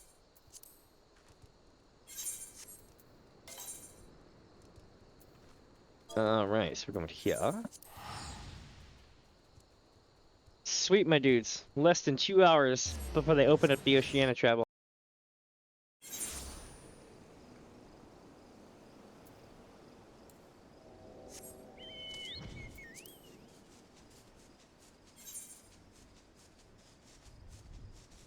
You know, I just realized I have no idea how to actually do that. We're gonna have to, like, see if it pops up in the list. Just all of a sudden. Maybe I'll have to reopen the client. Who knows? But I will be here to figure it out. I look forward to it. Oh, yeah. So let me point something out to you. To everybody. I'm gonna lay this one bare for everyone, okay? If you were there during Endwalker and got to experience that trauma, I feel for you because I was too. But let me tell you something. They're depending on the cloud server and the overflow capability to keep people from quote-unquote stressing during this situation. They have quote-unquote made some strides in getting rid of the queue, but not in the way you think. You're still going to have the exact same queue, and I'll tell you why. Player psychology. So no one is going to want to go to a new server unless they want to start fresh. So new players might go to a new server. The problem is that anyone who makes a new character with a new expansion is probably going to be somewhat tied down with their friend or this or that server or this kind of thing or that kind of thing. So they're more than likely going to want to stay in the clusters of servers that are already a problem. This means that literally only people that are like literally just antisocial or people who literally just want that new vibe are going to be leaving the servers to go to those. And I might be wrong, but it stands to reason with everybody, you know, being the way they are. It's the same reason why you don't want to make a World of Warcraft 2, you just keep making more World of Warcraft. Because see, everybody would be so invested in it, it would be a problem. Same reason why everybody got pissed off at the end of Overwatch 1 and Overwatch 2 swap over. They got rid of everybody's shit and were like, oh well. And everyone's like, hell no, it's the same game, bruh. You know, that kind of thing. And, I mean, there was other problems with it too, but you get the idea. I think that it's going to be a shit show. I really, really do. And nobody's going to want to go off-world because they're going to want to play with their friends. If they make new characters, they're not going to want to do that. They'll just end up transferring, and that costs money. Unless they offer them a free transfer back at some point, even then, that's only going to get probably an additional 5 or 10% people. It's not going to bring over a shit ton more. So, my vibe is we're in for it again. It's going to be rough. And oh, by the way, I should also point out, did you know that they might have added a new console now right before launch called the Xbox? And because of that, oh my God. Because any kind of benefit we would have gotten stress-wise, reduce off the servers, it just went to shit with that. Because they're going to have an additional, what, 20%, I guess, or more login over time? Because they literally just launched it. So, oh my God. I think it may actually be... How do I put this? I don't think it's going to take as long to resolve the issue, but I think for that first few weeks, it's going to be a pain in the ass. Part of the reason why they got stuck so long not being able to resolve the issue of the servers was because of the Great Sickness, right? They couldn't get outside and go do anything because basically the people that were to do that weren't able to do that. There was like lockdown codes and protocols and shit like that. Usually you would get a team of people from like, you know, your office or some people that you would trust via, you know, your publisher or some contractual work in another country or something like that. Just people you would usually have dealings with. And you would say, hey, go set up this server at this location at this time, right? Well, if you can't get the people to do that due to the fact that you can't even do that, then that's basically what happened. And they were like very open about it. They're like, we're so sorry. We can't do anything to fix this. They're like, we're trying so hard, but we can't. And it was actually kind of comical to see how bad the servers would melt each day. And then one day it stopped being that way. But I will tell you this, though. Things like raids and Leap of Faith especially was so freaking laggy jank that when the servers finally chilled the hell out, I went back and started playing it again, and I was like, wow, this is actually smooth now. It's not melting my shit. And it was really interesting to see how that changed up over time. Let me think here. How many more maps? 1, 2, 3. So we got 3, right? I'm gonna run these 3, and then we'll come back through, and then we'll grab the other ones. Nice. Just think about it.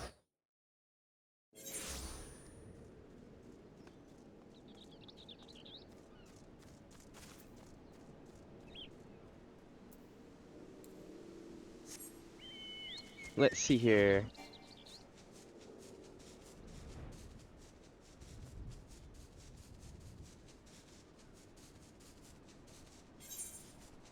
Let's see, chat. Let's get that McDonald's money. Well, I mean, I just ate some McDonald's, but you get the idea.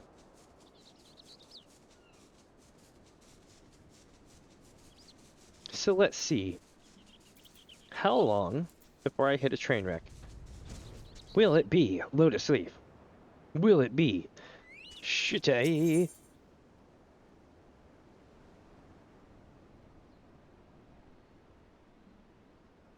Oh, you figured out a good match for it?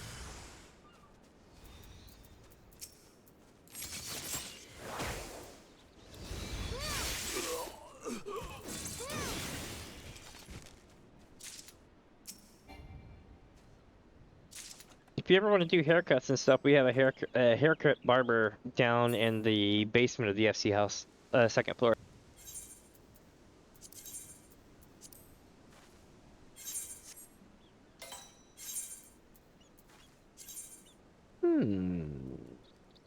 Right here.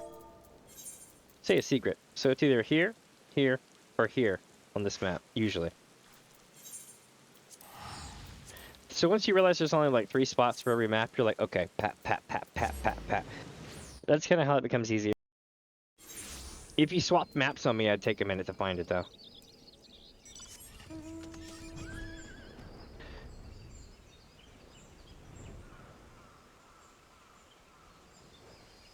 Hey, you know what would be really interesting?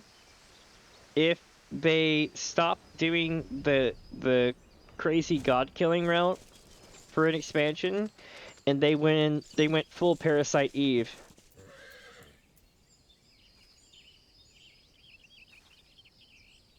I'm not sure if I would rather that be a thing or not.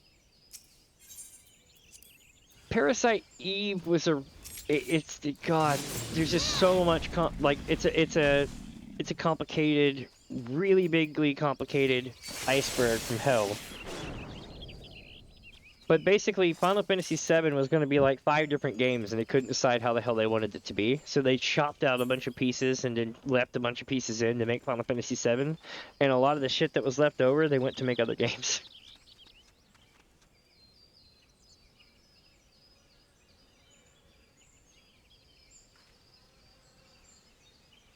Oh, the wolf marks, eh? Crystal and Conflict.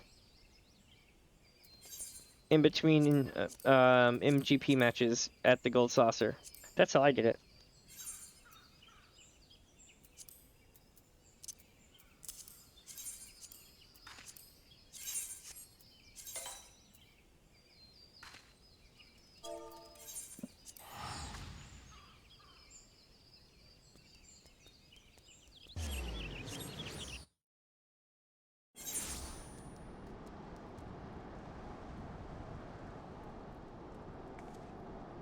How many what?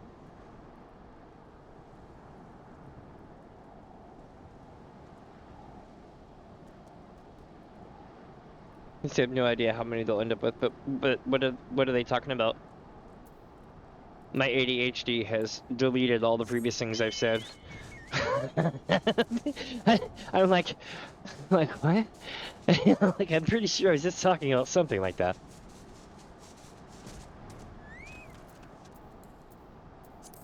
The numbers, they're starting to turn my brain to mush from all the maps.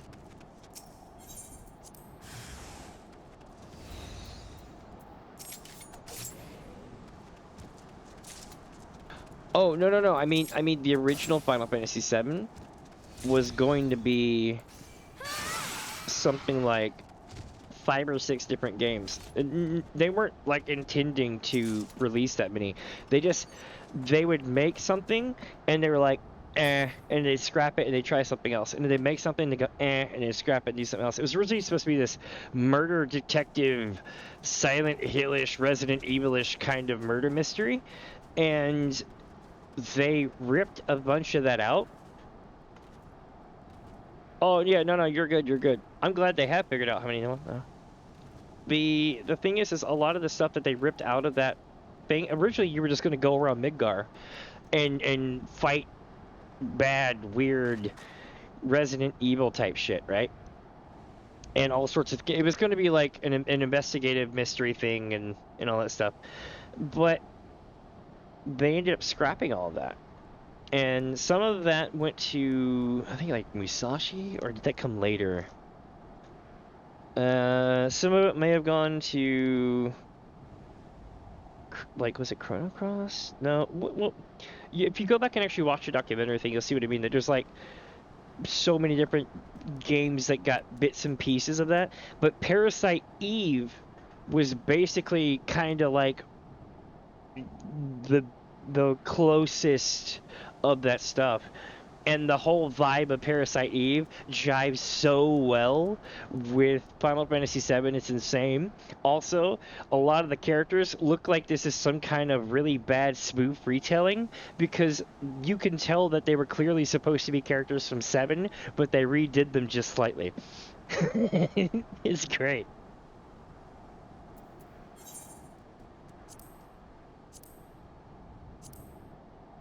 Not the sad music. No. Hold on, I'm picking a track. I never do this. Let's see this. Let's see. Yeah, today's music is by Stream Beats, by the way.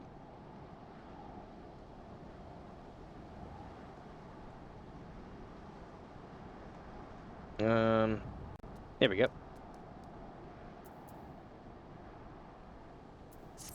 Feels good, man. Got that license to use that shit in perpetuity.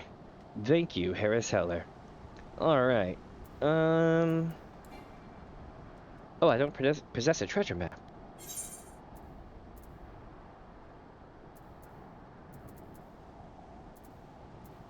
Tell you a game that was really hard was, well, 5 and Chrono Trigger were really hard because they had they were so gotcha. It wasn't even fun anymore. Like imagine if you were trying to do Doctor Who shit, but you were just normal. You wouldn't be able to come up with the optimum answer for a million years of time and space so that you don't screw everything up because you're interacting with something that far back in time. Like, that's kind of how that goes. Everything that you do in that game can be approached multiple ways, and depending, not everything, but a bunch of it, and depending on how you approach it, depends on how it all pans out in the end. And there's different varying degrees of it. Like, you can either lose, win, win, then lose. Or, my personal favorite, the last, like, 20 endings, which is everything is perfectly fine except for shit you forgot to do in the game, like feed the cat. Silly stuff like that. And it's like, oh.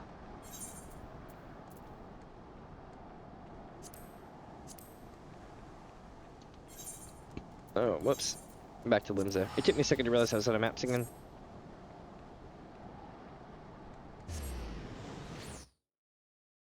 I'm enjoying this so far today.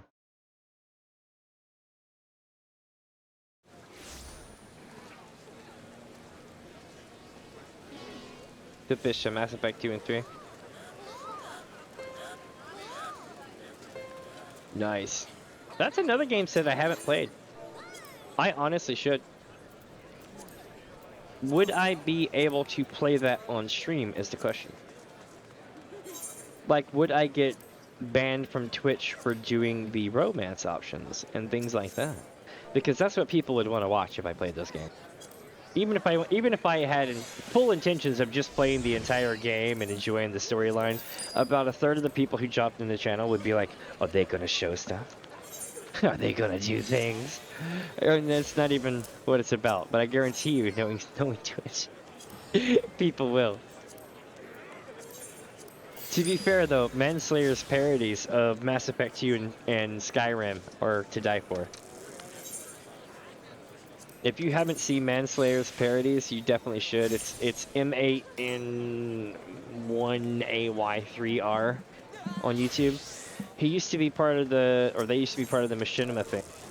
And then when Machinima went, like, you know, bottoms up, they pretty much left him out to hang, and he rebuilt this channel. Or they rebuilt the channel. It's really cool. Have to give him credit. I wouldn't have had the oomph for it, but they did. But if you ever heard the Jarl Ballin song, or the whole, like, hey, we'll bang, okay? You know, all those weird things like that, all those memes come from them. Wait, was that really all the maps? No. Was it really? I mean, I have been here for a minute.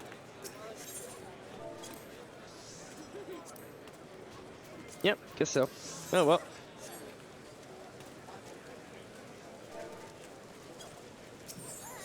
Now then, we are going to head to Matea server.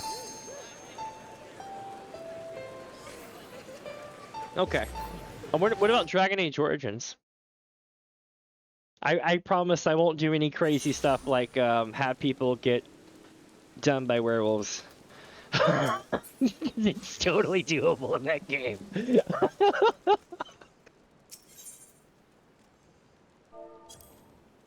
Or anything for that matter. Dragons. Random things.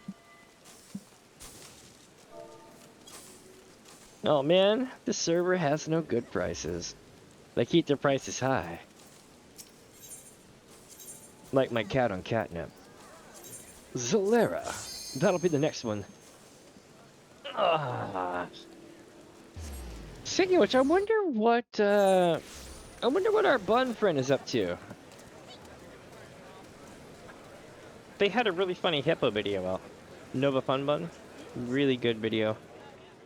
It was like, it shows the hippo cart.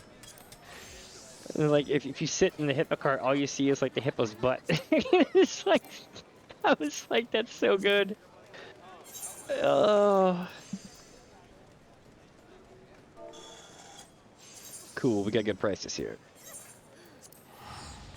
There we go.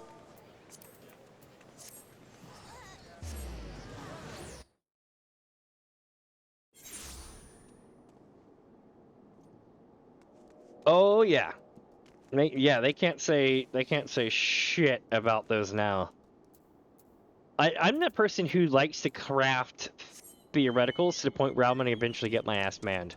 I don't have the oomph to do it because see, how do I put this?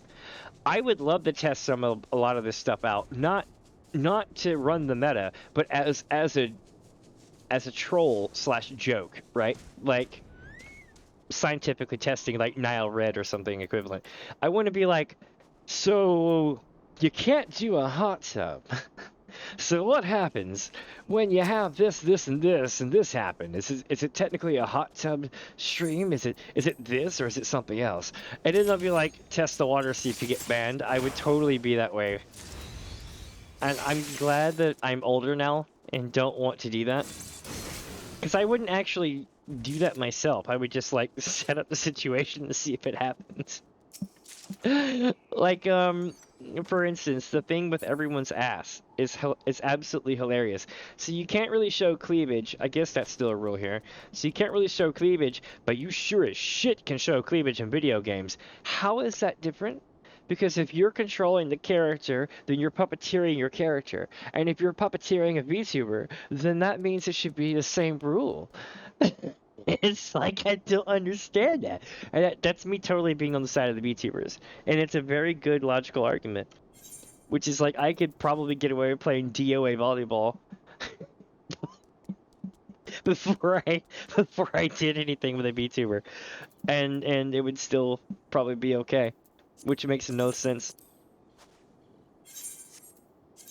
Another one is the hot tub thing, right? So what happens if you are in a hot spring? A hot spring isn't a hot tub. It's an open environment. You can also do that in VR chat, which would technically be a game. Therefore, it would be a game. And if you have control over your avatar in game, then that's still the same as you playing a character like Final Fantasy XIV when you go to the hot springs in game. So you mean I don't think I'll ever understand the laws and regulations on that, and I'm worried that one day I'll walk myself off a deep end without trying to and get myself in shit. And meanwhile, while I have these arguments with myself internally on what I could do and couldn't do, I'll get fried on YouTube because I played Vamo de Flamenco, the dancer theme for Final Fantasy XIV, which just so happens to be the theme from Final Fantasy IX's intro, the intro fight scene. And yeah, it gets you claimed.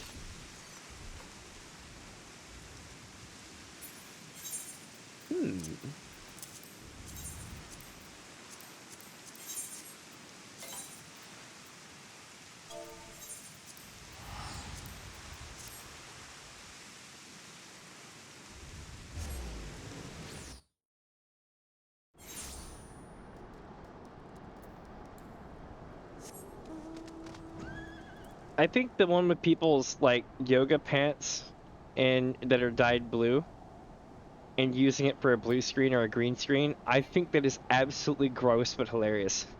Like, it's one of those things where, like, me personally, I wouldn't watch it, but my god, props. Whoever came up with that is savage. Everyone's gonna watch.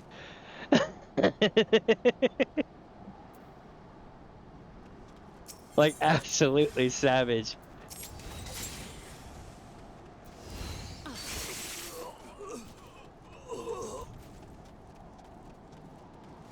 And I still get to hear people like Rev says Disu, like, you know, Rev from Messi says Disu, lose their shit over it on the weekly, so that's pretty funny. Rev's pretty cool. But it's one of those things where, like, I can't even describe the description that they used the other day. And I was just laughing so hard because I know that their partner's also a streamer, so I'm thinking to myself, I'm like, I get to see that conversation go down, being like, honey, it's for research, I promise.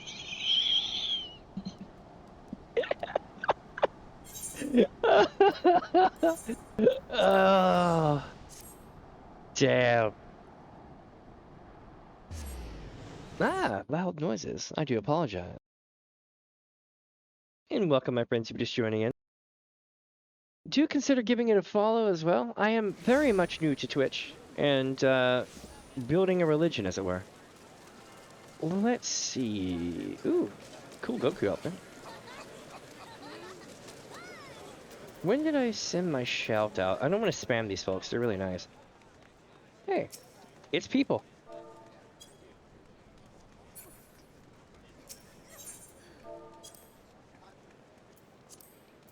Half the time, I do not remember where I met them from. I just know I am friends with people. And my friend list hit 200 a long time ago, so it becomes really hard to track who everybody is. So if it takes me a second to go, who are you? Like, oh, okay, yeah. It's nothing against you. Unless I interact with you daily. If I interact with you daily, I'll be like, oh, yay, what up? You know, that kind of thing.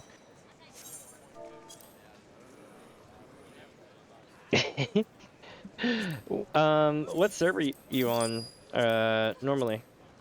Aren't you, like, from Crystal server? Wait, no, I don't remember. I'm trying to remember what your home server was. Yeah, but I'm trying to remember which, data center. Was it Crystal? Whichever one has, like, Balmung and stuff like that on it.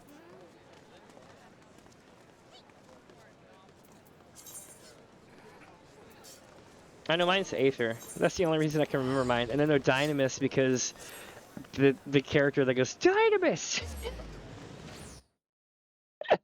it's bad, but it's the only reason I can remember it. Oh, we do, that's right. Oh, see, I'm off-world. So you probably can't find me.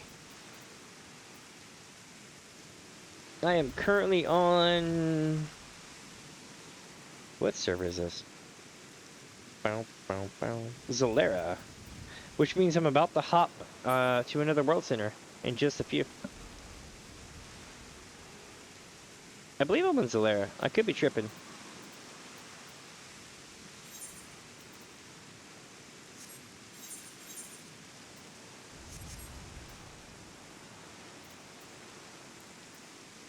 At least I think.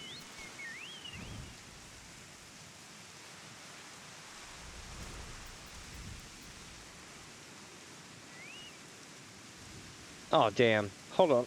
My keyboard has just taken a shit on itself. It's still working, but you know it's bad when a Razer keyboard locks up to the point where all the patterns just stop working and it doesn't... It still does numlock and stuff, but it doesn't tell you that you have numlock engaged and stuff like that. So give me just a second. I'm going to restart it right quick. You might hear some badooms.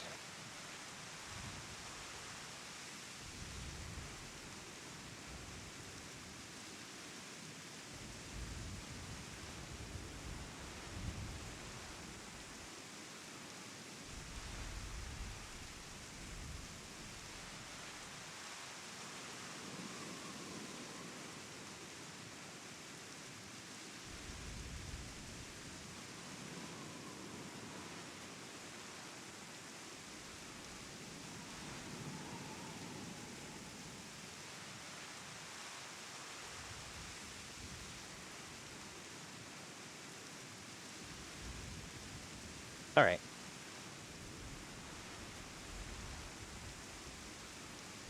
Trouble in the shy. Let's see. Decipher. I'm wondering though if I'm gonna get to play 9. The main thing is the Final Fantasy games are weird, right?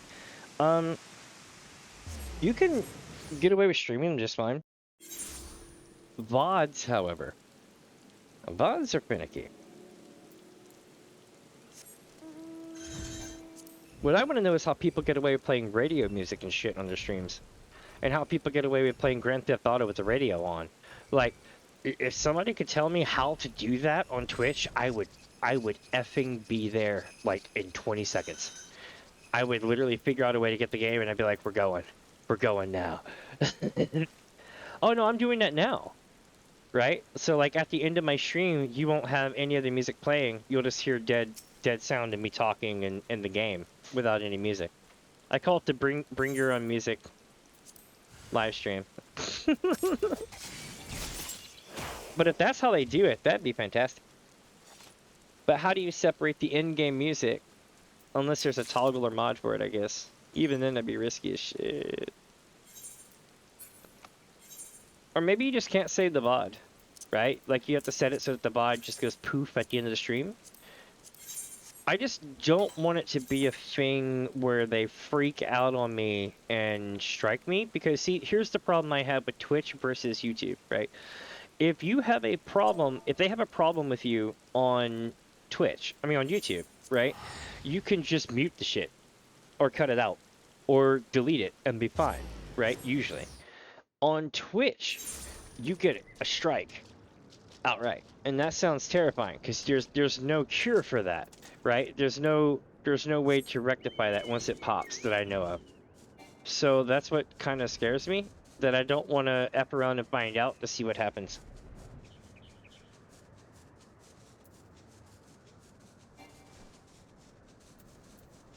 Yeah, it'd have to be a thing where they don't save the VOD probably, because you can't really read off the audio without modding it, and even then it would be kind of it'd probably sound like ass too. Especially if they have a headset like I do, because it goes through a 7.1 or a 5.1 already, which would take it back down to stereo. Alpha Mantis. Let's see here, chat. What we are going to do now is make our way back to town. Hey, Eric, you're probably going to have to hop to a different server with me here in a second if you haven't found me.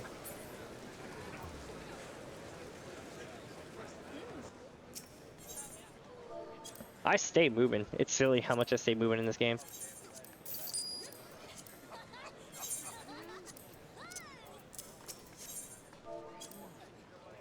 I like streams like this though. I get to go around and meet new people all the time. Like, it's so cool.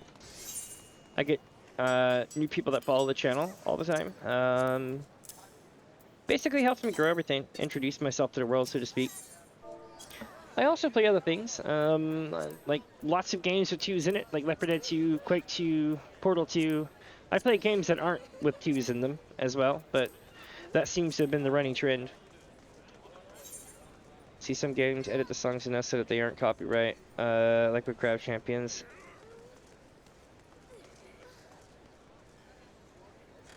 That's pretty damn funny, because Monster Cat would have claimed it.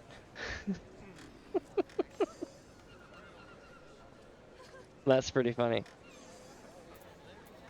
The thing about here is that you got to be careful. If there is a streaming service for certain songs, here's the big cheese, right? Is it Fortnite? Fortnite is the ultimate trap. This is my personal opinion. Do not take it as fact. Don't sue me, for real. But check it out. Fortnite and Monster Cat is the ultimate gotcha, right? So here's how this works. If you go and play Fortnite, you can tell it that you don't want to hear sounds that will get you in trouble, right? Turn off copyrighted sounds. And that works great, except on the day that an event is happening. On the day that an event is happening, any kind of holiday tracks that we put in there will get thrown into the car radio, overriding the copyright thing. And the only way to prevent that is to literally go and get a subscription from Monster Cat's streaming service on Twitch. Because that music will be there or okay as long as you have that thing through Monster Cat. So it kind of forces you to go and get the Monster Cat thing, blah, blah, blah. Now, not everything that is played on Fortnite will be okay with Monster Cat. I should be very upfront with that. But you'll notice that that's usually kind of a trend every now and then that pops up like that. It kind of sucks. It makes it so I had to like literally cut all the radio music off entirely. But just because you cut your radio music off doesn't mean that the person driving up and you won't be blasting it. And that is how I had got my first video I had to mute on YouTube. Absolutely. Where are we going? There we go. Wait a minute. Let's see how many rounds I got. 1, 2, two full rounds here. Nice, nice indeed.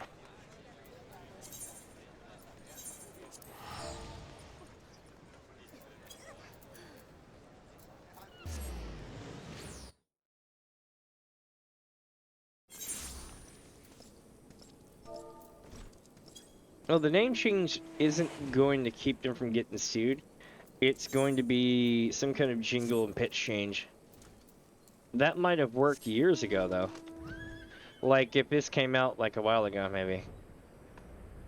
Or it could be some kind of thing where they could argue domains somehow. It's so weird how that stuff works. Like, if it works on one platform, it may not work on the other, too. Oh, the guy renamed it. That's why. That's why.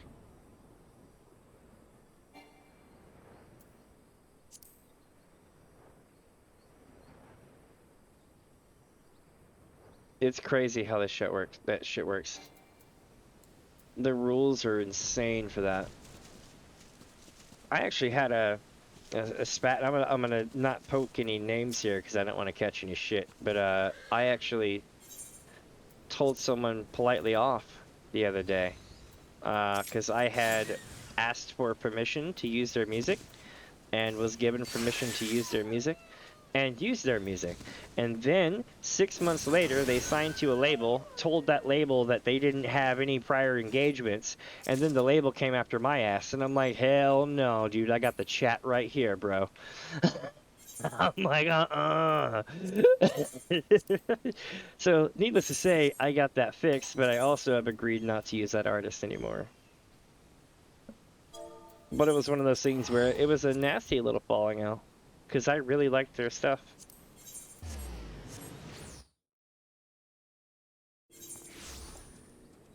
But yeah, they told their label that they got signed up to that they had no prior obligations, and life was good. That what they did was the equivalent of like if you license a track for use from an artist, and then they turn around and sign to a label and say that you didn't do that and that never existed. So it was I'm not going to say it was shady because it could have been accidental, right? But man, the way they came after me, it sure as hell felt shady. I was like, nuh-uh, bruh. Nuh-uh. You know what I mean? And again, I'm not going to tell you who it is because I am not going to have to deal with that again. That is open and shut. But it was definitely things like that as a streamer, you'll deal with on a regular basis. Even if you use your own music. Like if you make your own music, you can still get hit by random bullshit claims and you'll have to fight them off. Like I had the Master Chief talking to Overmind or whatever his name is, the Flood bad guy in Halo 2, when him, the Arbiter, and the Tree or Nevermind guy are talking, and they tried to say that it was some kind of Fringe hardstyle song, and they're like, yeah, it most definitely is this song. I'm like, no, it most definitely is not the song. I'm like, it's literally credited to Microsoft. I'm like, it's Sully O'Donnell or whatever, Marty O'Donnell, who made the track. Like, if it was any music, but it was just literally just people talking. And come to find out, in the middle of this beat drop, the beat drop for the actual French hardstyle song has a couple of lyrics, a couple of audio clips from Halo, from that conversation, right? And what happens is that they marketed and licensed that and somehow got it passed. So the rights holders are chasing down every last mofo who plays Halo 2 now. Even though they don't own Halo 2. And I find that to be hilarious, because why isn't Microsoft fixing that? Why is it Bungie fixing that? Hell if I know. But yeah, and it's not just that, it's actually rampant that way. That kind of thing's going ham, and I hate to say, but AI has allowed it so that instead of like manually going and hunting for shit to find all day, they literally just mass claim like 10,000 things a day, and they're like, yeah, deal with it.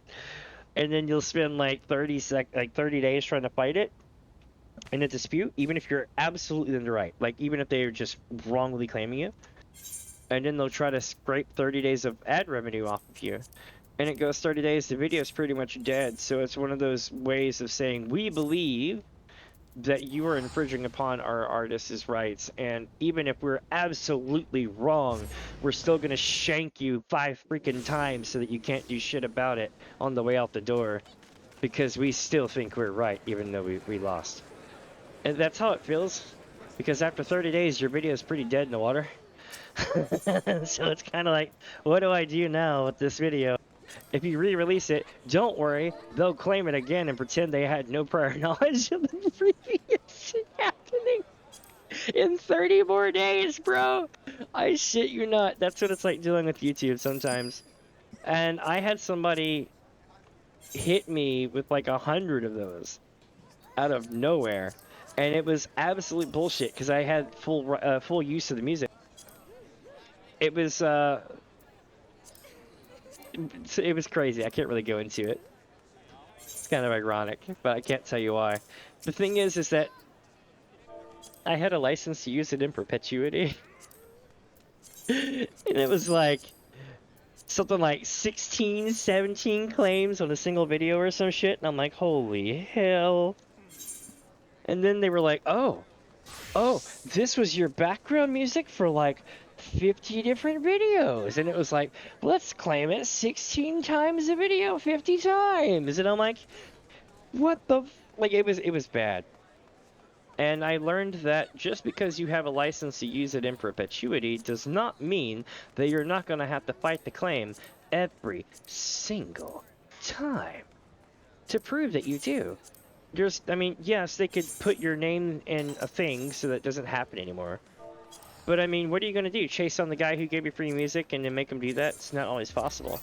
And it may have been just fine for years before YouTube changes something small in their algorithm thing, and then now all of a sudden you're getting hit for shit you shouldn't get hit for. That's been a lot of the reason why a lot of people are getting ready to just leave YouTube, because they're getting sick of that kind of shit.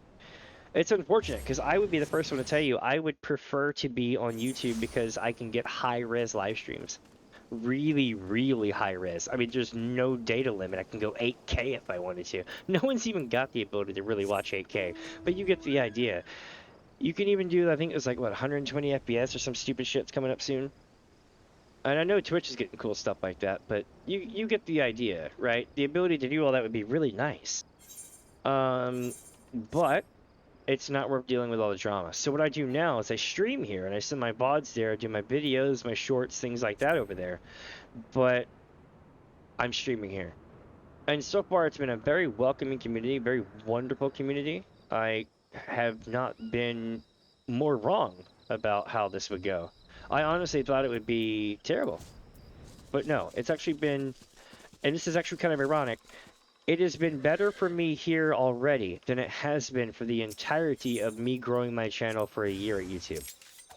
Yes, I have almost 300 subscribers on YouTube, but, and I have learned a lot as I've come across, so that, you know, real time spent experience is priceless, but you get the idea. For me to be able to do the same amount of awesomeness in 2 weeks' time that I did within a year is scary. It's scary.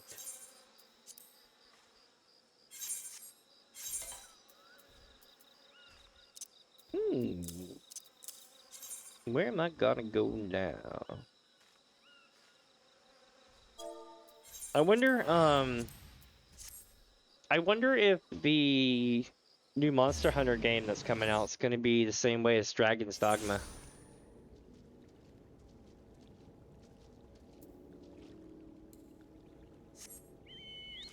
I don't know enough about some of these games, but I do know that the microtransaction thing was kind of on the nose a little bit too much with Dragon's Dogma.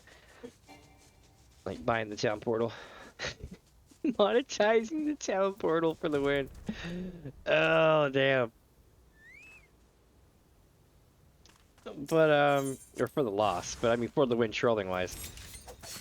But anyway, it makes me wonder that if Monster Hunter World's gonna be, not Monster Hunter World, but the next Monster Hunter game, I forget what it's gonna be called. If that game's gonna be the same way.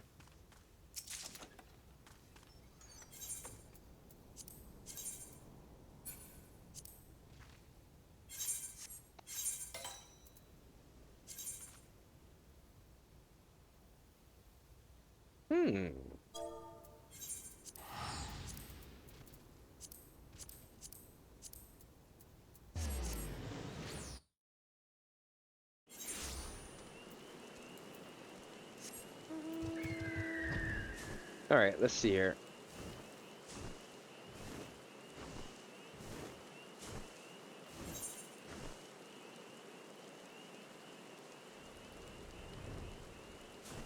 I think it's gonna be right over... Where is it at? I can't see for shit right now. Right over here in the grass, probably right here. Yep. Nailed it. Alpha Mentis! Yeah, that. And we got trash loot, just like that.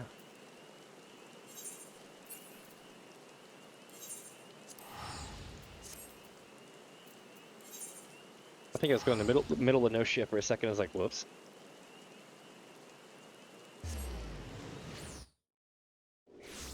Let's see, friends. What are we doing now?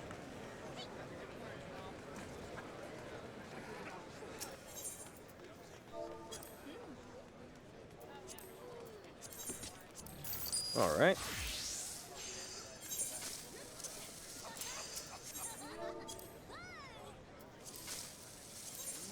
Nice. And that, my friends, is all the maps on this server. Let us make our way to the next. And in order to get to the next server, you know what we have to do. We have to go home. So the way that we do this is we log out. I'm about to show you guys how to do some world server stuff. So let's say you're already visiting a server. We're going to do this a little bit backwards because of the way we're doing it. So, right. What we need to do is we need to click this. Okay. Click on return to home world. Yes. You have to rubber band. You cannot go from server to server. You're not a free entity. You're literally origin locked. Which is cool. You're tethered.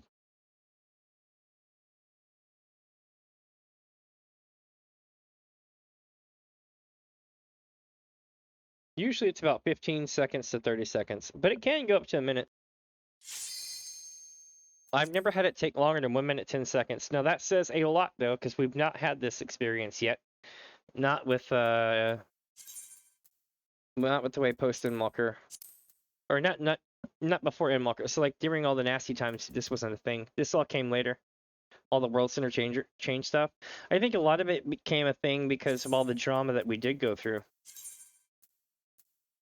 And it kind of got it on everybody's mind of why don't we just switch all this stuff? Alright, so we got 1 hour to do all of this. I think we can do it. It'll take me a while, but I think we can do it. Or I could just swap to Dynamis. Yeah, I'll just swap to Dynamis. Why not? Halicarnassus.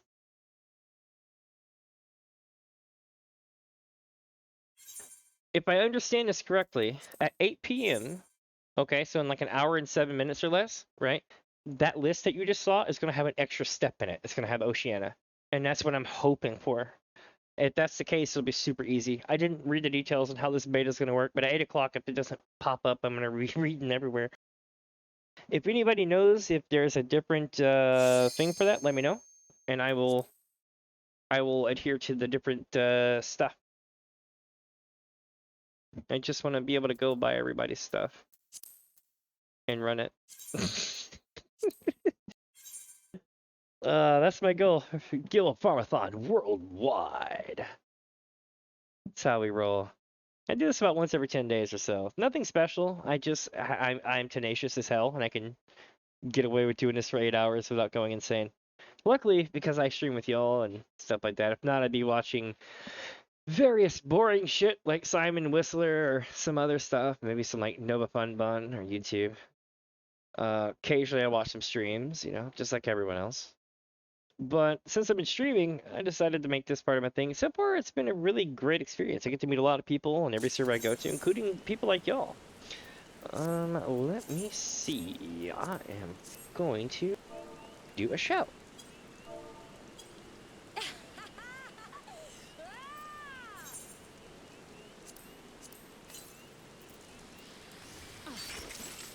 Here we go, chat.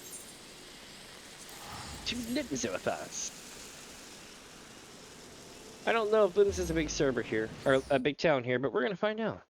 I know that there's at least one good server that's just, like, packed, right? But something I have noticed, look at this. This server's starting to fill up. Just like that. They're building a community. Oh.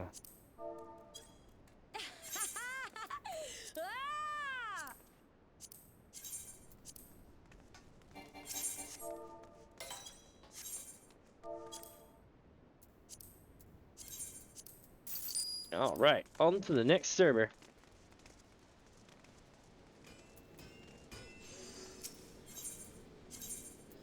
We're going to Modwin.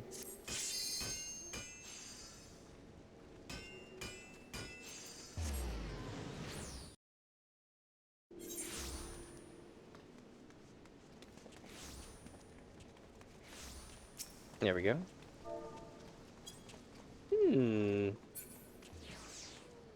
Yellow Jacket Marauder, that's funny.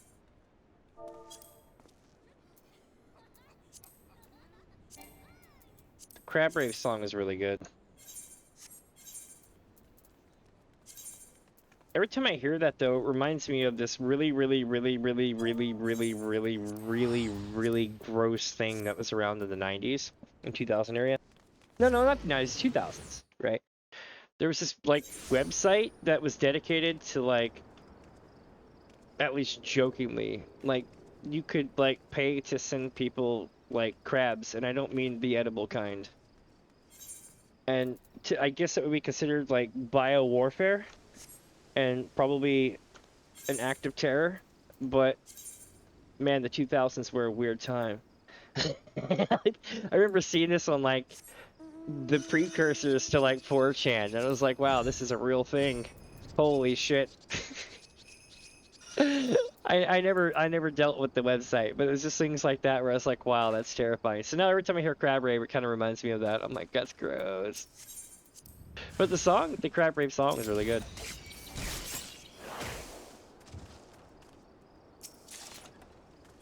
Alright.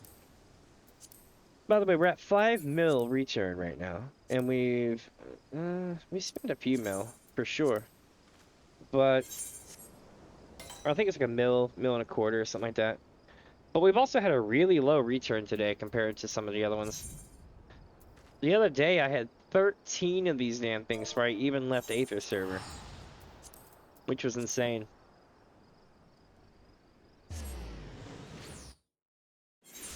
I ended up with millions.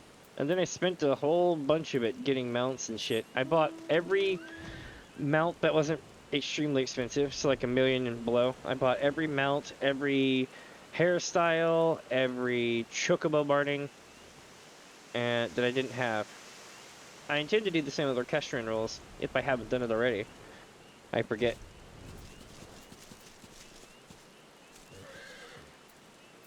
Let's see here. Boom, boom, boom, boom, boom. Welcome, my friends, if you're just joining in. I am Damien, this is Alpha Mantis, and I am going to every server and running leather maps 40k and under. We're doing a marathon today where we go to every single server. And by every single, I mean every one that I can go to on every data center, including the ones that are coming up in about an hour, which are going to be, what, Oceania? Yeah. If it lets me, I will run it. They want us to find group activities that we can do with our friends or by ourselves on these servers that have high latency, and the attempt that it won't be too much of a shit show. My thoughts are, dungeon duties is probably a bad idea. Trials and alliance raids is probably a bad idea. But you know what's not a bad idea? Treasure maps. And that's what I'm gonna do. I'm also gonna buy the shit out of many good price mounts that I find, because I really want to get some mounts that have been saving my money for it. As you can see, give me a second. It's the tree. Territorial tree ant, which is a high value, high chance of getting lotus leaf drop. Give me their loot. Give me their loot. Got a lot of loot, but not what I wanted though. Boom, boom, boom. Yeah. So, shit. What was I gonna say? The Gil. 1 second here. Enhance. Doo doo doo.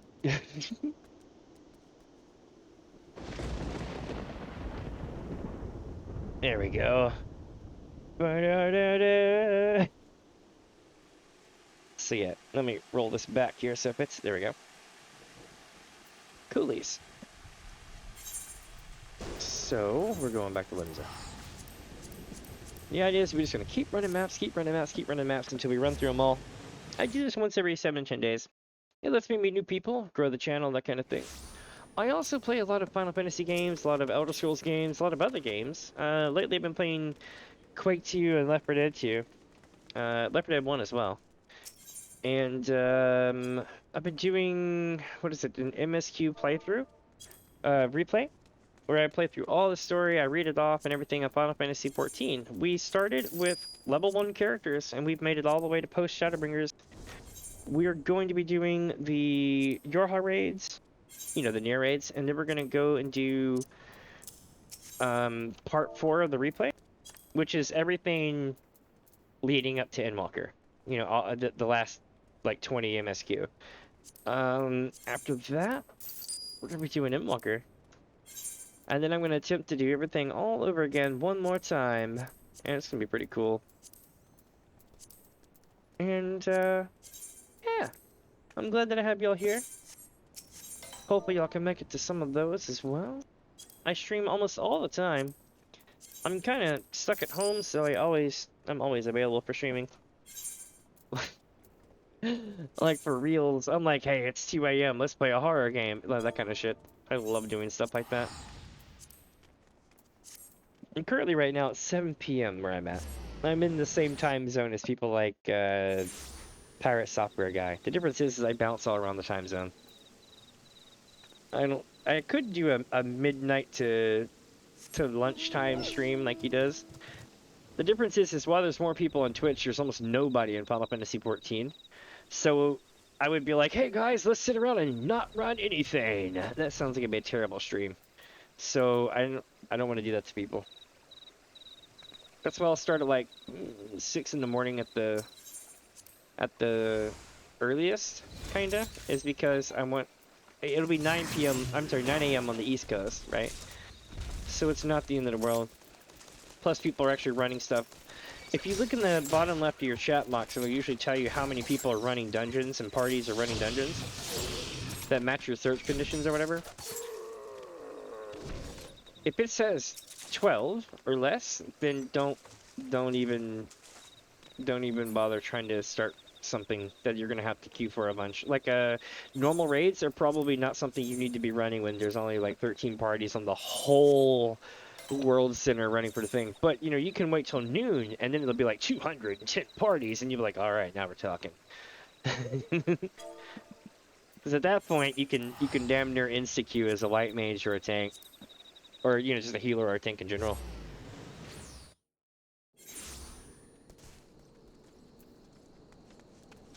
Let's see, chat. I wonder what we're gonna get from this one.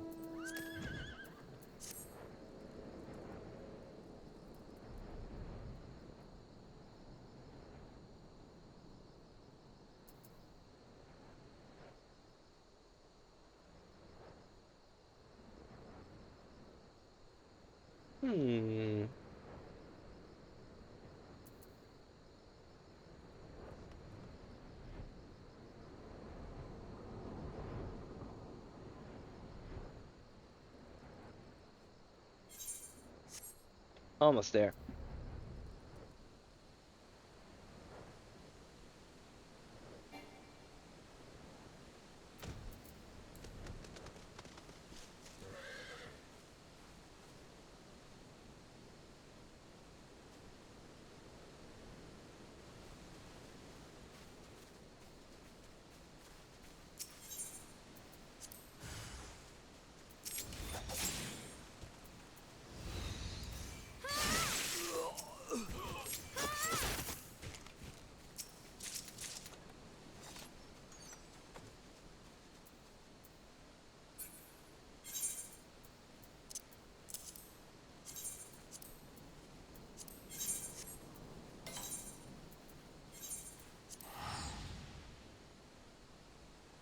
Alright, let's see. It should be right here.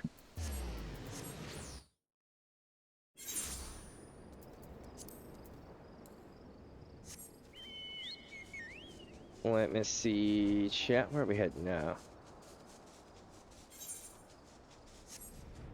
Right down here. This is so smooth. Like, we got smooth music playing. We're, making a killing.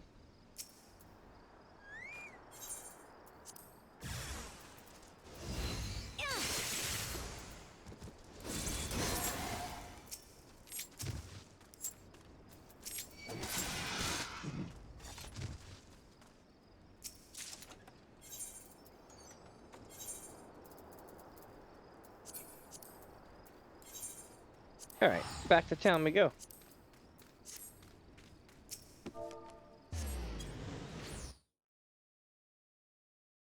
I ran into Tano right where I live. I warped away. I was like, hi. Oh, let's see, chat. Where are we going now? Gotta get some more maps. We also need to sell some stuff off. We're getting to be close to cap. We got a ton of maps here to sell. Or to run. Holy shit, do we ever. I mean, a bunch. I didn't realize how many there were.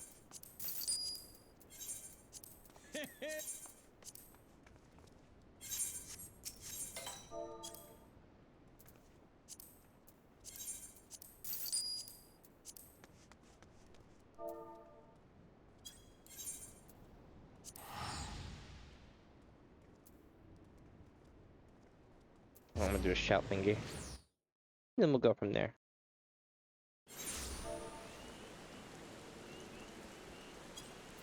Alright, so this is gonna be right here. I ran so many of these things. And welcome, my friends. If you're just joining in, welcome. Do consider giving a follow down below as well. It definitely helps out the channel. I've got to come up with a better way to say that. I'm so used to being on YouTube and being like, don't forget to like and subscribe. I do have a YouTube channel, but right now we're on Twitch, so I got to remember to say please follow. Let's see, right here on a rock. Why would it be buried on the rock? I don't know. I just magically turned the rock to clay and dug out a hole in the rock and then filled it with more rock like it was nothing. It wasn't cement. No, it was rock. Shit, I hit the Ergonite.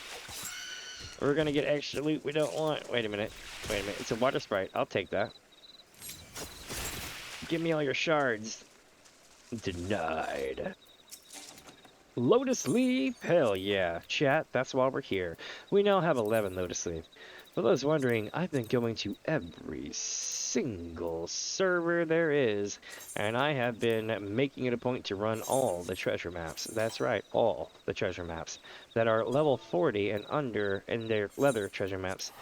They are in abundance, to say the least. We've gone to one full data center, and we're now on the half-size data center of Dynamis, and once we clear that out, we're gonna go to either Crystal or Primal or shit, what's it called? The Oceana one if it's open. So what I did for a while here, I've taken everything that's worth a damn and I pushed it to the first two things, okay? Which means that all of this is basically trash. Some of it might be worth something. Some of the potions might be worth something, like the gammas and stuff like that. The problem is that it's just not really worth the hassle. I'm gonna keep it for the hell of it, but you'll see what I mean at some point. You'll be like, wait, and I'll be like, uh-huh. Let's see. Okay, so we got this here. Anything here? Nope.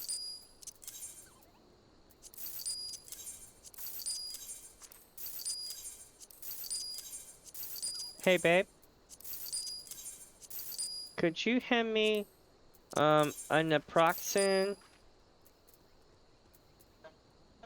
Yeah.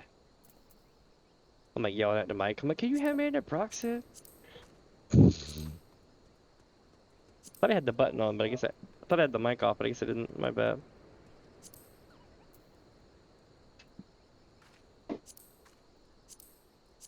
Always forget the. Let me see. Where do I have this here? Nope, nope, we're good. Nice. Yeah, my leg is not happy today. But it wouldn't be happy regardless of what I'm doing. It's not like a me sitting down thing.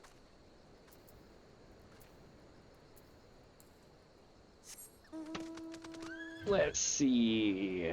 The beauty about having things hurt in general is that you can literally just do shit like this and get your mind off of it. It's great. This is absolutely great. It chases us down for hours. Well, let's see, chat. Where are we going now?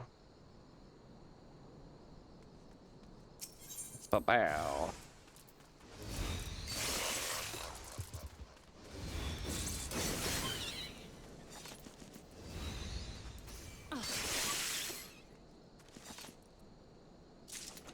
Awesome. We didn't get anything really good, but we got a lot of it. For what it's worth. Let me see. Ah, here we go. Got one more map to run on this one.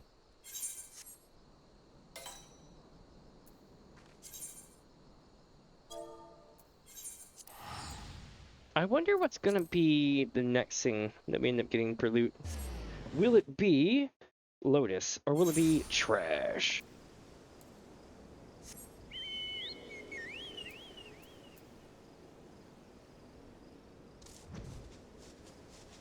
Let me see, I think we're going, yeah, we're going right here. This is a pretty fun trip.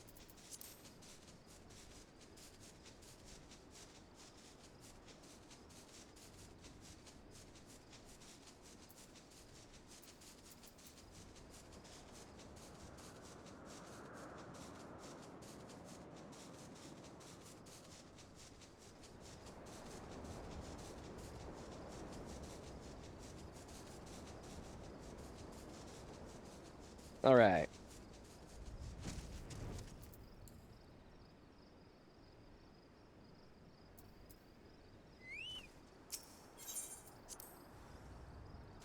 Where's it? Ah, it's Alpha Mentis.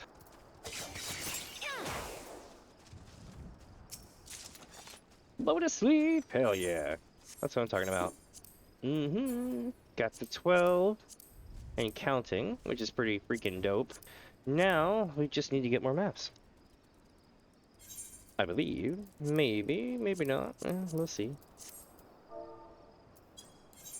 We're gonna get more maps, gonna run that shit.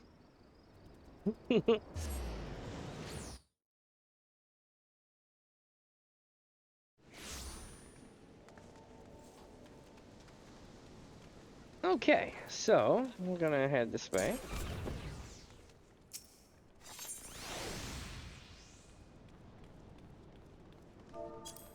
Alright, give me just a sec.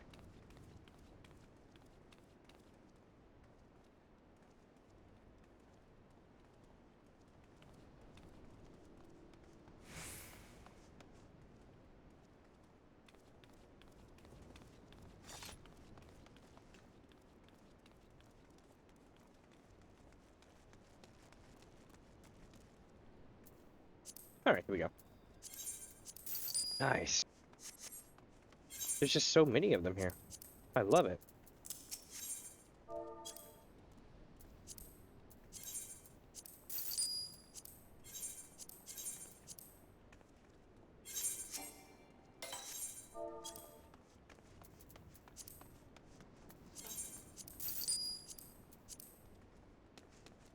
Okay, so now we're gonna go to here, and here, and here.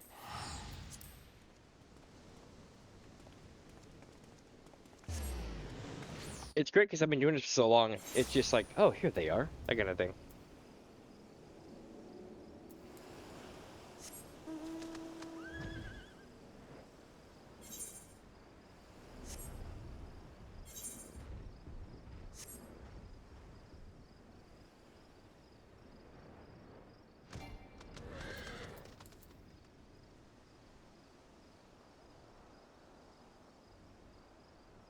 There we go.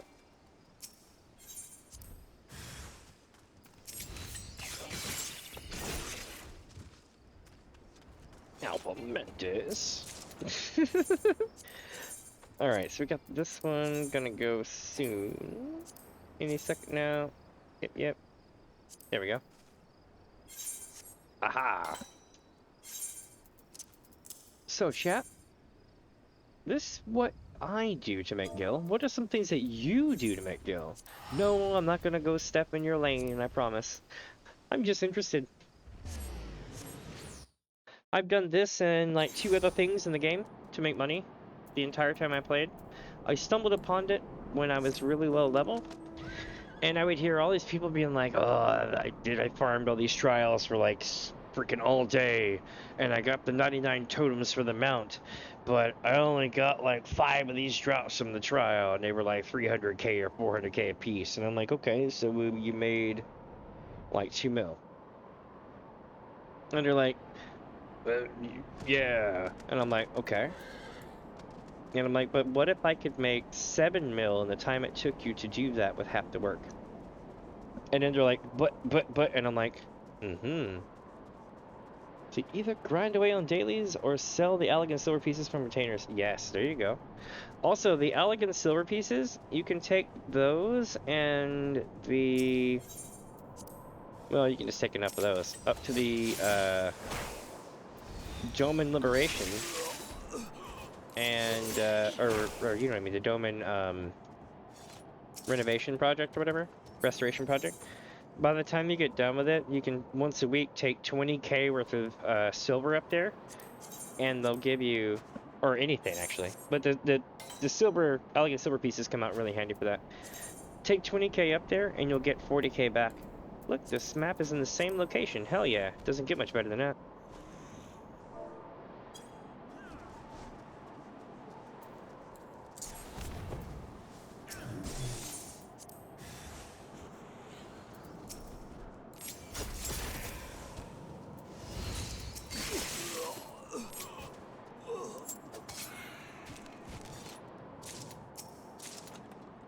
Nice.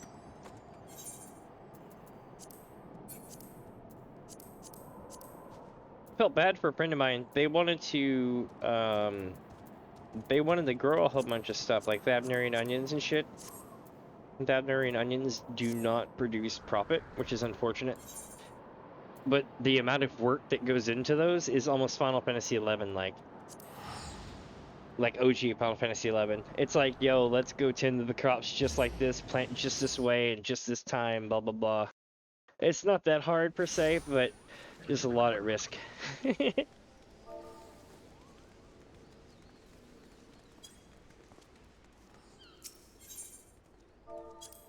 All right, chat, here we go.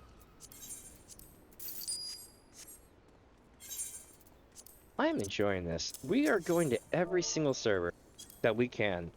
In about less than 45 minutes, we're going to end up on a new server realm that we have never been to, ever. And I look forward to it. I really do. I'm so excited about this beta test, like, holy shit, y'all. I am literally stoked to the nines. Let me see. Alright,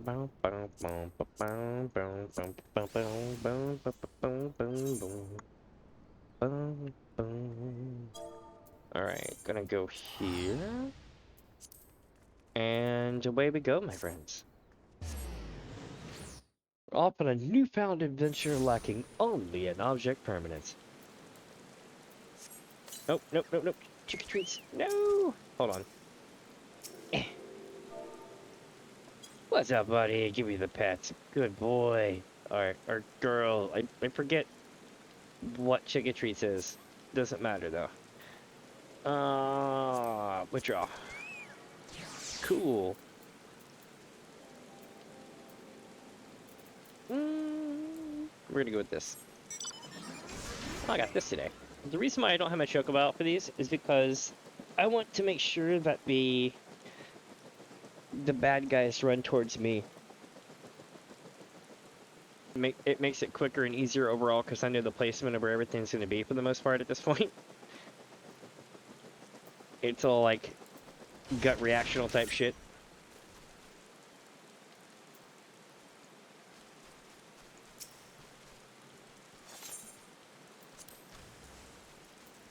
Alpha Bomb. This one might have good loot.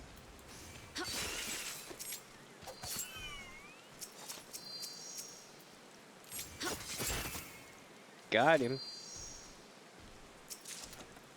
Nope, the loot was trash, but you know what? You can't win them all.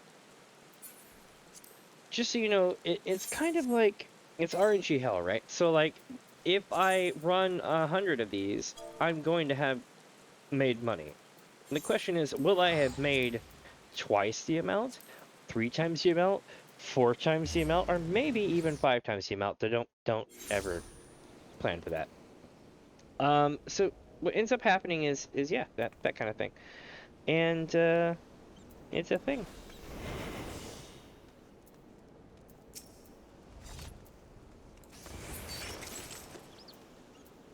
It becomes a definite thing of patience. So you want to go to all the different servers, pay 40k or less, get yourself some stuff. You can do this with different treasure maps as well. It doesn't matter if they're solo or if they're group maps. Definitely do your research on each map's drop percentages and each map's sell rate. Just because you can find something that might sell for a lot doesn't mean it's going to sell fast, right?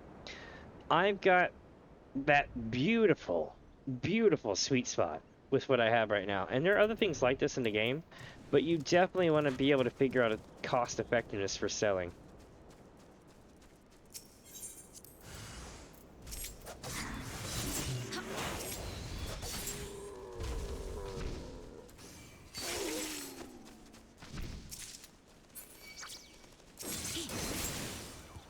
Nailed it.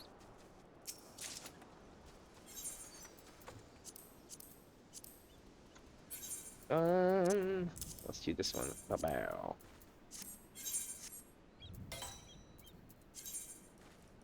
Oh, here we go. Up here.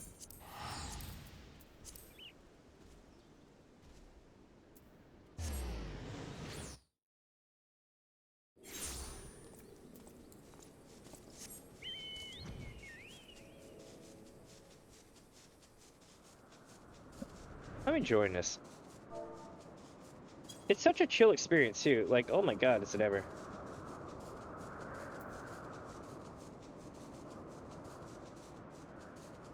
Another thing I used to do, and I'm hoping that they bring this back, is for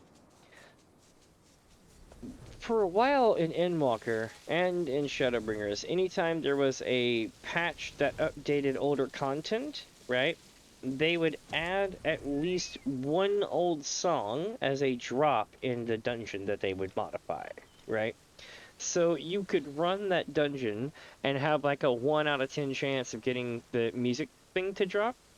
So each patch there was new areas, and later patches they nerfed these to be not worth a flip. But for the first couple of patches, during the first week or two, people didn't know where they were coming from. They just knew they were new, and they would pay anything to get it, like 800, 900k a freaking song. You ready for this? I sold 65, like around 65, 63, 64, something like that total, like copies of the song from freaking Temtar Deepcroft, because nobody knew that you could get it from Temtar Deepcroft, and they didn't want to run it themselves. So literally, I was making like 700, 800k a pop off them bitches for like the first 36 hours. It was insane, dude. It was stupid. And then like now they're probably like worth 20k of that. But yeah, it's insane. It was moments like that. Once you identify the first one, right? You're ready for it when it happens on the next patch. It was so good. I would sit there and run unsync over and over and over and over again, and then run MGP dailies, not dailies, but MGP runs every 20 minutes at the gold saucer in between, right? So it was dope as hell. I literally hit my lockout maximum, which the only time I've ever done that other than then was when I was doing my relic weapon. So like in case you're wondering, there is a maximum amount of duties and instances that you can run a day in this game, though it is stupidly high. It is so high that you almost assuredly should almost never hit that point, except for very specific circumstances. And the game basically just makes it so that if you ever left a dungeon early and you get the penalty, it literally gives you the penalty until the next rollover. You can still play other stuff, but it won't let you do any more dungeons. And yeah, good times. Such a good time.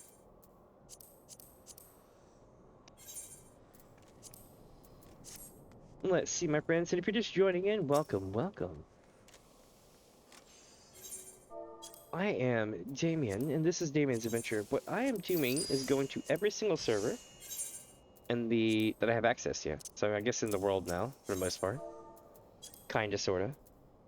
And buying all the leather mats 40k and under on all the servers, running them all, and meeting new people like y'all.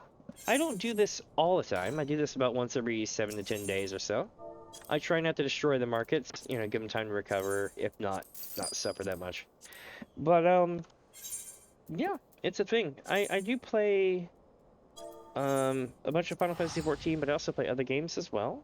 In fact, I played Left 4 Dead 2 last night. That was pretty fun. I'm like a veteran in that game. But I still suck somewhat.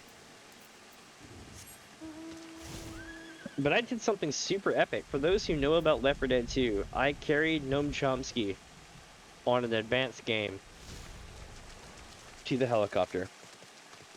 Live on stream. Yesterday, like this last night to this morning. And then slept for about 7 hours, got up, and started streaming this. Like a boss.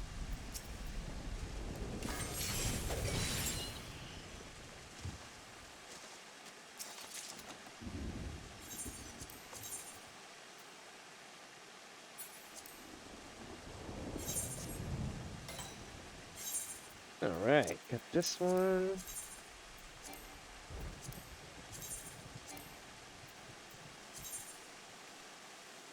There we go.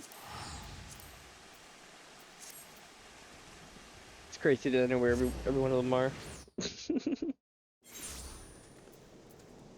I do know this. I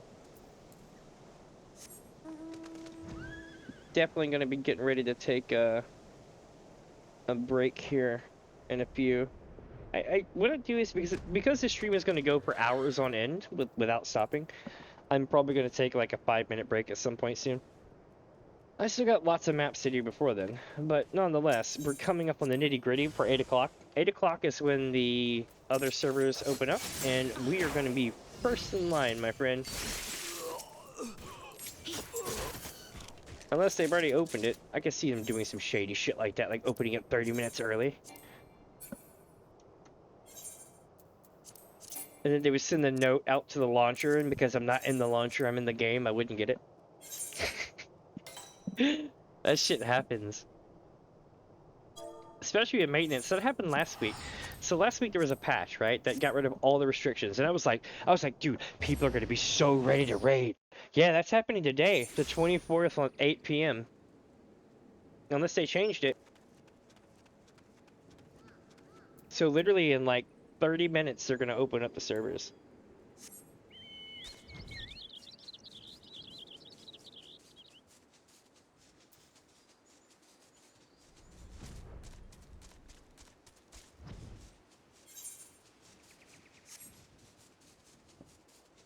I know, right? That's why I've been stacking the gills. This is gonna be great. Oh, I literally was like, my dude, that's gonna go so bad. Until there's gonna be a regulation time, right? Cause see, will I make it back to Greg? Oh, so I'm gonna go back to Greg just to transfer over to there for a sec. The idea is that it might get me stuck over there for a while. Well, no, it won't get me stuck. I'll get stuck trying to get in, but I won't get stuck coming back, I don't think. So that's good. Also, all goat leather sells, bruh. Sells better than it should. 650 to 850 a piece. You could go and kill 100, get 100 of them to drop in probably about 20 minutes and make 100K. That's a good idea one of these days.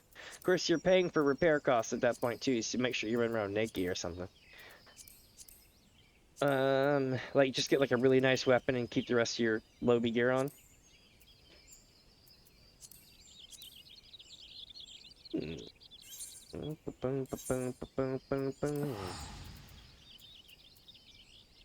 But my goal, so here's the deal. There are mounts over on the Oceania server that are 30 to 40 million here, but they're like 10 mil there. So I know I won't be the first person in line over there, but for anything that is still around when I get there, I'm going to grab the hell out of it. Anything I don't have already. My goal is to try to get the wings. I want the wings.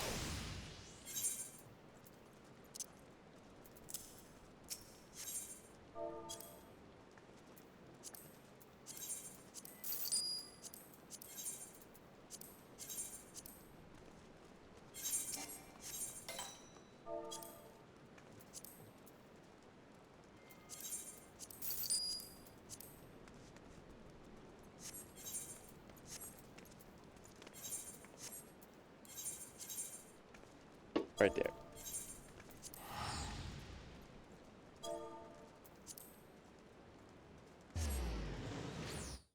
Either get the wings or one of those super expensive ass mounts that are super rare or something like that. Like I was able to get Pinky and I had most of the stuff I needed for Pinky, so it wasn't that bad. But the Sildon Serenity chair, I got that chair before I completed all the other stuff. So, because the reason why is, so how do I put this? It's really freaking complicated. The way the way the variant dungeon is set up, at least at the time. I haven't done them in 6 months. They may have changed things, but here's how it used to be. It was one of the few bits of content that running it by yourself was easier. It made it exponentially almost harder, or like 20 to 30% harder for every single person added to the party, and it made it additionally harder for every person that shared a move on or every move that was shared on your party. So like if everyone just had heal and damage or some shit as a move, right? Then it would penalize you for every additional move that was copied throughout the party. Plus, it would penalize you for each additional person in the party. So basically, running normal with 4 people was like running savage shit almost. It felt like you were doing like normal raids or like you were running Amaro or something serious that was really hard, right? But if you ran it by yourself, it wasn't that hard. So I've had people who don't like to do stuff in groups and they're very scared to do things like that. Like it's not really they makes them feel very uncomfortable, right? To run big things like that. And you're like, "Oh yeah, I beat the shit out of that." I'm like, "What?" I'm like, "How the hell did you beat the shit out of that? Like that ran the train on us. Like we got destroyed." And they're like, "Yeah, it wasn't that big of a deal." I'm like, "You mother..." Like, especially when you go back and look at it, I watched some of the videos and I was like, "Holy shit, it is so much easier with one person." So, but the reason why I'm telling this story is because when you get to the what is it, the Savage version of that dungeon, okay, to get the chair, you would have to beat it on that difficulty like 100 times or like 50 times or something stupid like that. And I was like, yeah, no, we won't be doing that. I did that in regular mode version of that dungeon with 4 people, and it was rough as was. I had the pot sherds to prove it. Where are they at? I don't think I have them on me right now. But I do have a shitload of pot sherds. Like hundreds of them.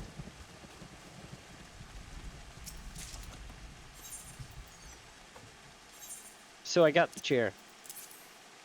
It was 11 mil. And I said to myself, 11 mil is a pittance.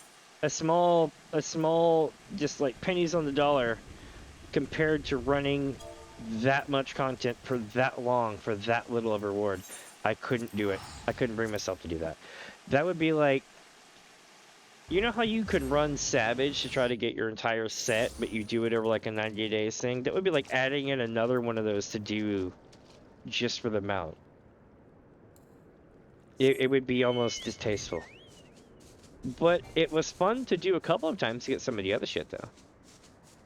The outfit that you could get, the slack pants and everything else and all the other stuff, I actually have that outfit and have sold several of those outfits. They're probably not worth as much as they were originally, though. There's also at least one more of those dungeons that's come out since I was playing, and I intend to run through all of those. I still remember most of the variant from the original. All the different paths and stuff. The number one thing about that is you let the leader of the party run in the front. Do not ever, ever, ever, ever, ever, ever run in front of the leader of the party. It is like AoE triggers, right? So like if the leader knows where to stop and somebody runs on ahead, it'll literally cancel out the ability to do what they needed to do and force the story along so that you end up with a shittier outcome or with a different outcome than the one that you were going for, so you have to do it all over again. So that kind of sucks because it's all about different combinations and what you choose in what moment of those dungeons, followed by a little bit of luck. But any other dungeon is pretty chill. But if anybody ever wants to go through those again, I'm going to be all over that shit in the coming weeks. Especially once I beat Walker on the replay, because I've already beat Walker. But once I get done narrating my way back through all the game again, I'm gonna have, you know, a huge content hole, so to speak. So I'm gonna fill that with doing all the cool shit like that, and you know, maybe pick up maps again for a little bit. Then we could do a Maps at Mini Fuzz weekly, except it wouldn't be just this. It would be different things, which I think would be kind of cool. All right, chat. So here's the deal. I am currently going to take my first break. Do not go away. It's going to be like 5 minutes, okay? I'm going to have y'all be the people to tell people that I'm on break. Let me put a thing back on my screen here.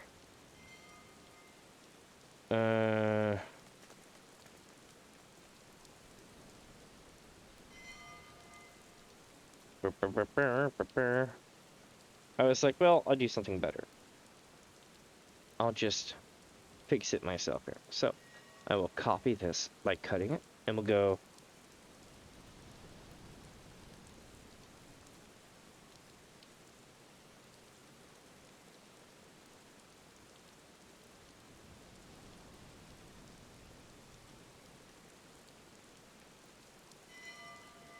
There we go. That works. Ghoulies. Now here's the deal. I can interact with chat. My mods have chat, and I am going to go to the bathroom and basically pee and get something to drink and everything else and come back in here. And then we'll go and do the servers. Oh, I'm super stoked about this. Like, y'all have no idea. I have been staring at the prices on that damn server for a long time. Just go give me to that server. So I'm going to see what happens. I'm not going to go broke or anything, but there's going to be a part of me that wants to do like old school youngin version of me where I'm like, let's ball and just buy everything and then take it back to Gilgamesh and resell it. But give me a second. I'll be right back. All right, chat? I'm going to go poof for a second. Where's it at here?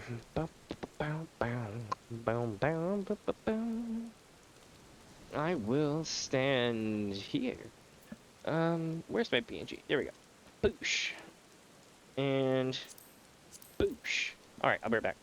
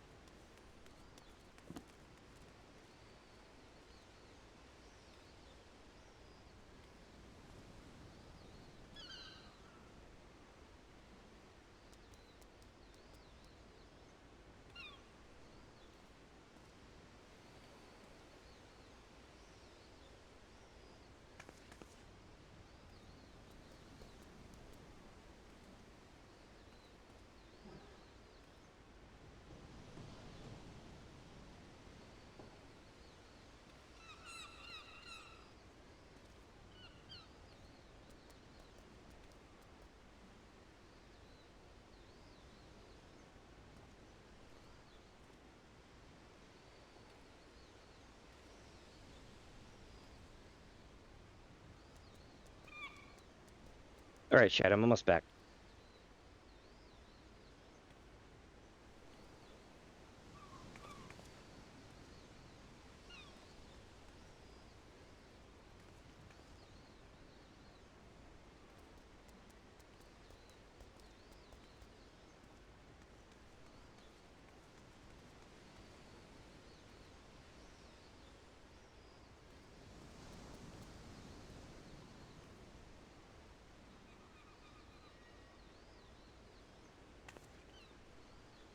Alright, my dudes.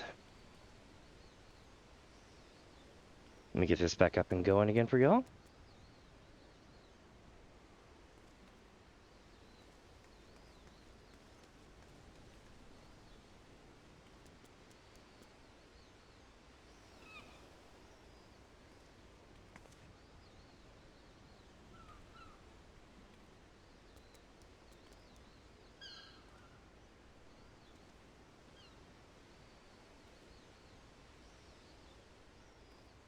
No, I don't want it to be that small.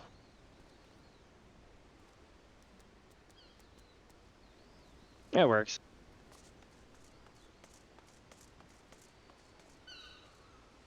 Alright, let me put myself back on screen.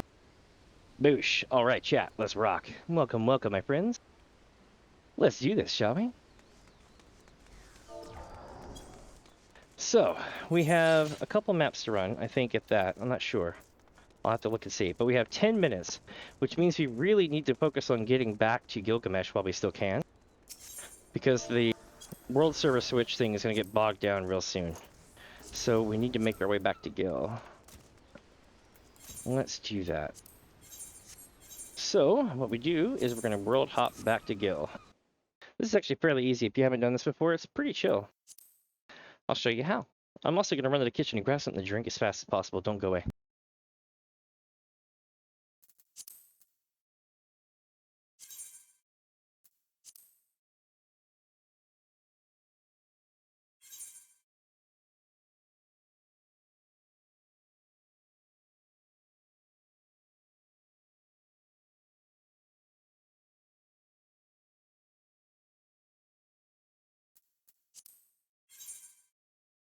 Alright, I'm back. By the way, today's music is brought to you by Stream Beats. It's not a sponsored stream or anything. I just really like their music. Really, really, really, really good for streamers. Saves you a ton of BS later on in life. Basically, you can listen to their music during your streams and not get in trouble because they're cool about it. Make sure you carry that license, but nonetheless, they're really cool. Let's see if we can do it. Visit another data center. Nope, it's not on the list yet. How do I do this? Did they have a thing showing how to do it? Like maybe it just shows another list that pops up? Yeah, bought to by stream beats. Hold on, let me see here.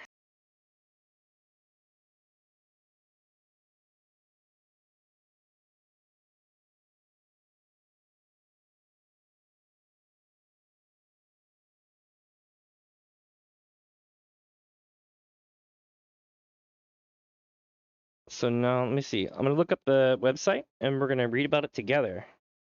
I'll probably just read it off to you though, because it'll be on my phone. But let's go from there.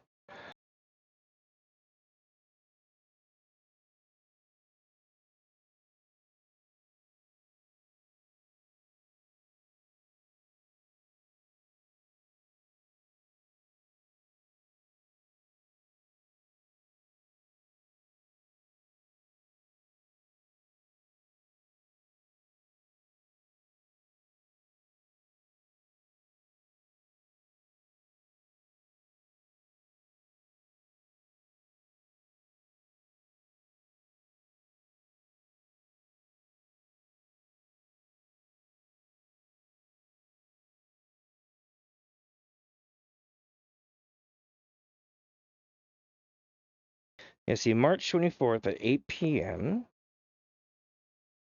We'll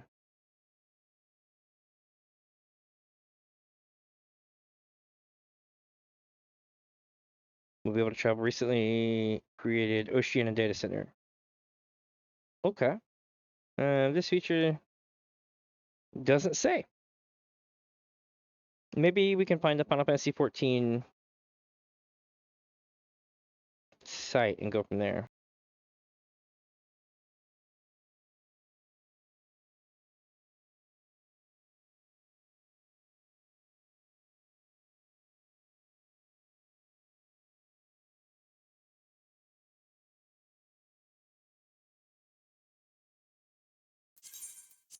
It doesn't say. So what I'm going to do is I'm going to log in, okay, kill about 5 minutes, and then we're going to try again in 5 minutes' time and see where it goes. It's my hope that there'll be good shit over there.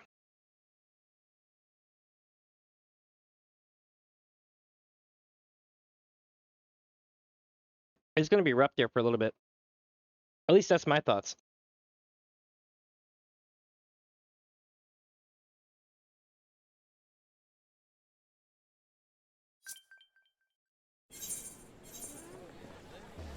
All right, now check on some stuff.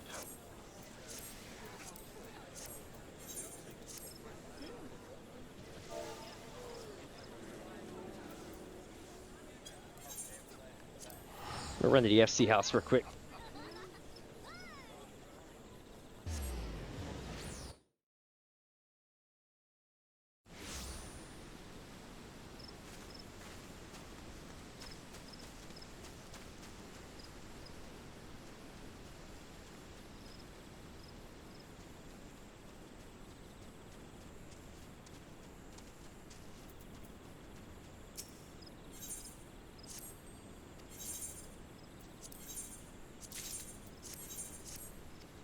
All right. I'll check on any maps over here while we're at it.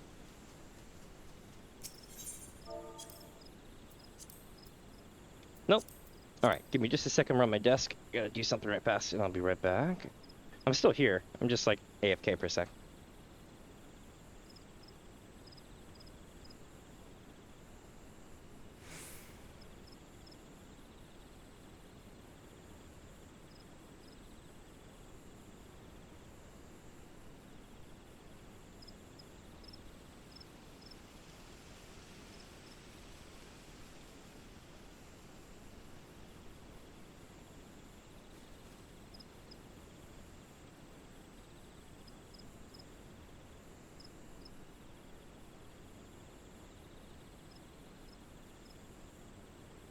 All right.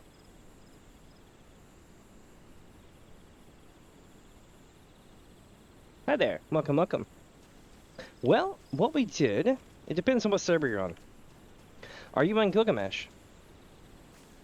If you're on Gilgamesh, it may not be a good idea to do this. But if you're on a different server, what I did was a couple of things.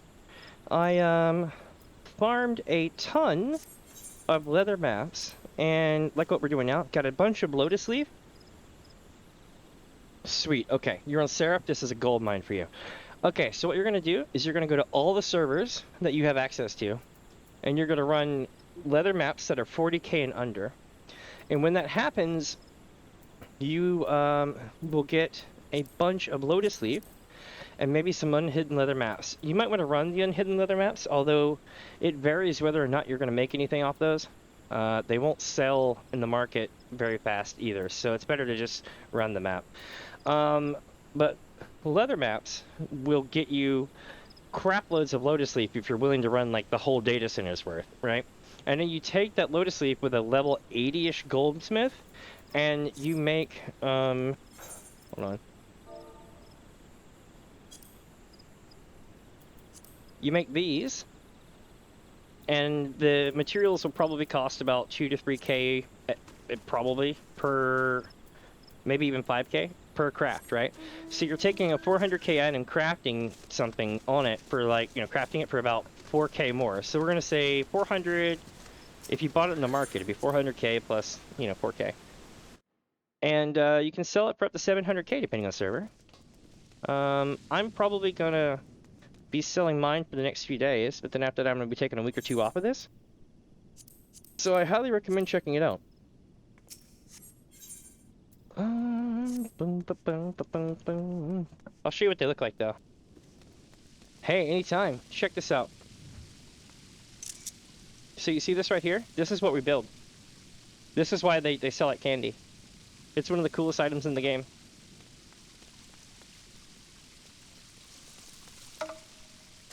And used to. Yeah, they're heckin' popular. And another thing is, back in the day, you could fish out of them. But they nerfed it. But there was a time where you could. It's kind of cool. Let me get this repaired up, and then we're going to hop servers. I don't know if it's time yet. Maybe they'll post an announcement at 8 in a minute or so. Let's see what happens. I'm thinking they're going to flash chat with a purple message in like a minute's time. We'll see. In case you're wondering, in a minute's time, they're supposed to open up the servers for beta test travel. We basically can go to Oceania. People from Europe can go to Oceania. People from Japan can go to Oceania. Oceania's going to become the melting pot. I guarantee it.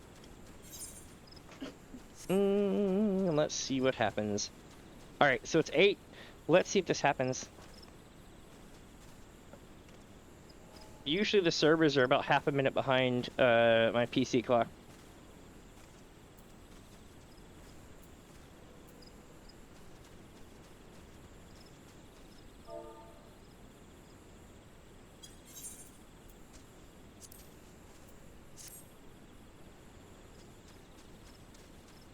I'm gonna give it till 8:01, and if it doesn't happen by 8:01, I'm gonna be like, all right, we're just going.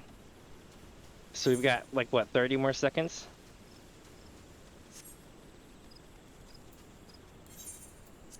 We need to go to a capital city to do this.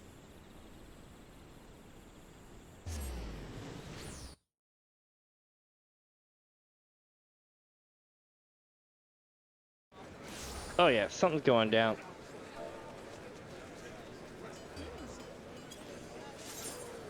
It's 8:01. Let's do it.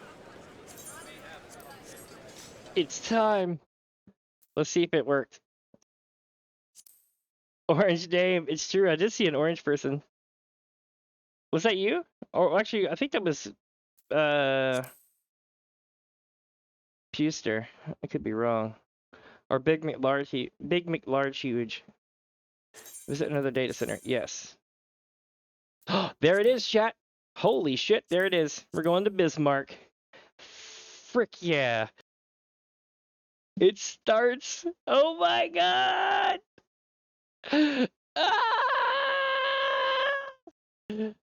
Ah! What? What? What does that even mean?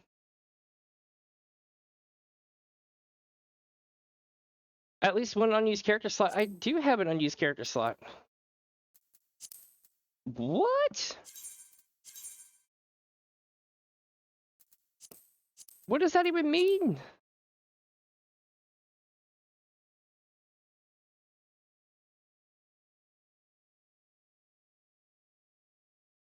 Did I open a character over there?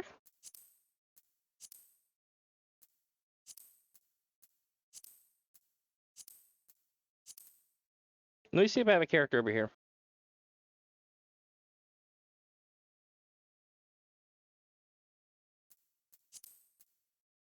I don't have a character over here. What the hell does that even mean? Maybe I have to restart the game. We'll do it that way. I'll bump us back over to here. Oh, I saw my old picture up. Let me fix it. Where I was doing Leopard Dead 2 yesterday. Where is it?